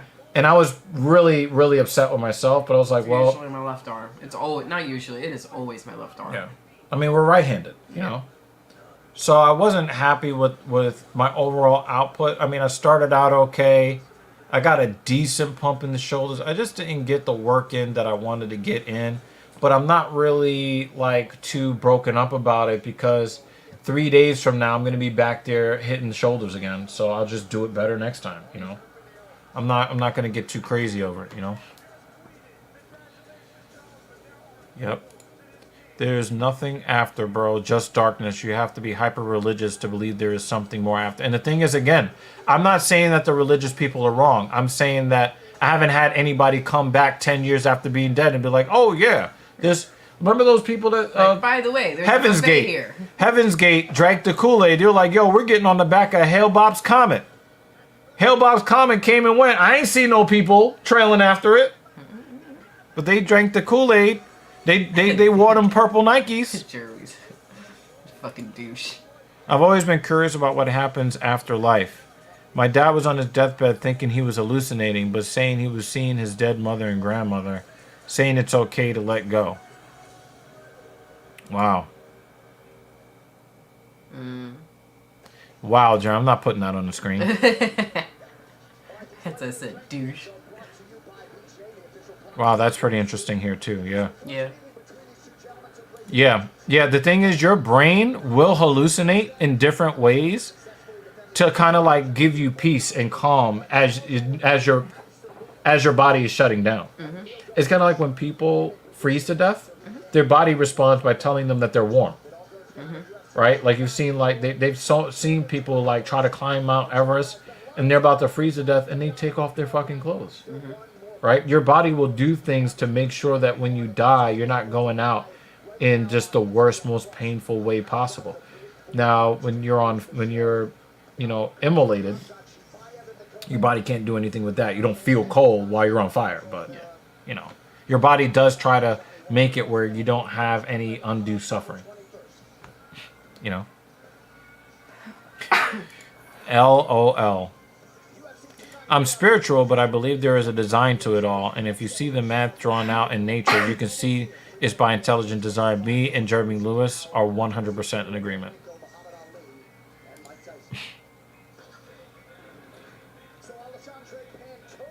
Yeah, see, the thing is, I believe that you cannot create intelligence in the absence of intelligence. So for me, looking at ecosystems, the system of ecosystems, and looking at the kind of intelligence that you see in dolphins and whales and elephants and human beings, I don't think that you can create intelligence in the absence of intelligence. So there's got to be some intelligence there. It's like they say, like one of the laws of thermodynamics, you cannot create or destroy energy, it just changes forms, right? So that's my perspective on it.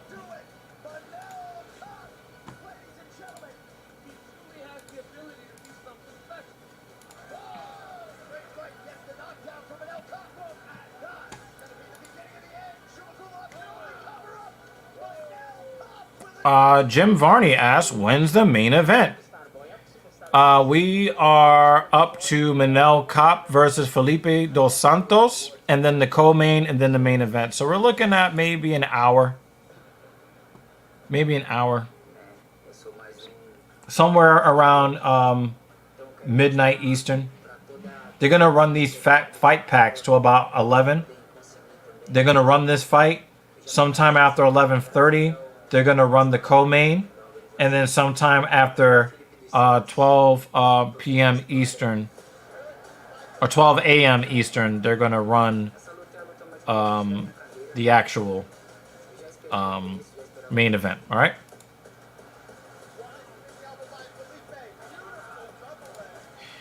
Since you don't read books. Dude, I'm 40 years old. I just recently stopped reading for pleasure. Relax. Death used to have me so choked up, but for a lot of people, like older people I've seen pass, is usually a mercy. Yeah. And even if you're not religious, it's like the hope that you will meet all your loved ones again. I mean, the thing is, like, we come up with these concepts to make death not seem so scary. If you think that, it's not the complete end. But the thing is, if there was such a great life on the other side, all of us would be rushing over to it. But we're not, for a reason.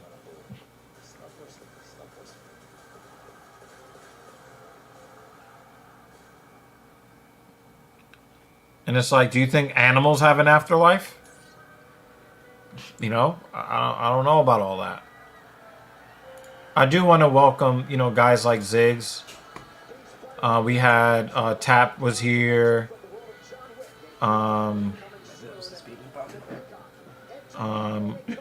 Also, Living Room Rock, right? You know, different people coming in and hanging out with us. We really do appreciate it. You know. Welcome to the Fight Club. Yeah. The reality of death. Yep. But the thing is, you know, I choose to try to find as much joy in this life as I possibly can. And then one day I'm just not going to know that I'm not here. You know, I'm not going to know I'm not here.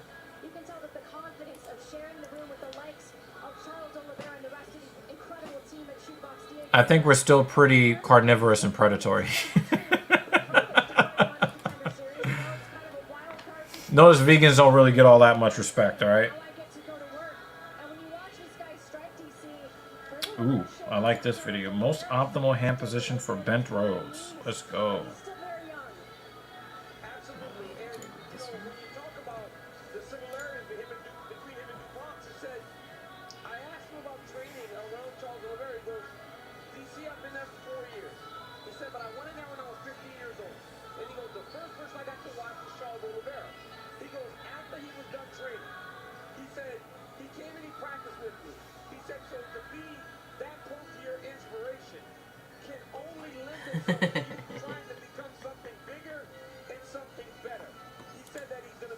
I appreciate you guys too.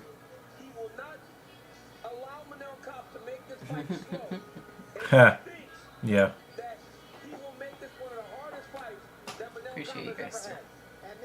Yeah, I'm sorry to see that, Ziggs. Sorry to see that, Ziggs. The mean streets of NYC. So you just made my point. We don't have to look to our ancestors for predatory, you know, carnivorous predation. Just gotta look at our chat. Alright, so here's public enemy number 1 around these parts. 10th ranked flyweight contender Manel Kape wants to face Kai Kara France. I definitely need some food, though, to be honest with you. That brother's starving.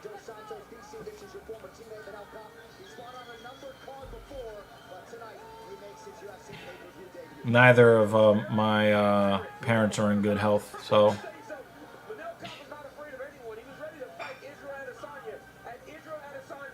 Yeah, I like, you know, DC's mentioning, yeah, Manel Kape is not afraid of anybody. He would fight Israel Adesanya, but if Manel Kape loses this fight,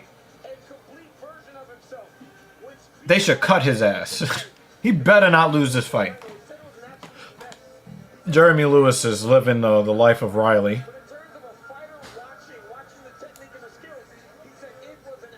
Yeah, yo, Kurt Angle, yo, gone through a lot, man. Kurt Angle's gone through a lot, yo. Jeremy Lewis says, my daughter is reading Green Eggs and Ham to me. So, I think your comment, Jeremy, hurt her ovaries. My ovaries. That's so sweet. Best story ever. Actually, my favorite book was The Giving Tree, and I read it so much that I memorized the whole book. I don't remember it anymore. That was a really long time ago, but that was my favorite one. The Giving Tree.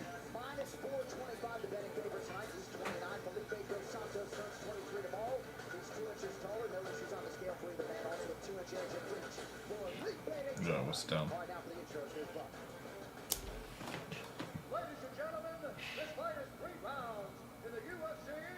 Yo, Rick is losing his mind in the chat right now.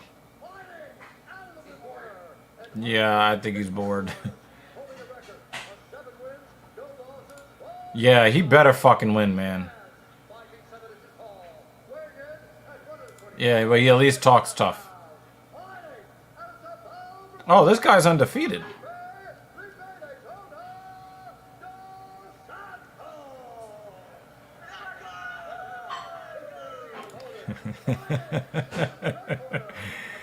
We love Bruce Bob Trotter around here. I remember when he was when his account name was Bruce Bob Trotter, I tried to give him a wrench, and he immediately started messing with people. I was just like, I can't have you be, I can't have you be a mod here. You're too crazy.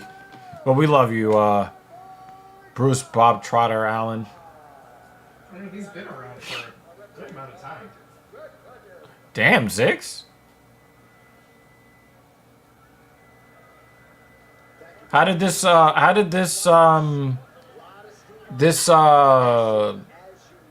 experience, how did that change the way you lived your life? Looking to make a statement in his UFC debut against one of the top-ranked flyweights in the world, Manel Cop in red, Dos Santos in yellow. If Dos Santos knocks him out, oh my God. He said, I can do anything I want in this fight. He's incredibly confident about his ability to just put it on Felipe Dos Santos. I don't really worry too much about these young guys making their debut against ranked fighters anymore. Yeah. I watch this versus David Banner remembers, like Pepperidge Farm remembers. He said Bruce had the wrench for 30 seconds, bam, June 42, then immediately got his new toy taken away. And then he said June 42 is a weak bitch. Good. You guys are, I love you guys. I have, like, again, I wish that there were more of you. I really wish there were more of you because we would have so much fun. It looks like we got a knockdown, Miss Evil. But Dos Santos is recovering. That's crazy at this weight class. At 135 for so long, these guys weren't thought to have power. But now you see. Oh! Doot doot! I mean, this kid is reckless. He's here to fight. Yeah, Dos Santos got to settle in. Dos Santos is in a lot of trouble, y'all. And in terms of accepting this matchup for Manel Cop, if you're going to be champion, got to be able to beat this guy, right? Yeah, absolutely. 100%.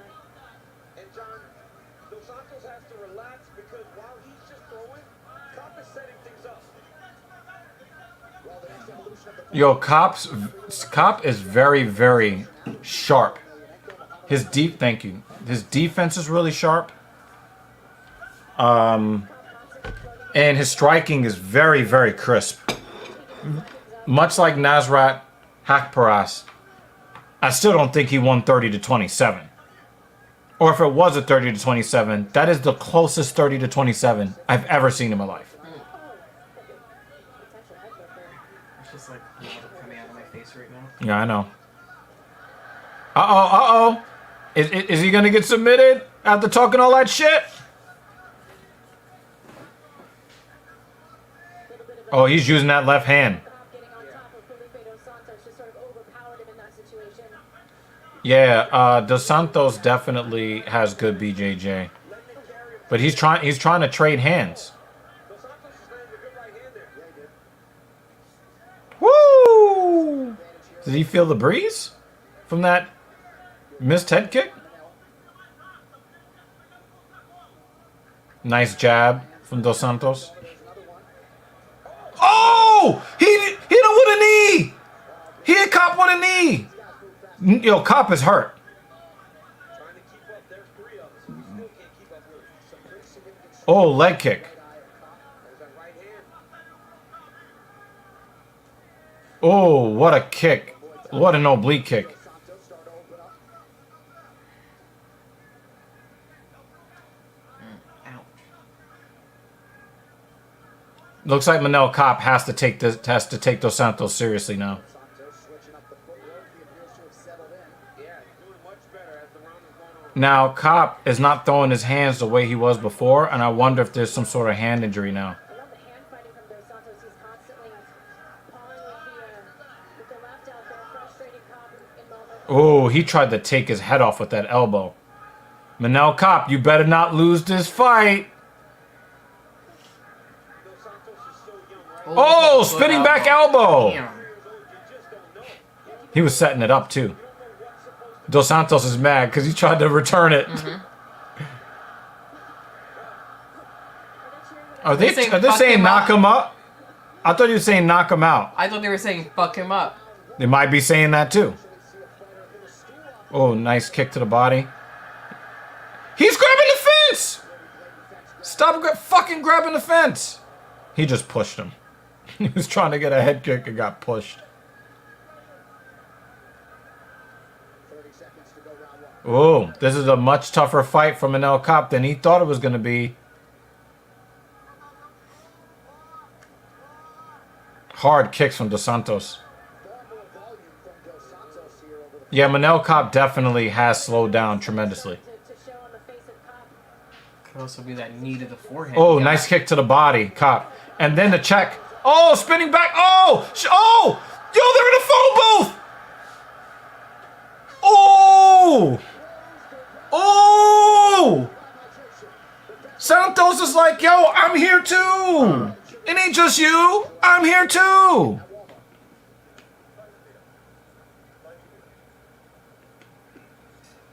just relax.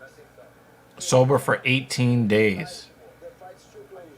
We like the fight. Damn, Ziggs. I gotta ask you, like, how do you approach life differently? You gotta watch out with the counter punch. Keep away from the throw kicks. He's working a lot. Let's take a look at some of the action. A nice left hand by Kape there. I mean, just beautiful. Took his head off the center line. And then just these flurries are really the story of the first round here. Felipe Dos Santos getting some respect, but Kape. Yeah, Kape just barely missed hitting him with that elbow. And these- Boom. Oh, another spinning elbow return for Felipe Dos Santos. Yeah, look at this fucking firefight, man. I mean, I was waiting for another promo. Tuesday, catch up all the latest MMA talk with DC and Yeah, I did cover that one. our trademark about the sport that we love. Yeah, Find us on YouTube. yeah, ESPN Plus and Midnight Eastern. on yeah. ESPN2. Let me get a couple at least, you know. I'm trying to work down. You generally gonna feel. Ugh.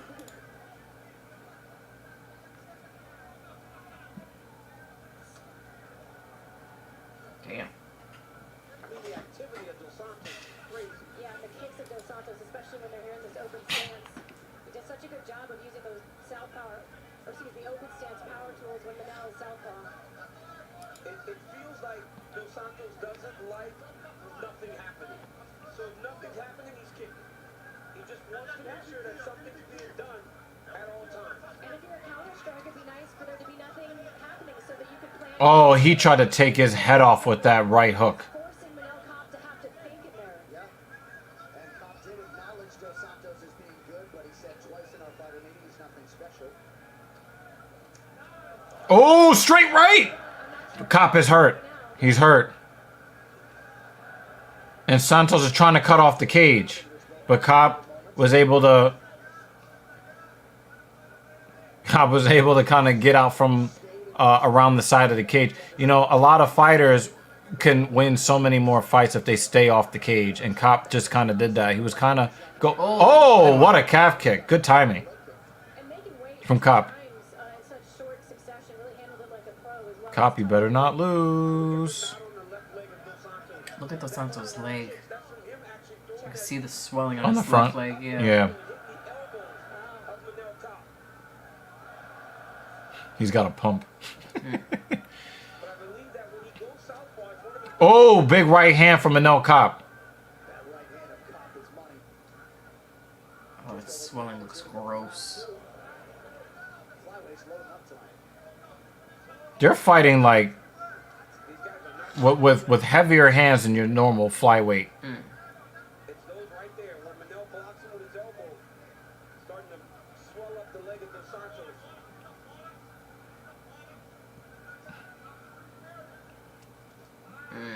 He was going for that calf kick again. Oh, right cross. Dos Santos does a really good job of exiting the pocket on an angle, not standing there. Oh, nice jab from Kape, left hand.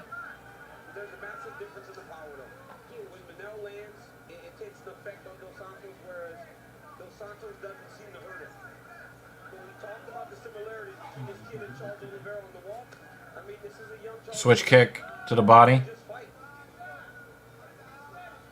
And he'll take risks, right? Yeah. He's never going to go out and have a safe fight.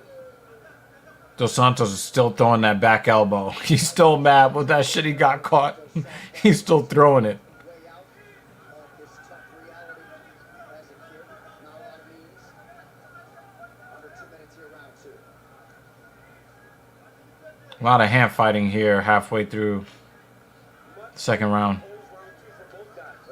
Oh, nice right hand. Oh, combination cop. Oh! Dos Santos is in trouble. But Manel Cop, he's very patient. He's not rushing the finish.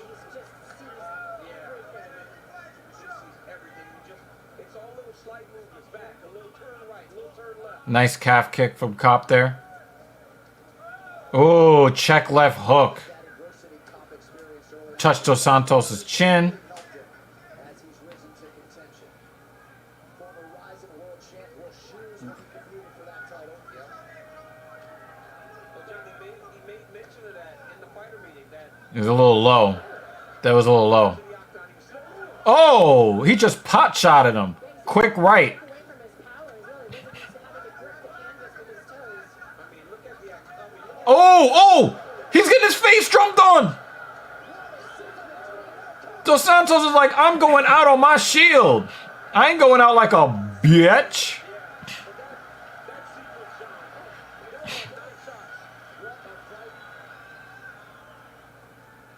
Somebody's getting twisted. That's what I'm saying. I mean, the striking of Manel Cop is He had to reset himself. I would admire just the way that Dos Santos is right in his face. Yeah, so tough. He's had some big shots too.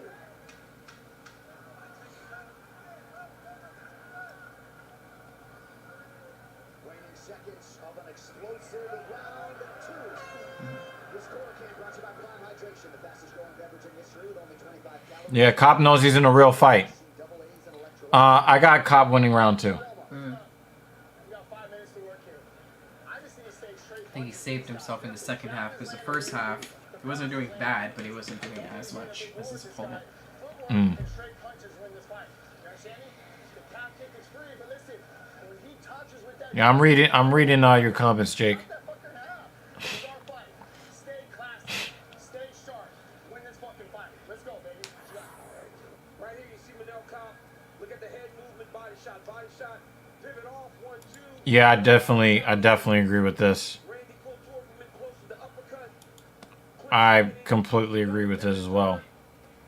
But just to let you know, Jake, yeah, I've watched a lot of this as I've gotten older in my life. I've watched a lot of this. The unauthorized reproduction or distribution Yep, I've watched a lot of this. punishable under law. You know, there were a lot of people that thought they were better than me because they were better looking than me or they were more popular than me. But then, you know, in the end, I have my life. And then, you know, they have their life. And I'm pretty sure they would much rather have my life than theirs. Get this In many cases. messy. Don't turn it into a dog. Round 3. Punches are landing, and that should be enough. Oh, that right hand. Kid can counterman here. Counter is just crazy.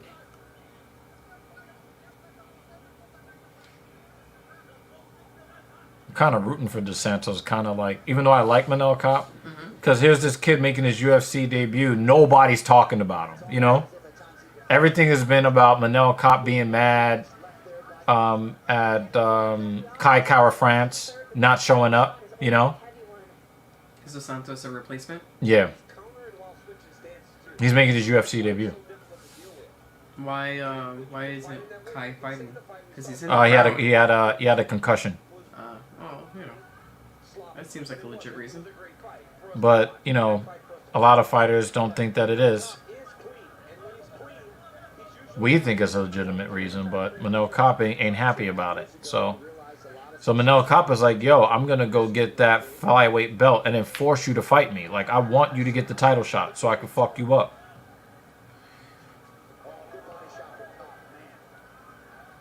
Yo, how game is Dos Santos? How game is this guy?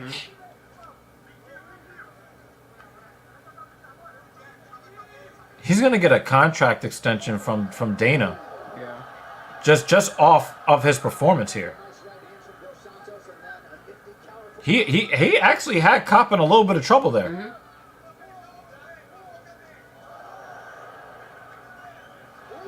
Oh, right hand! Dos Santos! Cop is bleeding! Nose and eye. Damn. They just keep knocking each other back. Like, they just keep butting heads. Yep. This might be fight of the night, y'all. Damn. I didn't think anything was going to challenge that prelim fight, but... This is a contender for a double knockout because they literally Yeah, I know, right? hitting Yeah, each other at the same time. But the thing is, Cop's got more power than he does, though. Oh! Yo, he made him breakdance!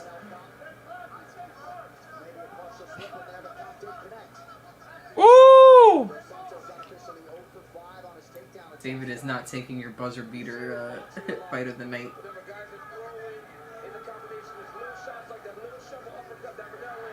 Oh! Santos is chasing him. It's like, yo, don't showboat. Oh! And the striking numbers are very similar, too.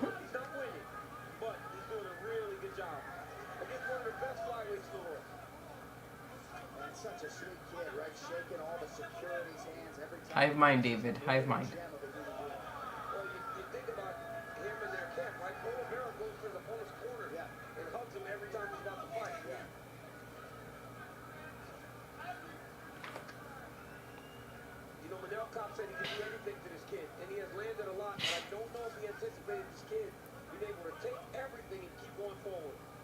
I would love to see a 28-28 so I could see these guys fight again. I want to see this fight again.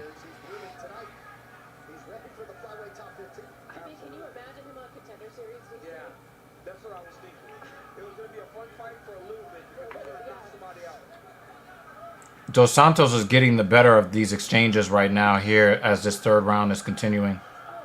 Oh. He's got Manel Cop on retreat, but Manel Cop's still got some footwork here. Dos Santos is a fucking bull. He's just plowing ahead forward. Woo!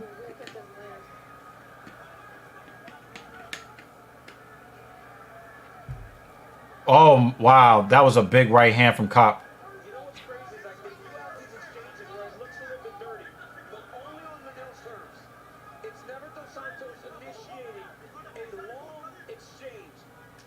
Oh, switch kick to the body. And a takedown.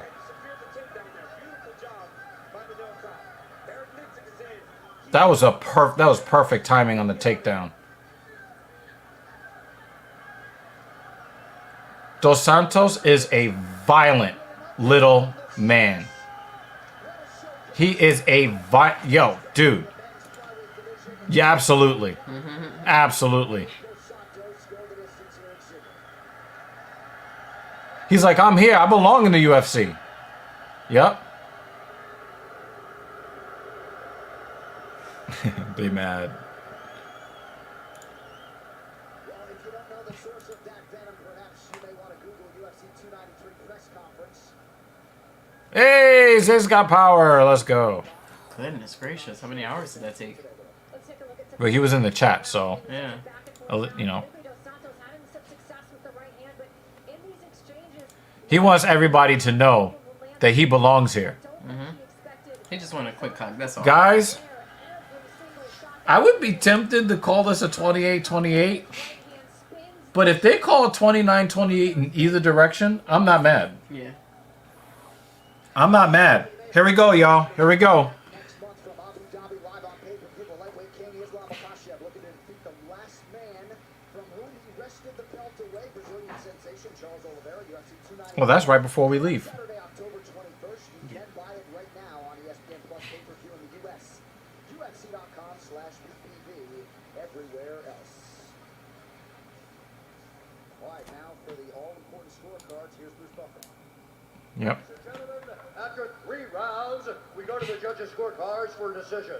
The judges scored the contest 30-27, 29-28, and 29-28 for the winner. By unanimous decision, Manel Scarboy Khan.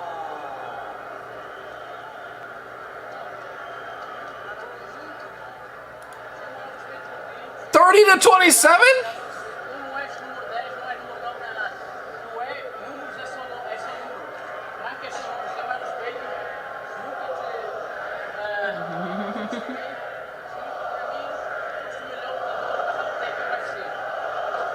It's a bullshit chant. Yeah. Ladies and gentlemen, I'm here with Manel Khan. Manel, that was a very tough fight. You said you felt like you could do anything to the kid. Did you expect it to be that tough? Actually, I have all the respect for this kid. He's a tough kid. Like him, he's not a kid, he's a man. This kid is a man, have a long range, used very well. He accepted to fight me. All these motherfuckers that are boom, all these motherfuckers in the number 2, 3, 4, they not accept to fight me. He's playing the heel! I'm fucking scared, you know? I was supposed to fight Kaikara. You motherfucker, you are here. You're a piece of shit. This is what you are. Hey,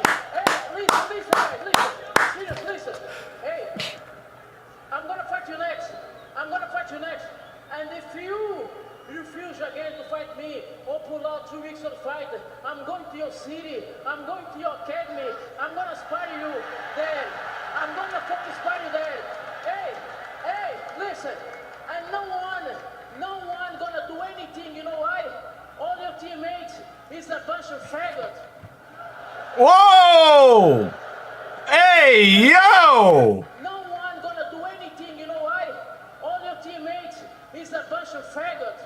Whoa! He was like, I need to take this fight!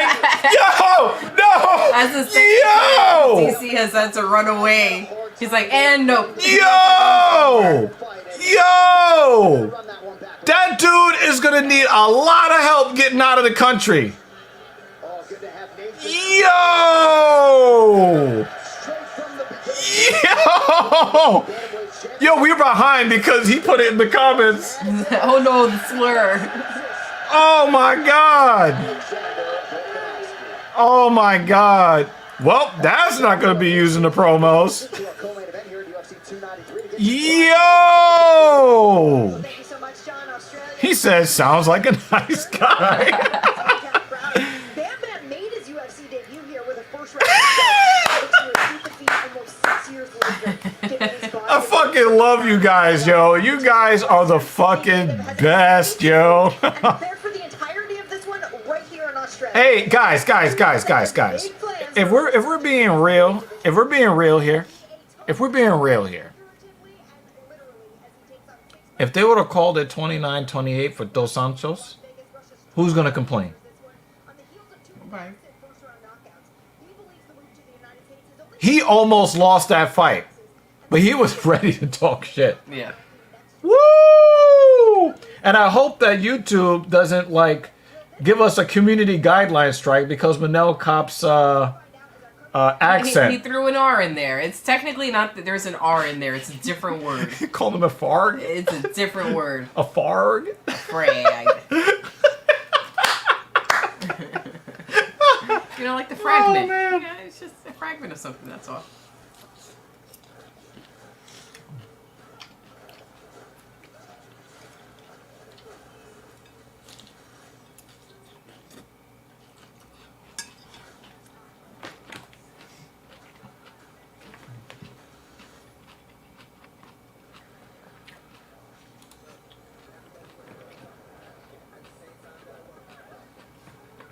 If you would have did that exact call out 20 years ago, none of us would have had a problem with it. Mm-hmm.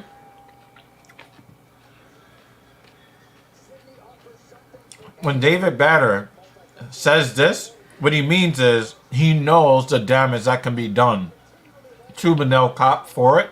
Thus, it's not a good thing that he said it.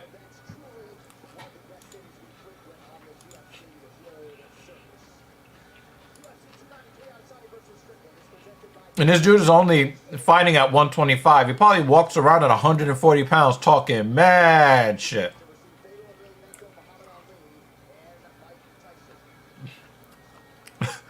Four valve!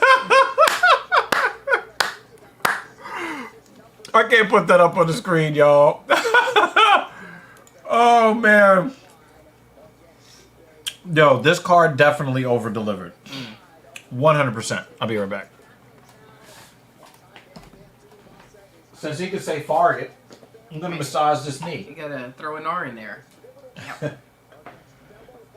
Oh, man. This has been a crazy, crazy card.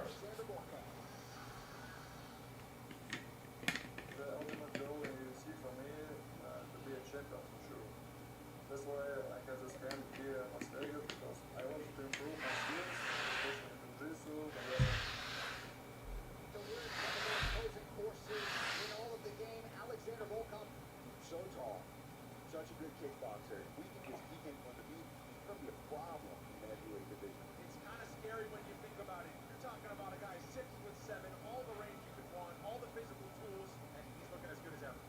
With the fighters like Alexander, I believe myself. I believe that he can take me down this fight. I just defend and did what I usually did. I just So, Drago Volkov makes quick work of Alexander Romanov. You go in there with a guy like Volkov, if you are not a killer, he will buzz right through you. That's exactly what you saw. I'm super excited. I had my debut in Sydney. From where I was then to where I am now is a lot different. So to be back here is a massive thing for me, and it's going to be awesome to perform back home in Australia for more people. Dan! Thank you, sir. Thank you, thank you. Hold on. I shall make the update. Since Dr. Evil is out right now. Dan. Sorry, Jeremy. Your title has been taken away by Dan. Appreciate you, sir. It's not as bloody as we would like tonight's event. It's still been a good night anyway. Yeah, I think the fact that he threw an R in there, I think he's safe.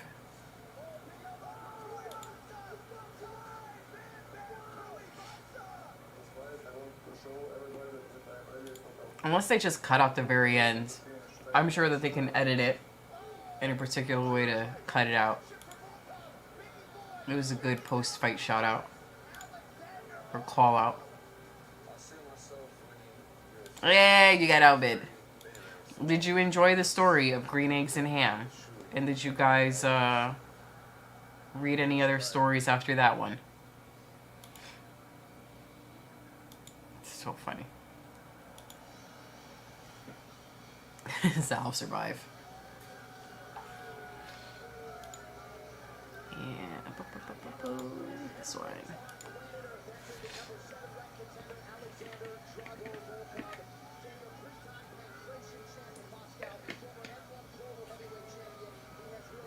It's been an awesome night so far. The number of people in the stream has been a nice consistent number. Yeah, you guys have really shown up. Yeah, you guys have shown up for us, you know? Appreciate it. Hey, Dan. Yep. Jeremy has been dethroned. Appreciate you guys. Who you think you are, man? He thinks he's Cody Rhodes. As long as she reads the majority of it. Reading kids' bedtime stories, that shit puts me to sleep. Yep.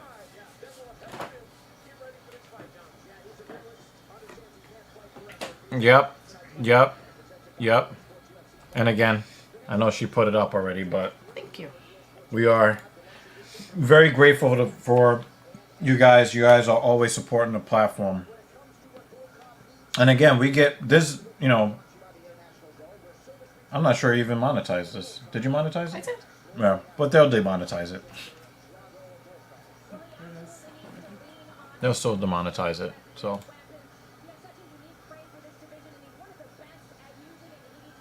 Yep. Our last got limited.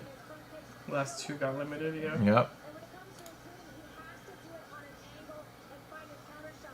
Yeah, so thank you guys for supporting us. We put a lot of time and money into this.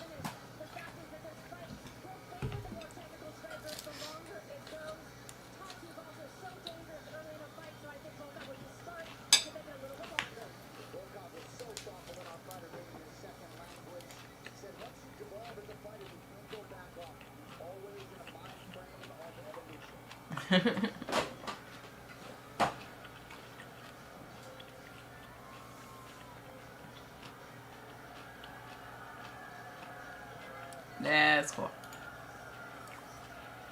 Oh yeah, come on. Definitely. Have to drop the like in the stream. I read this in the announcer voice. I know. I know you did. So did I.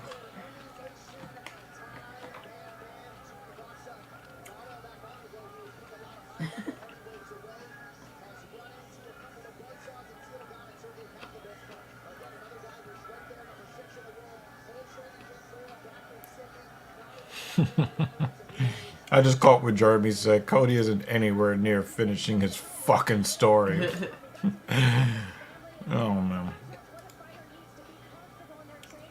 Yeah, he's just sitting in his captain's chair in his living room. He'll pee in it, and he'll wake up.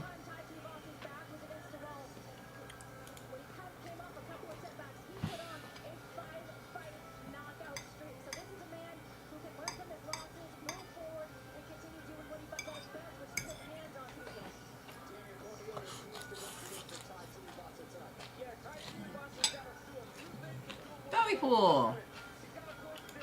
Yo.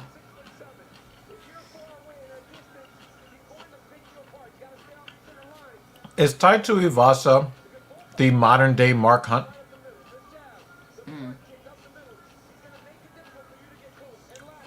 I hope Ty wins and doesn't do a shoey. Very well.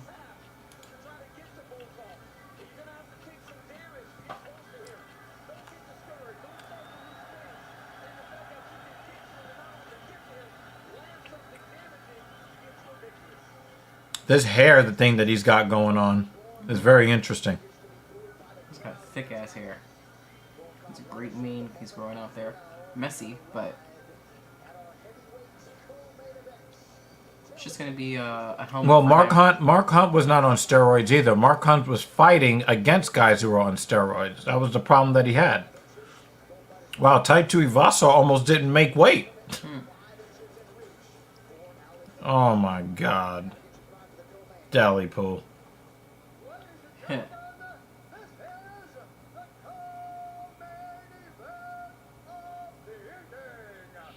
Yeah, Ryan Fry is actually he's old school. He remembers like he's been like he was here like a long time ago, Jeremy.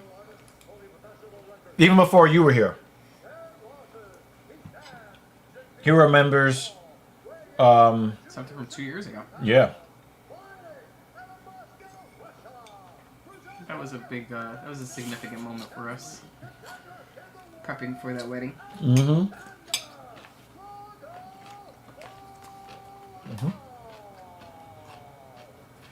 He said, "Where what?"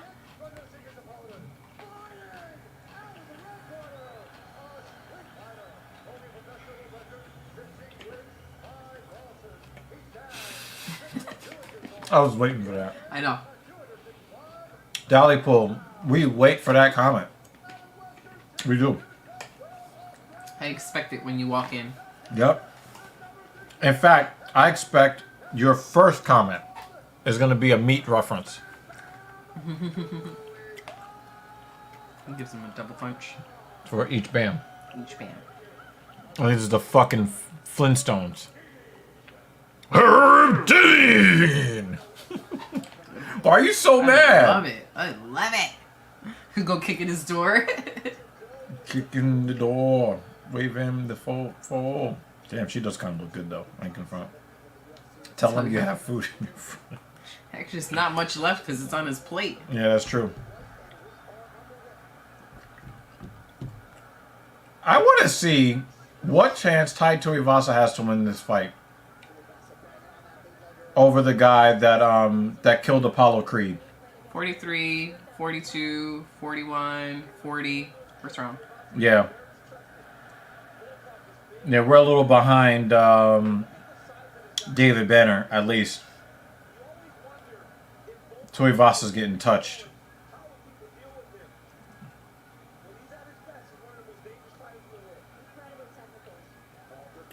Nice shots to the body for Tuivasa.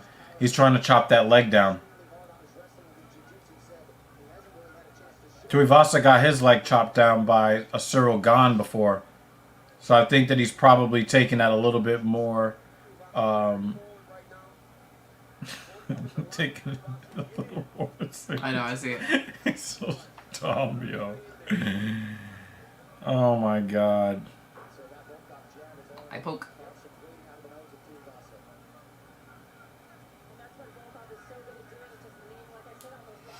Volkov does have a great back tattoo.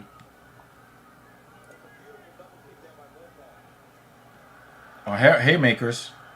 Oh, what a body kick from Volkov. This is in Australia, Jeremy.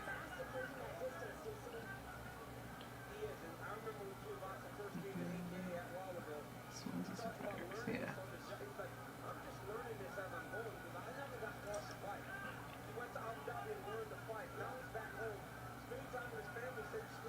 Wow, he Right in the counterpunched. forehead. He counterpunched that leg kick. Exactly what you're supposed to do.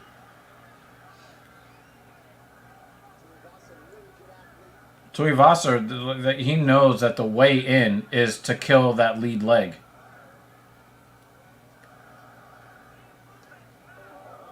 But he's countering. Oh, got a bloody nose.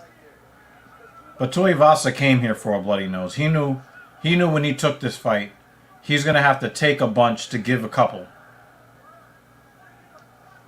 Nice leg kick from Volkov.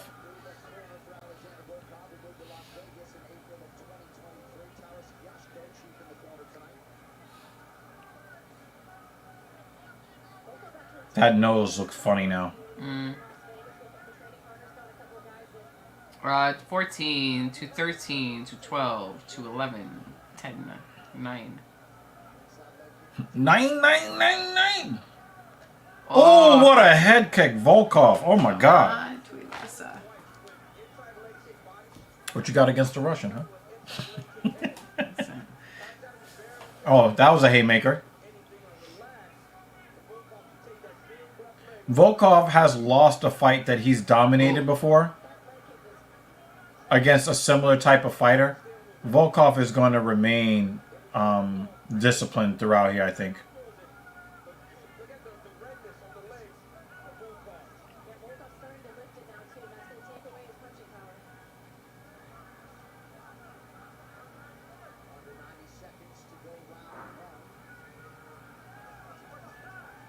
Uh-oh. Tuivasa is just taking... Oh, wow. Big left hook. Oh, wow. Volkov did the slowest feint in the world, and Tuivasa fell for it.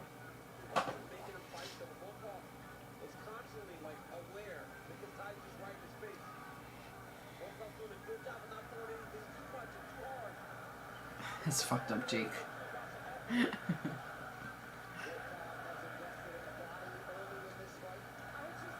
Wow. Oh, Volkov caught him. No!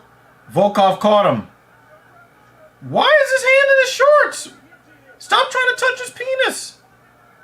Oh, what an elbow. Volkov is giving him that elbow. Oh, my God.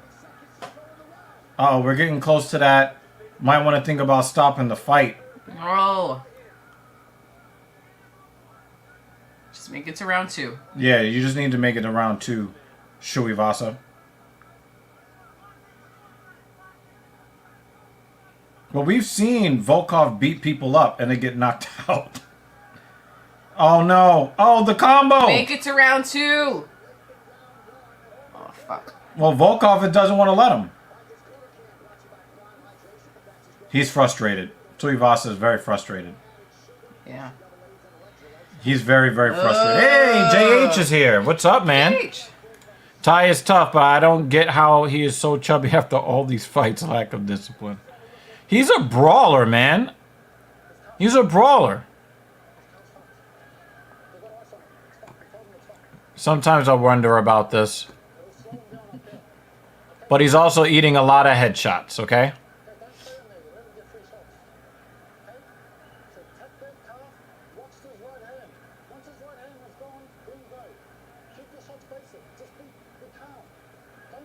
No, I like Volkov's back tattoo. I think it's really cool.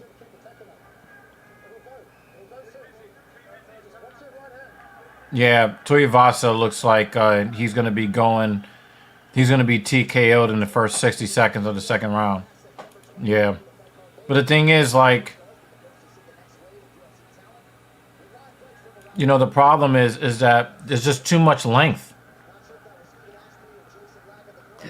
There's just too much length. Like, Tuivasa can't really get inside on Volkov. That's the problem here.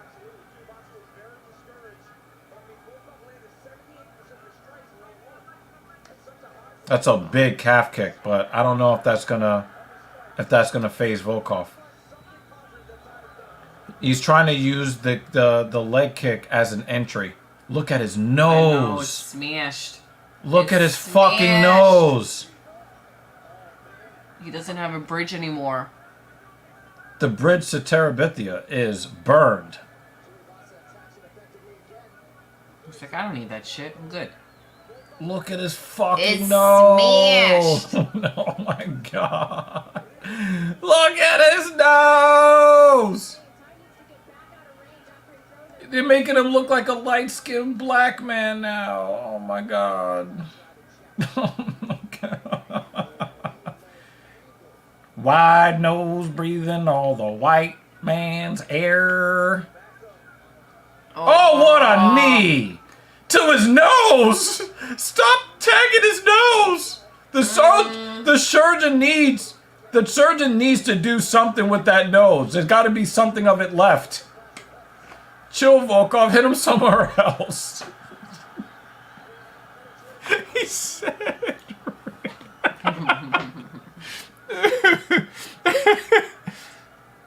Yeah. Yeah, he just wants to brawl, you know? He's in trouble. He's in trouble here.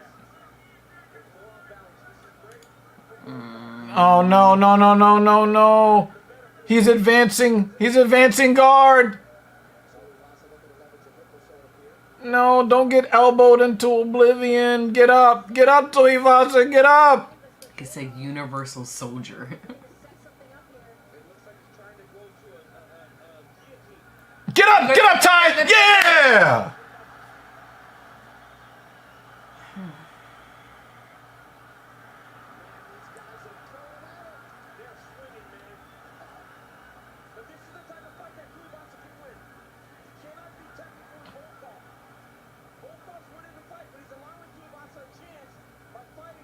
That nose, man. Volkov is a... Jeremy. I'm stressed. No! Get off your back! Come on, Tuivasa! Come on, man!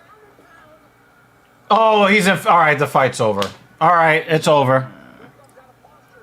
It's over. No, Oh, that's no.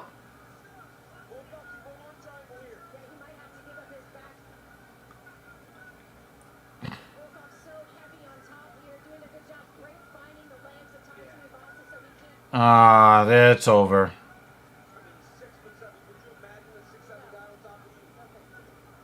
She said no thanks. DC made the best mistake. Quick. Hey, Answered. hey, No hesitation. lady, could you imagine a 6'7" guy on top of you? No thanks. And then she lied. Real fast. If you don't think that she would give some play to a muscular 6'7" man, you Real lying. fast. No thanks. Get up, Tuivasa, get up, get up, sneak out, turn around. Oh no! Hi! Oh no! It's a damn it, Tuivasa! Oh no! No!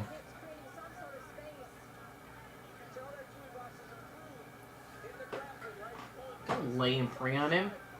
No, he's trying to get him out. He's trying to get him out of there.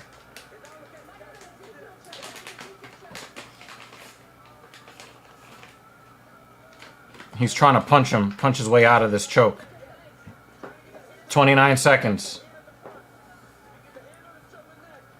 And he tapped. Aww.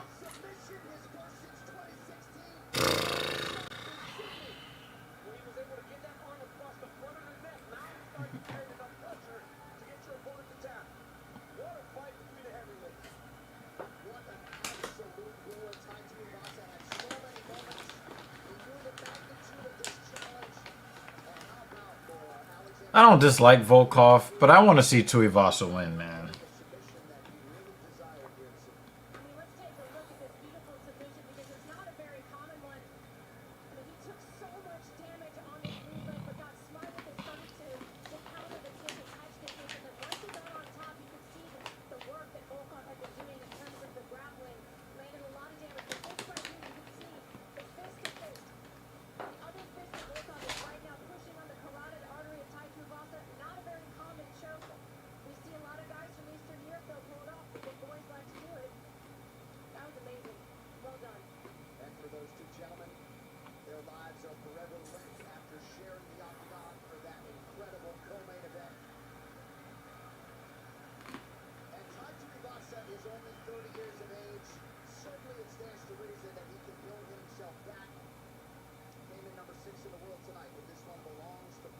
Yeah. Yeah. He doesn't even have a broken nose. He doesn't have a nose.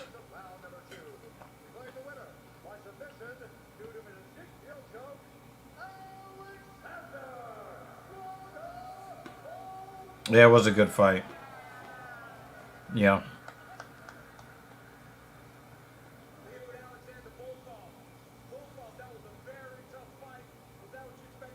Did he say back to Ukraine for falling?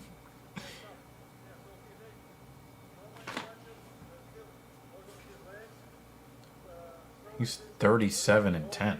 Goodness gracious. Lots of fights.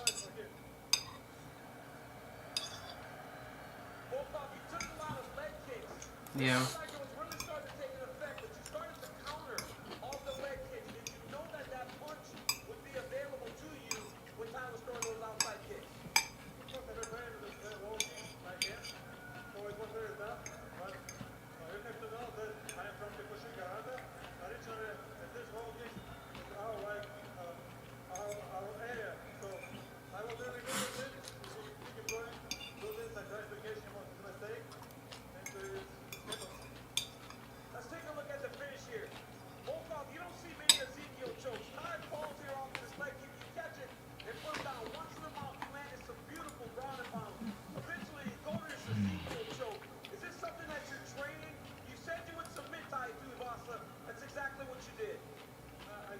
JH is expecting an upset. But I want to say hello to Alexei Alexei, who learned to teach me this when I was very, very young, maybe 10 or 12 years ago.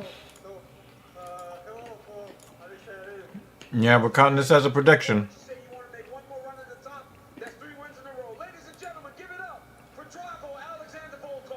Mm-hmm. Mm-hmm. Continues for Volkov, now 11-4 in the octagon, and he becomes just the third fighter in UFC history to earn an Ezekiel choke submission. NBA champion Jamal Murray in the building to support the last style banner here tonight. Also, celebrity interpreter slash welterweight contender Gilbert Dorino Burns. All right, what's coming up next? Presented by EA Sports. Instead of letting him fight years, he's 40. Yeah. His brain might be 70.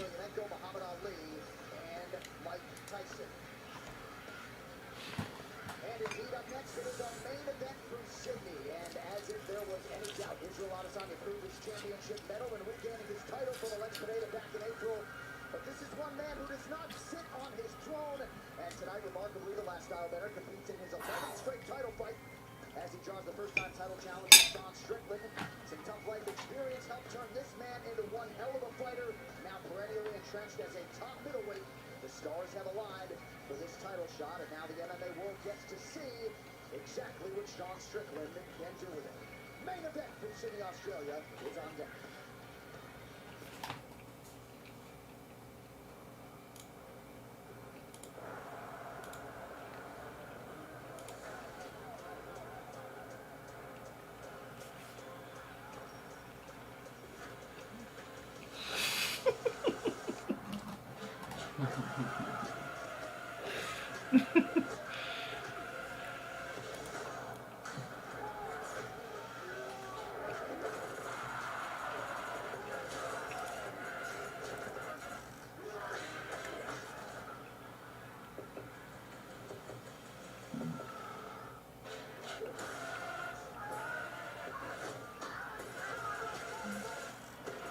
Herb Din.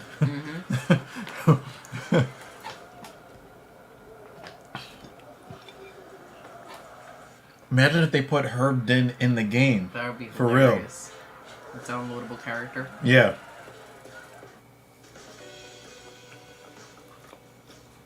How are you? I'm Liv. Liv, Alex. Definitely never been this close. Unless you can see me. Well, I guess this is the part that the kangaroos will come over. Oh, there we go. Well, this is awesome. I'll feed you and I'm going to go see the rest of the park. Got to see some animals, got to feed some animals. It's pretty incredible. Well, there you have it. We're done and dusted. So we out. See you later. What did he have to stand on to get near the head of a giraffe?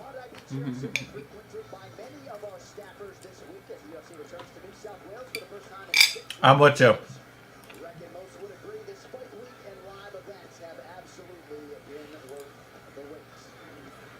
Herb Oh yeah! Din. Shit, why not? Let's do it. Still gotta wait a few minutes. Sorry, keep crashing into you with the chair.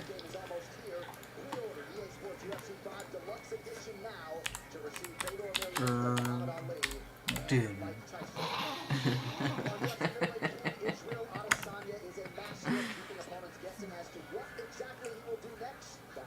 Strickland with quite a puzzle to solve as he tries to wrest away the title and bring it back to the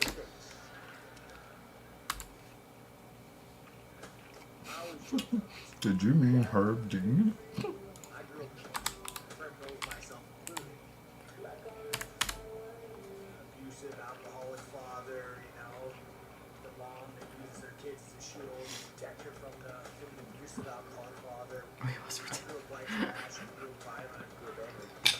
I think it's right there. No, it's right. No. Right there. That's it. Yeah. Okay. Like fighting. Sean Strickland, he's a relentless trainer. He's always a good kid. There is nothing else in this world I would rather say. He's a psychopath. He goes through One was right there. Mm-hmm. Trip. Do the spray too. Alrighty. So just in case anyone missed it, or for shits and giggles, because No, shut up audio. sorry about that. Let me read this. We don't need that right this second.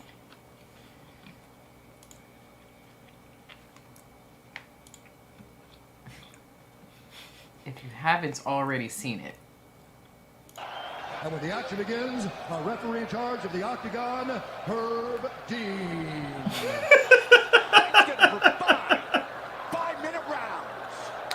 Here we go. Southpaw. Spin and a miss. A clinch.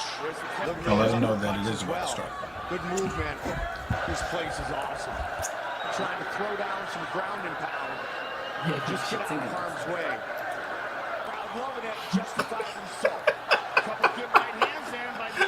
And there goes the couch.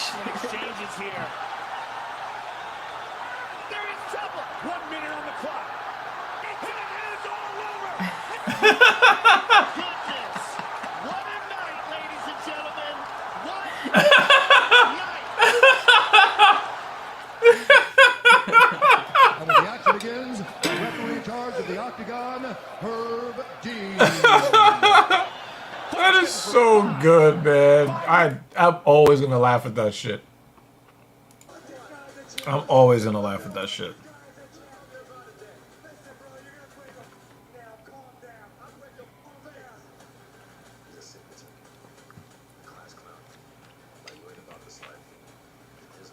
Oh, you got it. Yeah.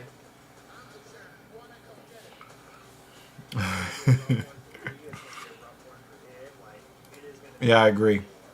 I agree. Yeah, right? That shit is so much. I can watch that video over and over and over again. Oh, they're working it now.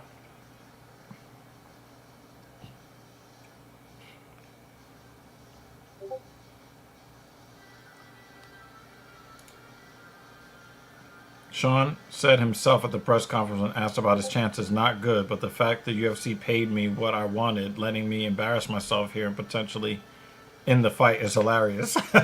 You gotta give him some credit for that. I could have swore you was about to pull the I'm the president's daughter. No. It just I would just be like, what the fuck is happening right now? keeps going up, and I keep having to adjust it.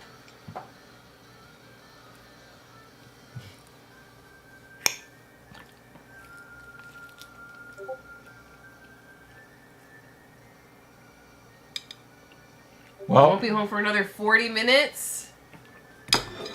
Oh no. Fuck, Jay.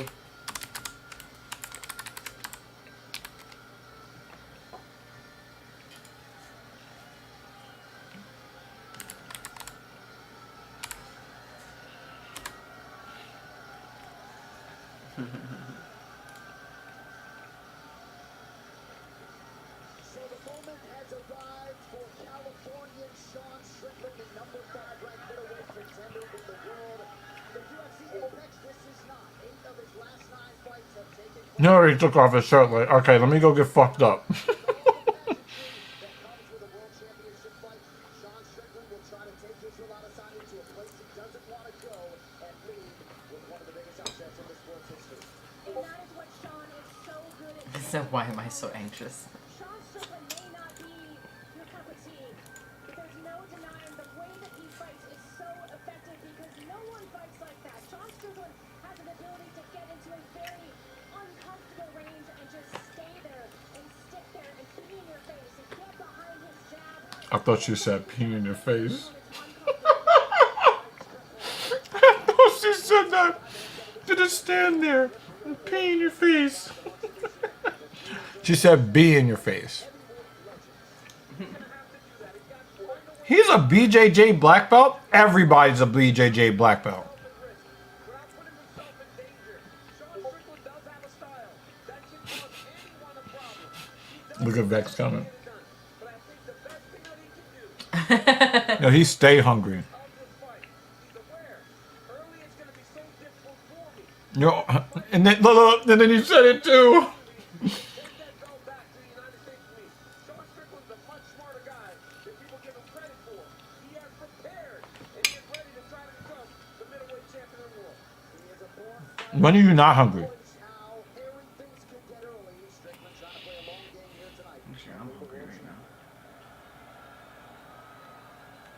She's hungry for attention. How are you?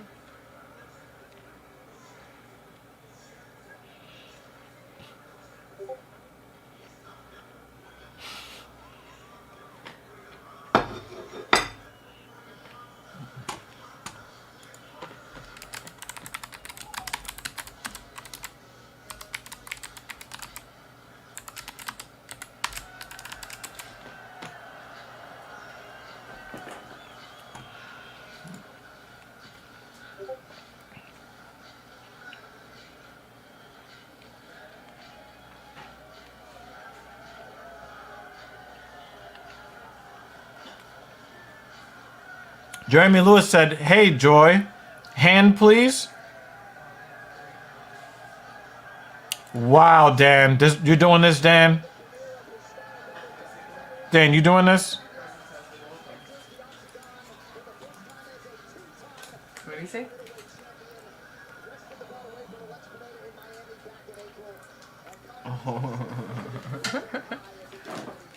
They made the Been request. requested.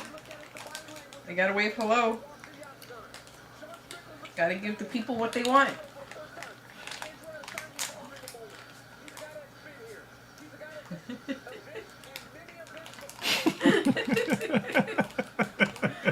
Now she's shuffling away.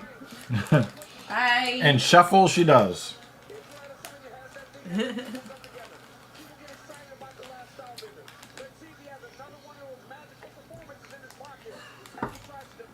I'm just happy it's not the icky shuffle.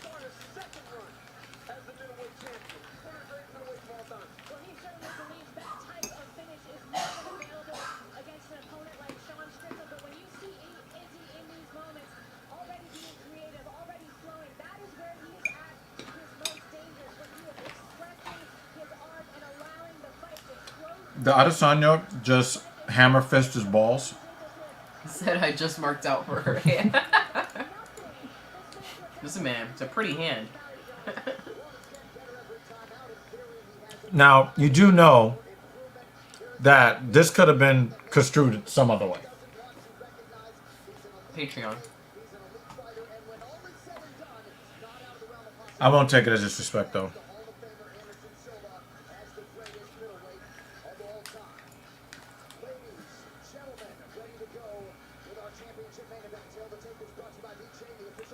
Guys. Oh boy.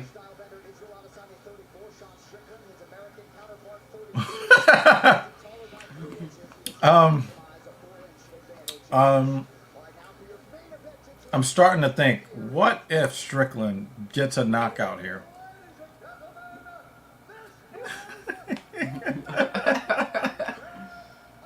Yeah, So you say after the fact. Yeah, because that would be interracial.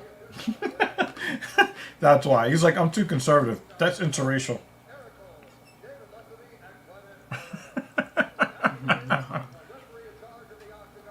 Mark God. It's time!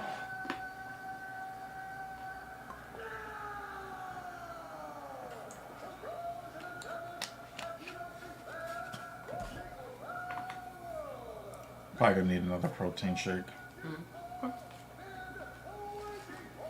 He said, I'm a fan of interracial. So we know what his browsing history looks like.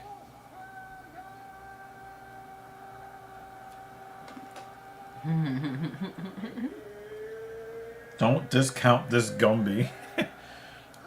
My tap said, is he by decapitation?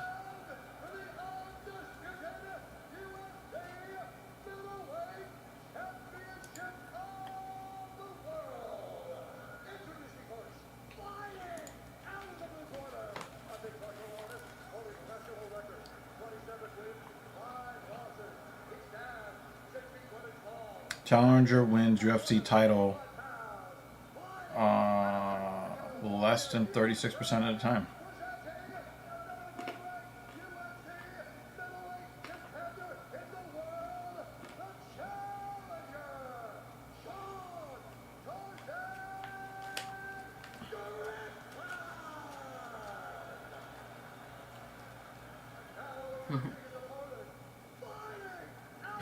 Jeremy's triggered.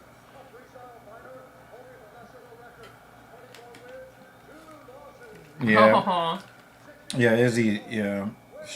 I'm but imagine if Strickland actually wins this fight, is walking around with the belt. That would be every liberal feminist's worst nightmare. Him walking around with the belt. Mm-hmm.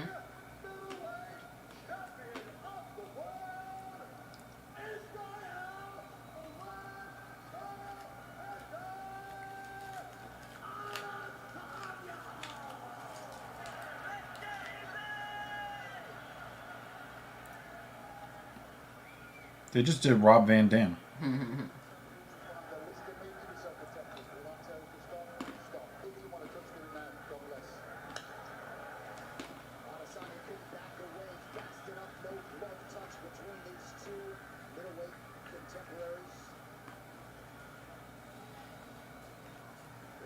This guy bet 220,000 to possibly win 32.5. Now, of course, I'd like to see Izzy continue his legacy, but there is a piece of me that's like, I want to see a little bit of chaos. You know what I mean? Mm-hmm. We enjoy some chaos. Yeah, I'm not putting up 220 grand to possibly win 30 grand. You know? No. Just no. But the thing is, that person might think that they're just getting a free 32 grand. You know what I mean? But if Sean Strickland wins the fight, better hope that wasn't your life savings.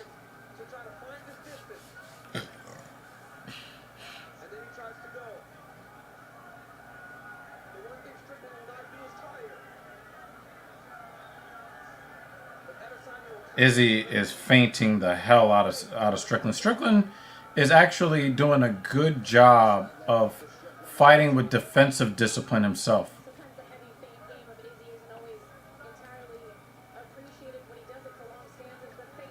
Strickland is seeing everything pretty well.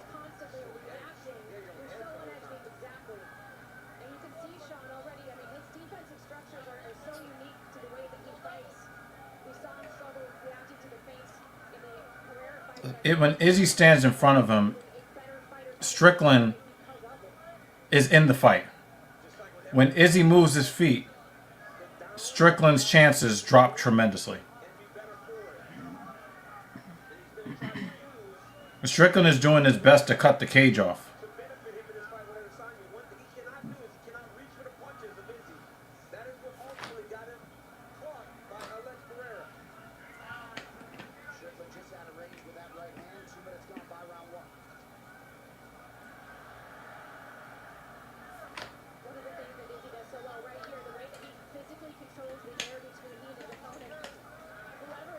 Izzy is seeing things very well too.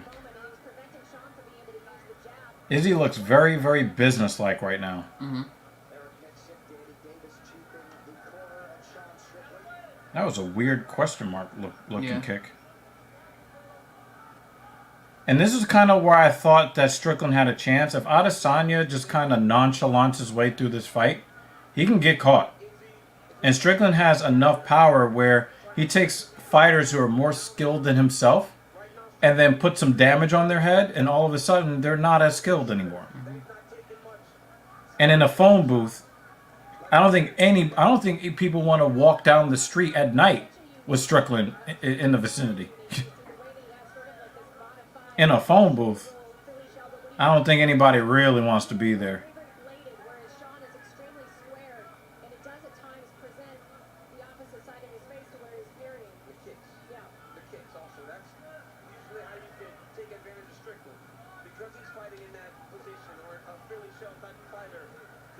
And Strickland's defense, his striking defense is really good. He's not like this guy that just lumbers forward stupid-like. Mm-hmm.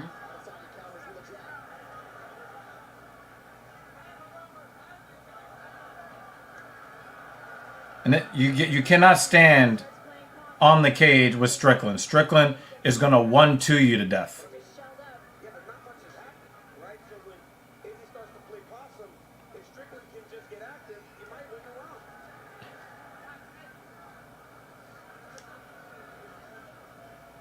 DC was said when Izzy plays possum. No, Izzy was not in a good position there.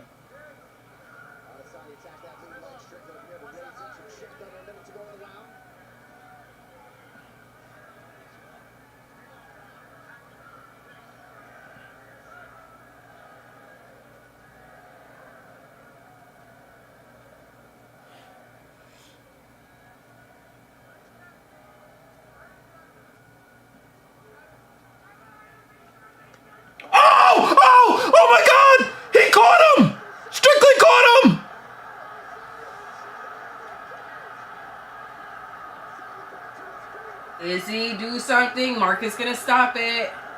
Mark will stop it. Oh my God! Strickland caught him! Strickland caught him!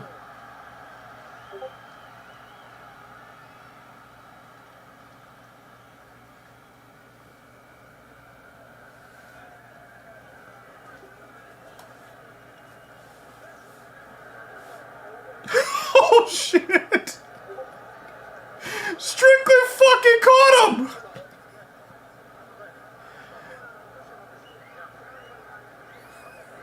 Let's take a look at this knockdown from Sean Strickland. Boom! The way that he throws it, he doesn't recoil. Just the rhythm of Sean Strickland right in his face, and then the Yo! I don't know how many shots he got off here, but this right hand right down the Ooh! He did say, yo.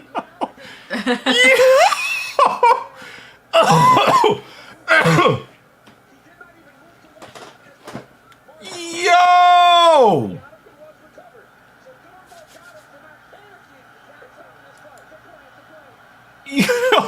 Yo, my body temperature just went up. too much in that exchange.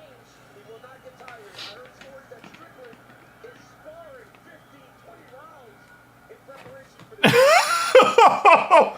Somebody almost lost $220,000. I don't know. I don't know about that. I don't know if there's an anger here. But I said, if Izzy nonchalants this fight, he's in a lot of trouble. He definitely lost round one. We'll see the extent to which Adesanya has recovered.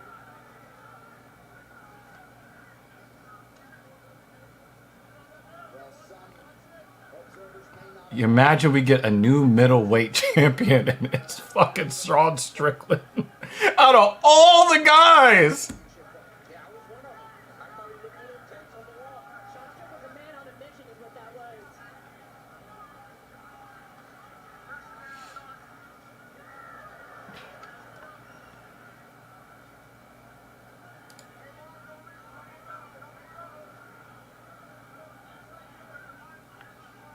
Yep.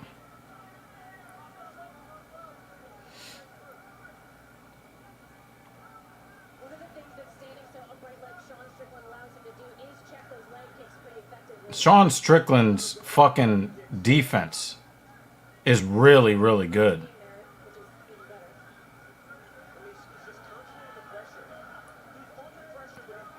Oh, I just realized the UFC let Adesanya wear Red and gold. red shorts. I think he did that because of the whole China thing. In the way that he follows at the Abu Magomedov fight, he didn't rush that whatsoever, just allowed the finish to come to him. Izzy pretty much needs to win every round. He gets right back to fighting in the way that you expect him to, right? Back on the face, back on the popping and moving. You just imagine or wonder how much did getting knocked down affect him? Because I can't imagine he expected Strickland to get anything off on him in that way. Oh, that's as clean a right hand as He said China shorts. Are we gonna make that trending? Hashtag China shorts. Hands either, so you come into a fight not necessarily expected to hit that level of power. Dude, I watch this sport and I'm always like, how much I love it. I just love MMA, man. It is the best. makes it looking for Strickland to do some feints to get his way inside. Oh, he that was the kill shot. Izzy was going for the kill shot there. He's just still in this sort of figuring out process as well. He's making reads, but he's having to deal with a lot of offense as he's making them.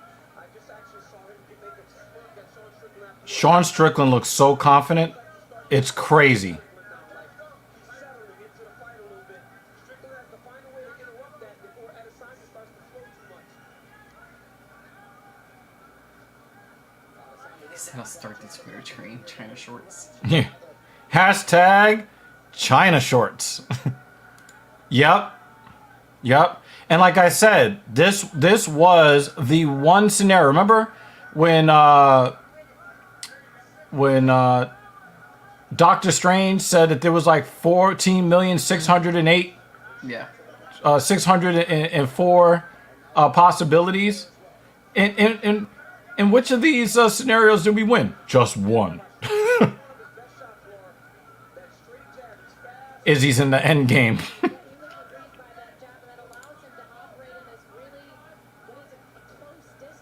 Oh, big right hand, Izzy. But it looked like he hit a brick wall. A strict wall?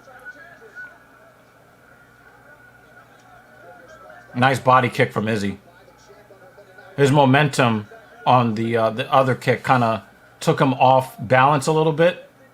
And so he brought the other leg through so that it brings him back on balance and doesn't leave Izzy open from the follow through on that kick.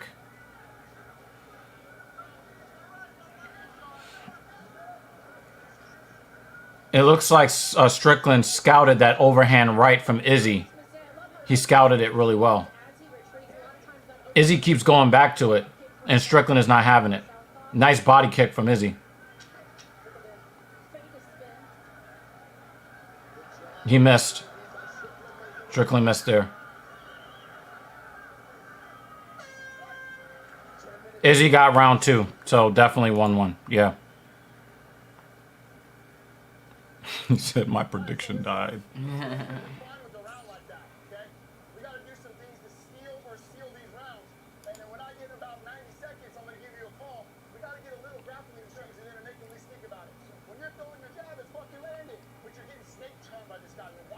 He said you're getting snake charmed.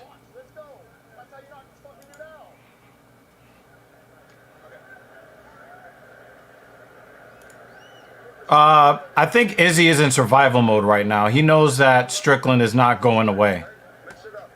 And the thing is, one of the things that makes me very nervous about this, Izzy keeps going for that same straight left overhand right, and he just keeps doing it over and over and over again, and he's not landing it. He landed it that one time early in the second round.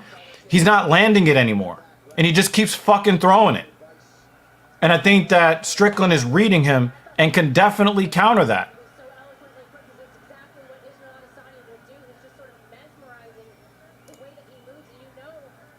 Well, Izzy is kind of keeping his distance. A lot of times I call it taking pictures, right? You're watching, you're in awe of Israel Adesanya, and then you can't go. I'd like to get the numbers in that round because how much did Sean Strickland actually throw after winning round 1 against the champion? It makes it also hard to get a little bit of grappling going. At least show the grapple again, thinking about something else other than this beautiful jab. Izzy's doing a good job of throwing that body kick, and Strickland is reacting to it.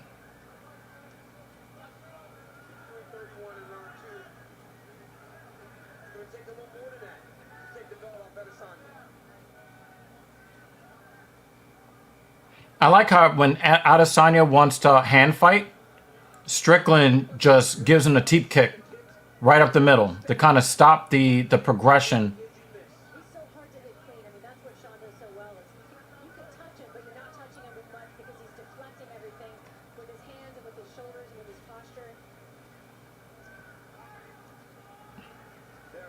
Could you imagine if Strickland wins this fight and then it's like, well, simple 1-2s and shoulder rolls. That's how you win fights.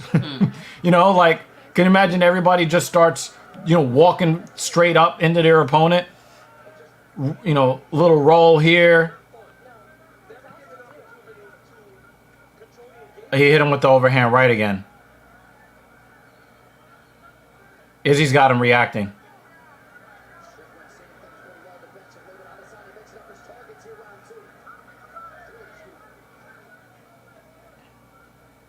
See, this is what I was afraid of for Strickland coming into this fight, where I said I didn't really see that much of a path to victory for Sean Strickland, is that he has this tendency to just kind of chase his opponent around the cage, try to get in front of him, let a jab or a leg kick reset him, and then 5 minutes goes by and he hasn't done anything. This is weird, like, cat pawing thing. Yeah, yeah. And that's how he lost to, what was it, Cannoneer that he lost to? He got mad because of the scoring? Right now. But it's got to be more offensive. Adesanya will win on activity if Strickland continues to just follow him without putting much activity out.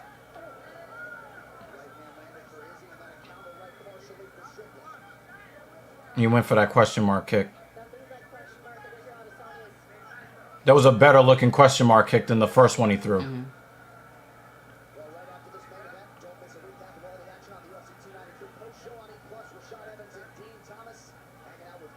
No. That's Herb Din. Herb Din.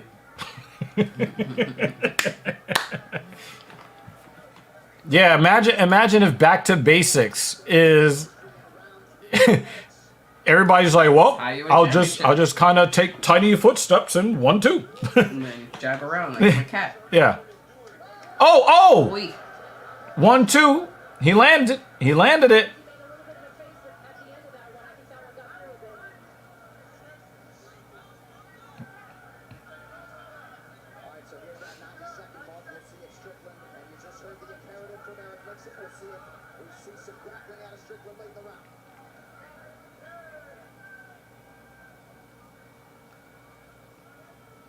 Yeah, will we see Strickland level change?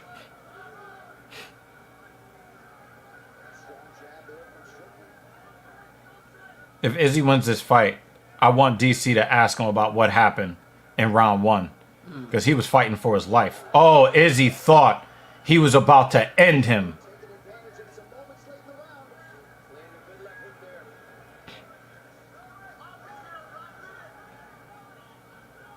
Strickland, you know, like his coach is right. Strickland went for that shit. Yeah, but Strickland does look like he's a little snake charmed. That fucking, look at his calf. Look at Strickland's leg. Mm-hmm.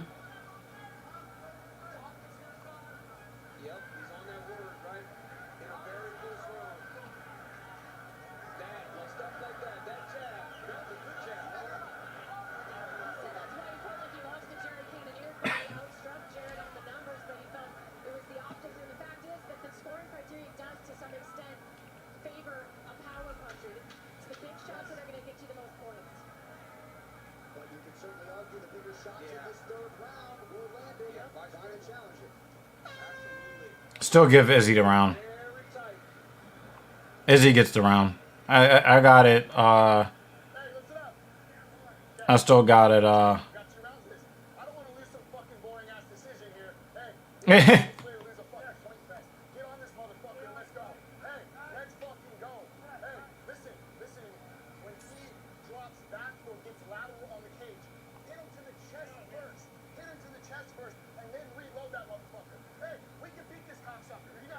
God damn. He knows how to speak to his guy. How is it tied? It's 3 rounds. What are you talking about, Jeremy? I got Adesanya up 2-1. Yeah, I got Izzy up 1. Can't leave it to the judges. Yeah, I think Sean is going 2 speeds. Blast or neutral?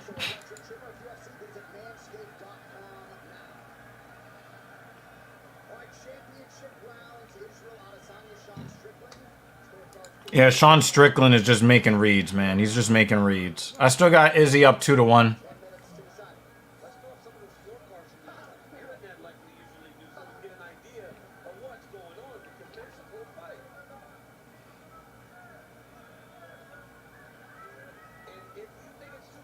Dude, round 4 just started. How can it be tied when there's 3 rounds?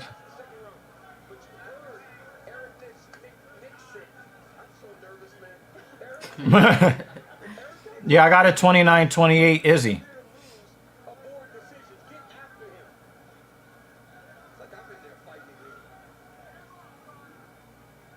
I think Strickland thinks that he can time him. Like, what was it McGregor said about timing beating speed?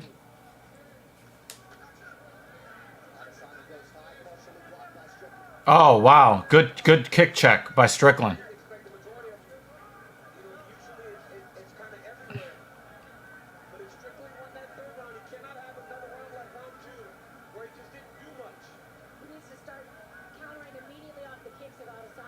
Adesanya's afraid of Strickland's power. He's not even getting close to this guy.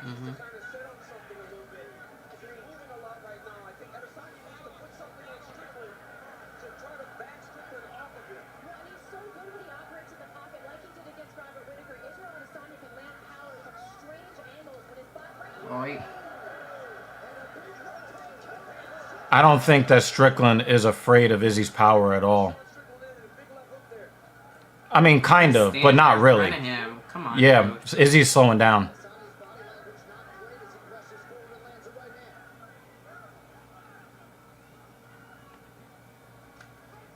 Nice body kick from Izzy. It's almost like he's fighting the Terminator. And like you said, Izzy was a minus 600 favorite. Massive number. That jab of Strickland, it must be very long because it gets to Adesanya even when Adesanya is leaning back. And that's a position that Izzy does and not many can really pull off. And look at those numbers. The thing is, Strickland is still reacting to feints. But he doesn't really seem to be like really affected by Izzy's power.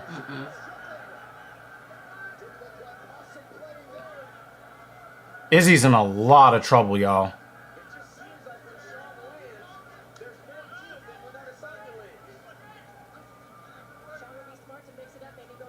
Look at Izzy's eye. Oh, yeah, he switched up. Big right hand. It did affect Strickland a little bit, but he's still cornering him. And now he's cutting off the cage. Strickland is cutting off the cage. We're about to get a new middleweight champion. Again.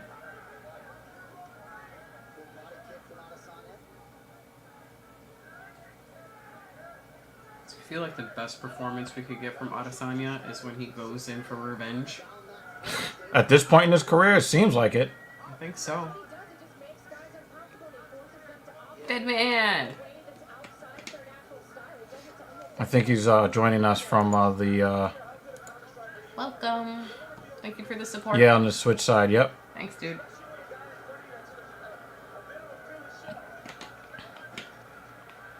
I got Strickland winning round 4, y'all.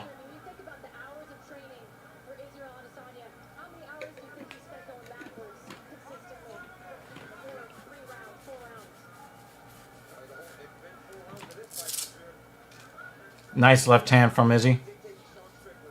Izzy's got a 4-inch reach advantage, and you would not know it from watching this fight. Strickland's live odds has him the favorite right now. Wow.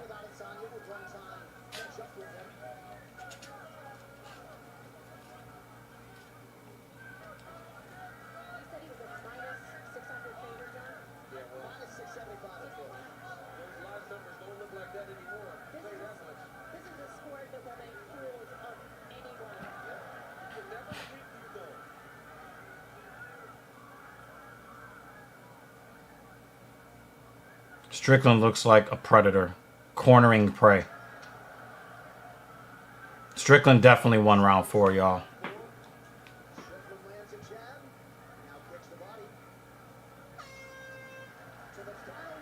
Strickland won round 4, y'all. I cannot believe what I'm seeing. I really feel like Izzy just needs revenge fighting. That's when, like, the beast comes out. He needs to be revenge fighting. Give me my belt back. I don't know, man.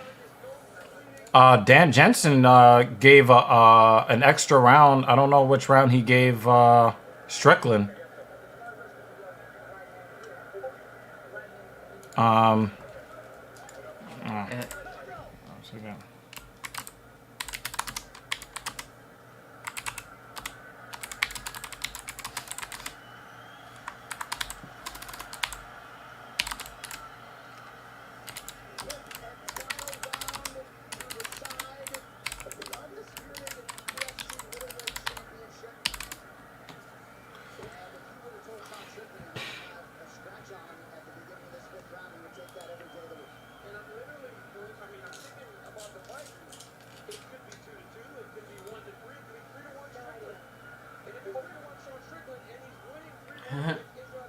Jay's on his way home stressed. Strickland is now a 270 favorite.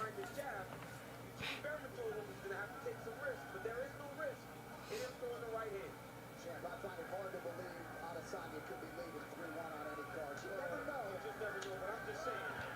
I'm just throwing all options out there. Fair. But I Izzy has to fight with some sort of urgency here because in the best case scenario, it's tied at 2.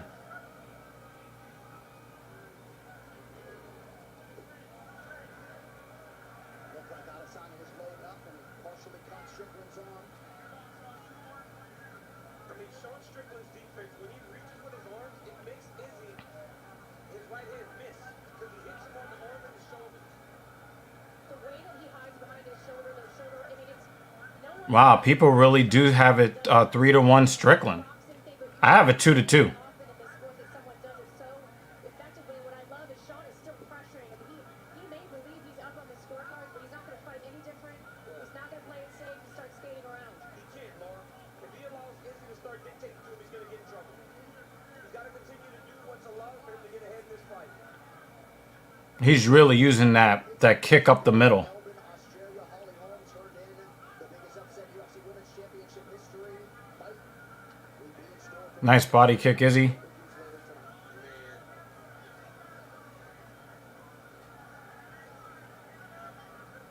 I've never seen Izzy reach for somebody's face and not be able to catch it. To make Adesanya play the mouse the entire time. He has never allowed him to play the cat. One of the things he's done really well is the way that he's happy sacking against those calf kicks. That's been an issue for Sean in the past, and he's not allowing Izzy to have much success when he's attacking the calf. You know, we talked about Sean Strickland and some of the things that he went through in his life, right? And how he said that it helped him to become the man that he is. He got knocked out by Alex Pereira. He went and trained with Alex Pereira. So this is a man that, for no matter what you feel about him, he is always trying to improve himself. And he will humble himself to do that. Takes a big ego check to be able to go learn. Strickland is giving Izzy absolutely nothing defensively.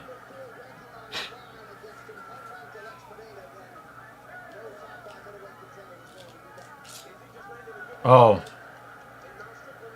Somebody's bleeding, y'all. Izzy's bleeding. Izzy's going to have to let it get a little dirty now.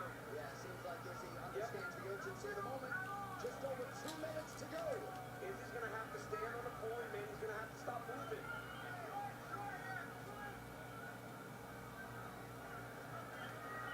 Good jab from Adesanya. Wow. But the thing is, whether he prepared for it or not, this is what Strickland does. Strickland just pushes the pace.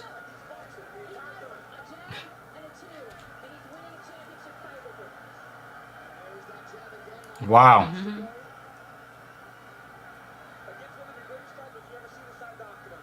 And Mary, a takedown attempt from Sean Strickland. He lands another jab and partially connects with the right hand. Oh, wow. He caught Izzy again. And it doesn't look like he's doing much, but look at how beat up Izzy is. Izzy's face is battered, man. And Strickland doesn't even look like he's breathing hard. Yo, we're about to get a new middleweight champion. Holy shit, yo.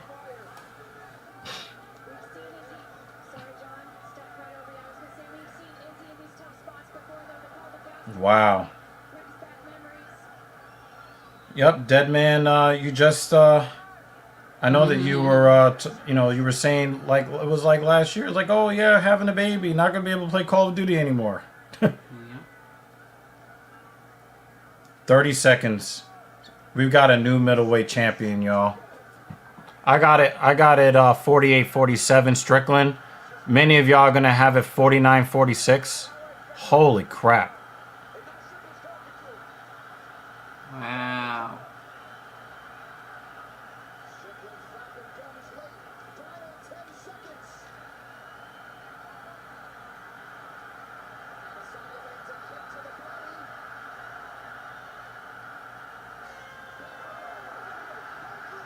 Wow.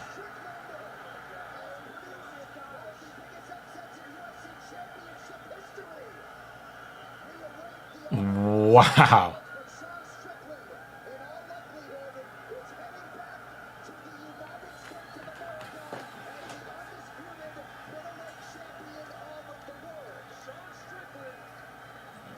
Whoa.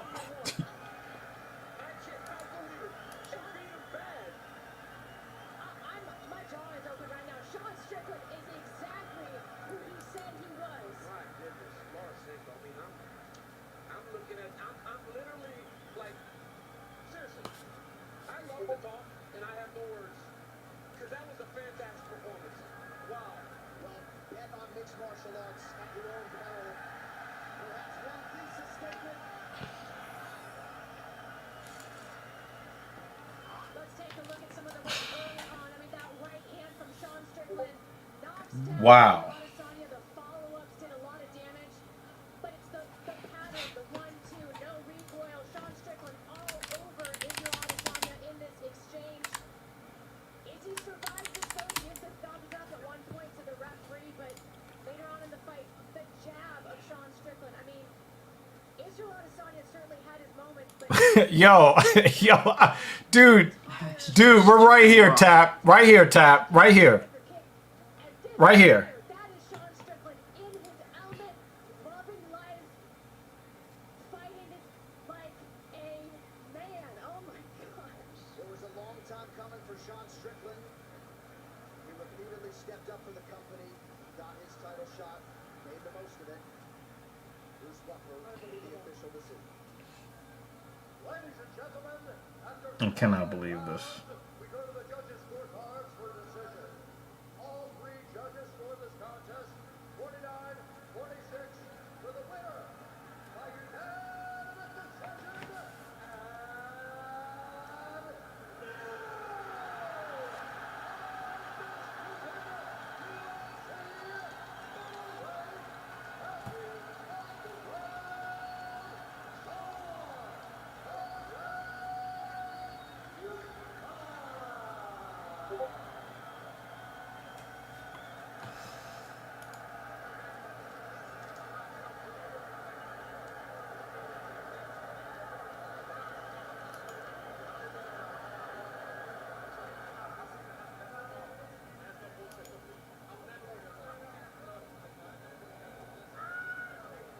Let's talk to him about the dog.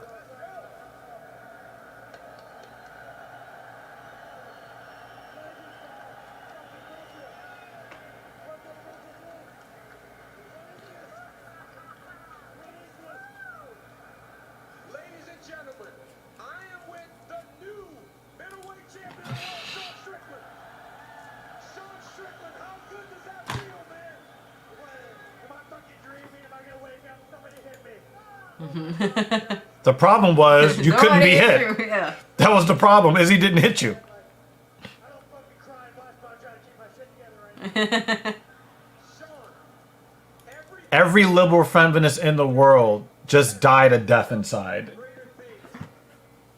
Those life lessons allowed for you to put on one of the most masterful performances as a challenger in a big underdog tonight. How good does it feel? Somebody just lost $220,000. I did. Oh, Drake lost $500,000. He bet on Izzy. The Drake curse continues. Fucking Drake. Nah, I think Strickland drops the belt immediately. He drops the belt immediately. Rematch Izzy is always way better than I lost Izzy, which is just why go through that emotional roller coaster? Get it done the first time. Sean, let's take a look at your work, man. As you have done on so many occasions, it was the pressure and the jab. He made Izzy look bad. You dropped Adesanya in the first round. You said you knew it would be tough. Was this And he gave him nothing offensively. He gave him nothing. on every scorecard? Well, you guys, I worked my ass off. I gave up so many brain cells. I still think it was 3-2. I thought I'd be walking away a little bloody, a little broken up. I'm a little shocked that didn't happen, but man, this is the first time I've lost for words, you guys. You are never lost for words, but one thing you are is a middleweight champion of the world. Ladies and gentlemen, once again, hold on. You guys, love you guys. Just remember the gold around my waist don't mean shit, bro.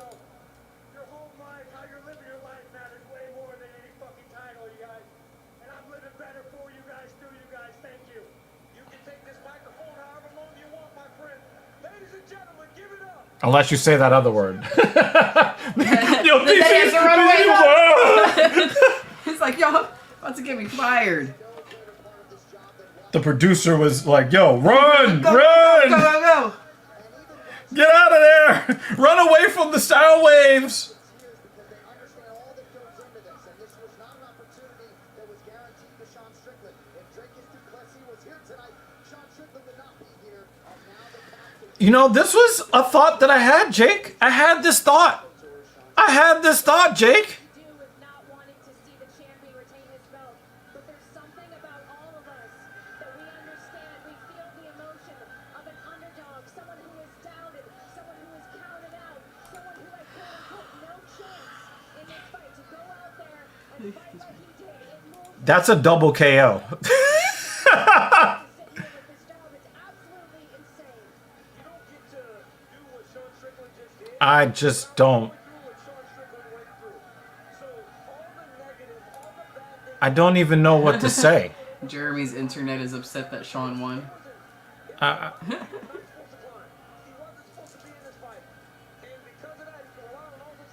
just. This is MMA, ladies and gentlemen. This is why we have the best job in the world. And I know Israel Adesanya did not stick around to be heard from. Certainly he will be heard from in the weeks to come. Well, here goes the drama we were talking about. In a major way before, and if you Jay is not answering. lay the foundation for a rematch, but tonight, today, wherever you are, it belongs to the proud American Sean Strickland. Because he's in the chat now. Oh, there he goes. Anybody want to tell him? Prime hydration, the best He said Alex coming back down. Oh no. 25 calories, zero added sugar, I just. and electrolytes, now available at Walmart. I don't know what to say. Most trusted name in scientific wellness. Thor, the official supplement partner of UFC. By EA Sports UFC 5, the next evolution of the fighter. As the future fighter Retire? is no longer the champ. This is as real as it gets. Real Come be Rambo. now to receive Fedor Emelianenko, Muhammad Ali, and Mike Tyson. And by Destination New South Wales. I. The energy exceeds. Yep, you did say it. You did say it. Two Hollywood actors in Wrexham. They're making this a place you want to I just. It's the big I just. I. Have a good night, Dan. Good morning. I just.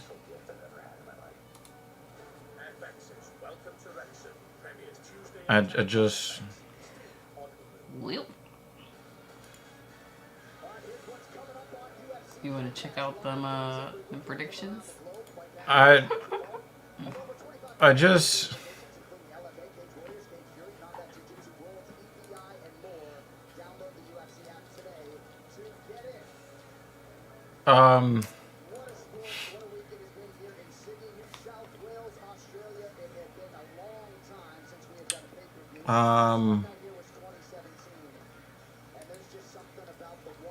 Nope, not that. The Weasel is in front of his microphone right now. JL was all the way wrong Not tonight. that.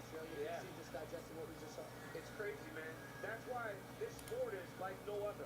Because Yo, Dan Jensen actually. I walked in there, Dana's holding the belt, and I said, man, Izzy has to pray for a bad scorecard. And then JH. But you never know what happens when people are judging fights. But to me, that was very clear.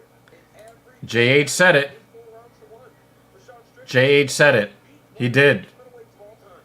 And He. I mean, it really is mixed and the thing, like, you guys, like, Clean win in the way that Sean Strickland fights. I'm, dude, I just don't know what to say. I don't understand what I just saw. Like, What a fist fight I don't understand what I just saw. This is gonna be the question. You know, like I think that Izzy is going to have to respond. And Izzy is going to be able to tell you if it was a bad night or I don't understand it. This wasn't the destruction that the scorecards might say that it was. But I'm not even going to say that there was a big power differential. I'll say that Israel Adesanya was not given anything. Sean Strickland went in there, made no mistakes. He made no mistakes. He was like, I'm gonna roll the show. No, but the thing is, like, Sean Strickland fights like that all the time. He got knocked the fuck out by Alex Pereira, right? So it's not that. It's never from a lack of desire when it comes to Sean Strickland. He has 5 losses in his career. None of those losses were he bitched up, right? But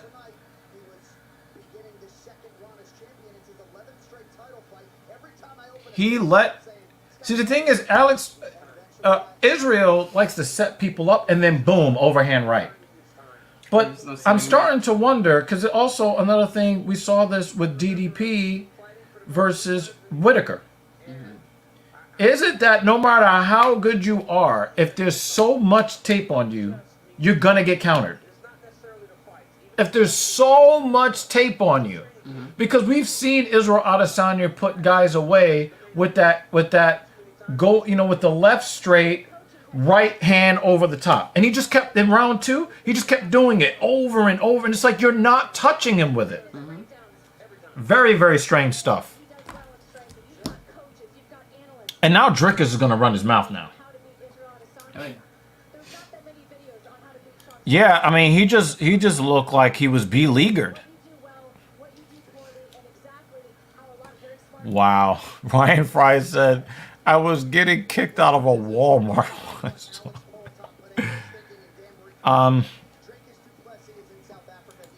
Yeah, he might be old for his age. I don't know. This was I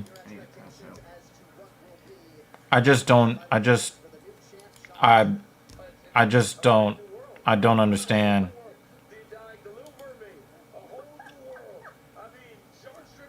I just don't know what to say, y'all. So you know what? You know, we have we're gonna let Dan Jensen say all the words that mean anything. And shout out to him. He is the stream sponsor. Thank you, Dan. We do appreciate you. But we're gonna leave you guys with this because I don't have any other words for you. Just make sure Strickland is not walking on the same street as you. You know, be safe out there in the real world. And of course, please hit the like button on your way out if you haven't done so already.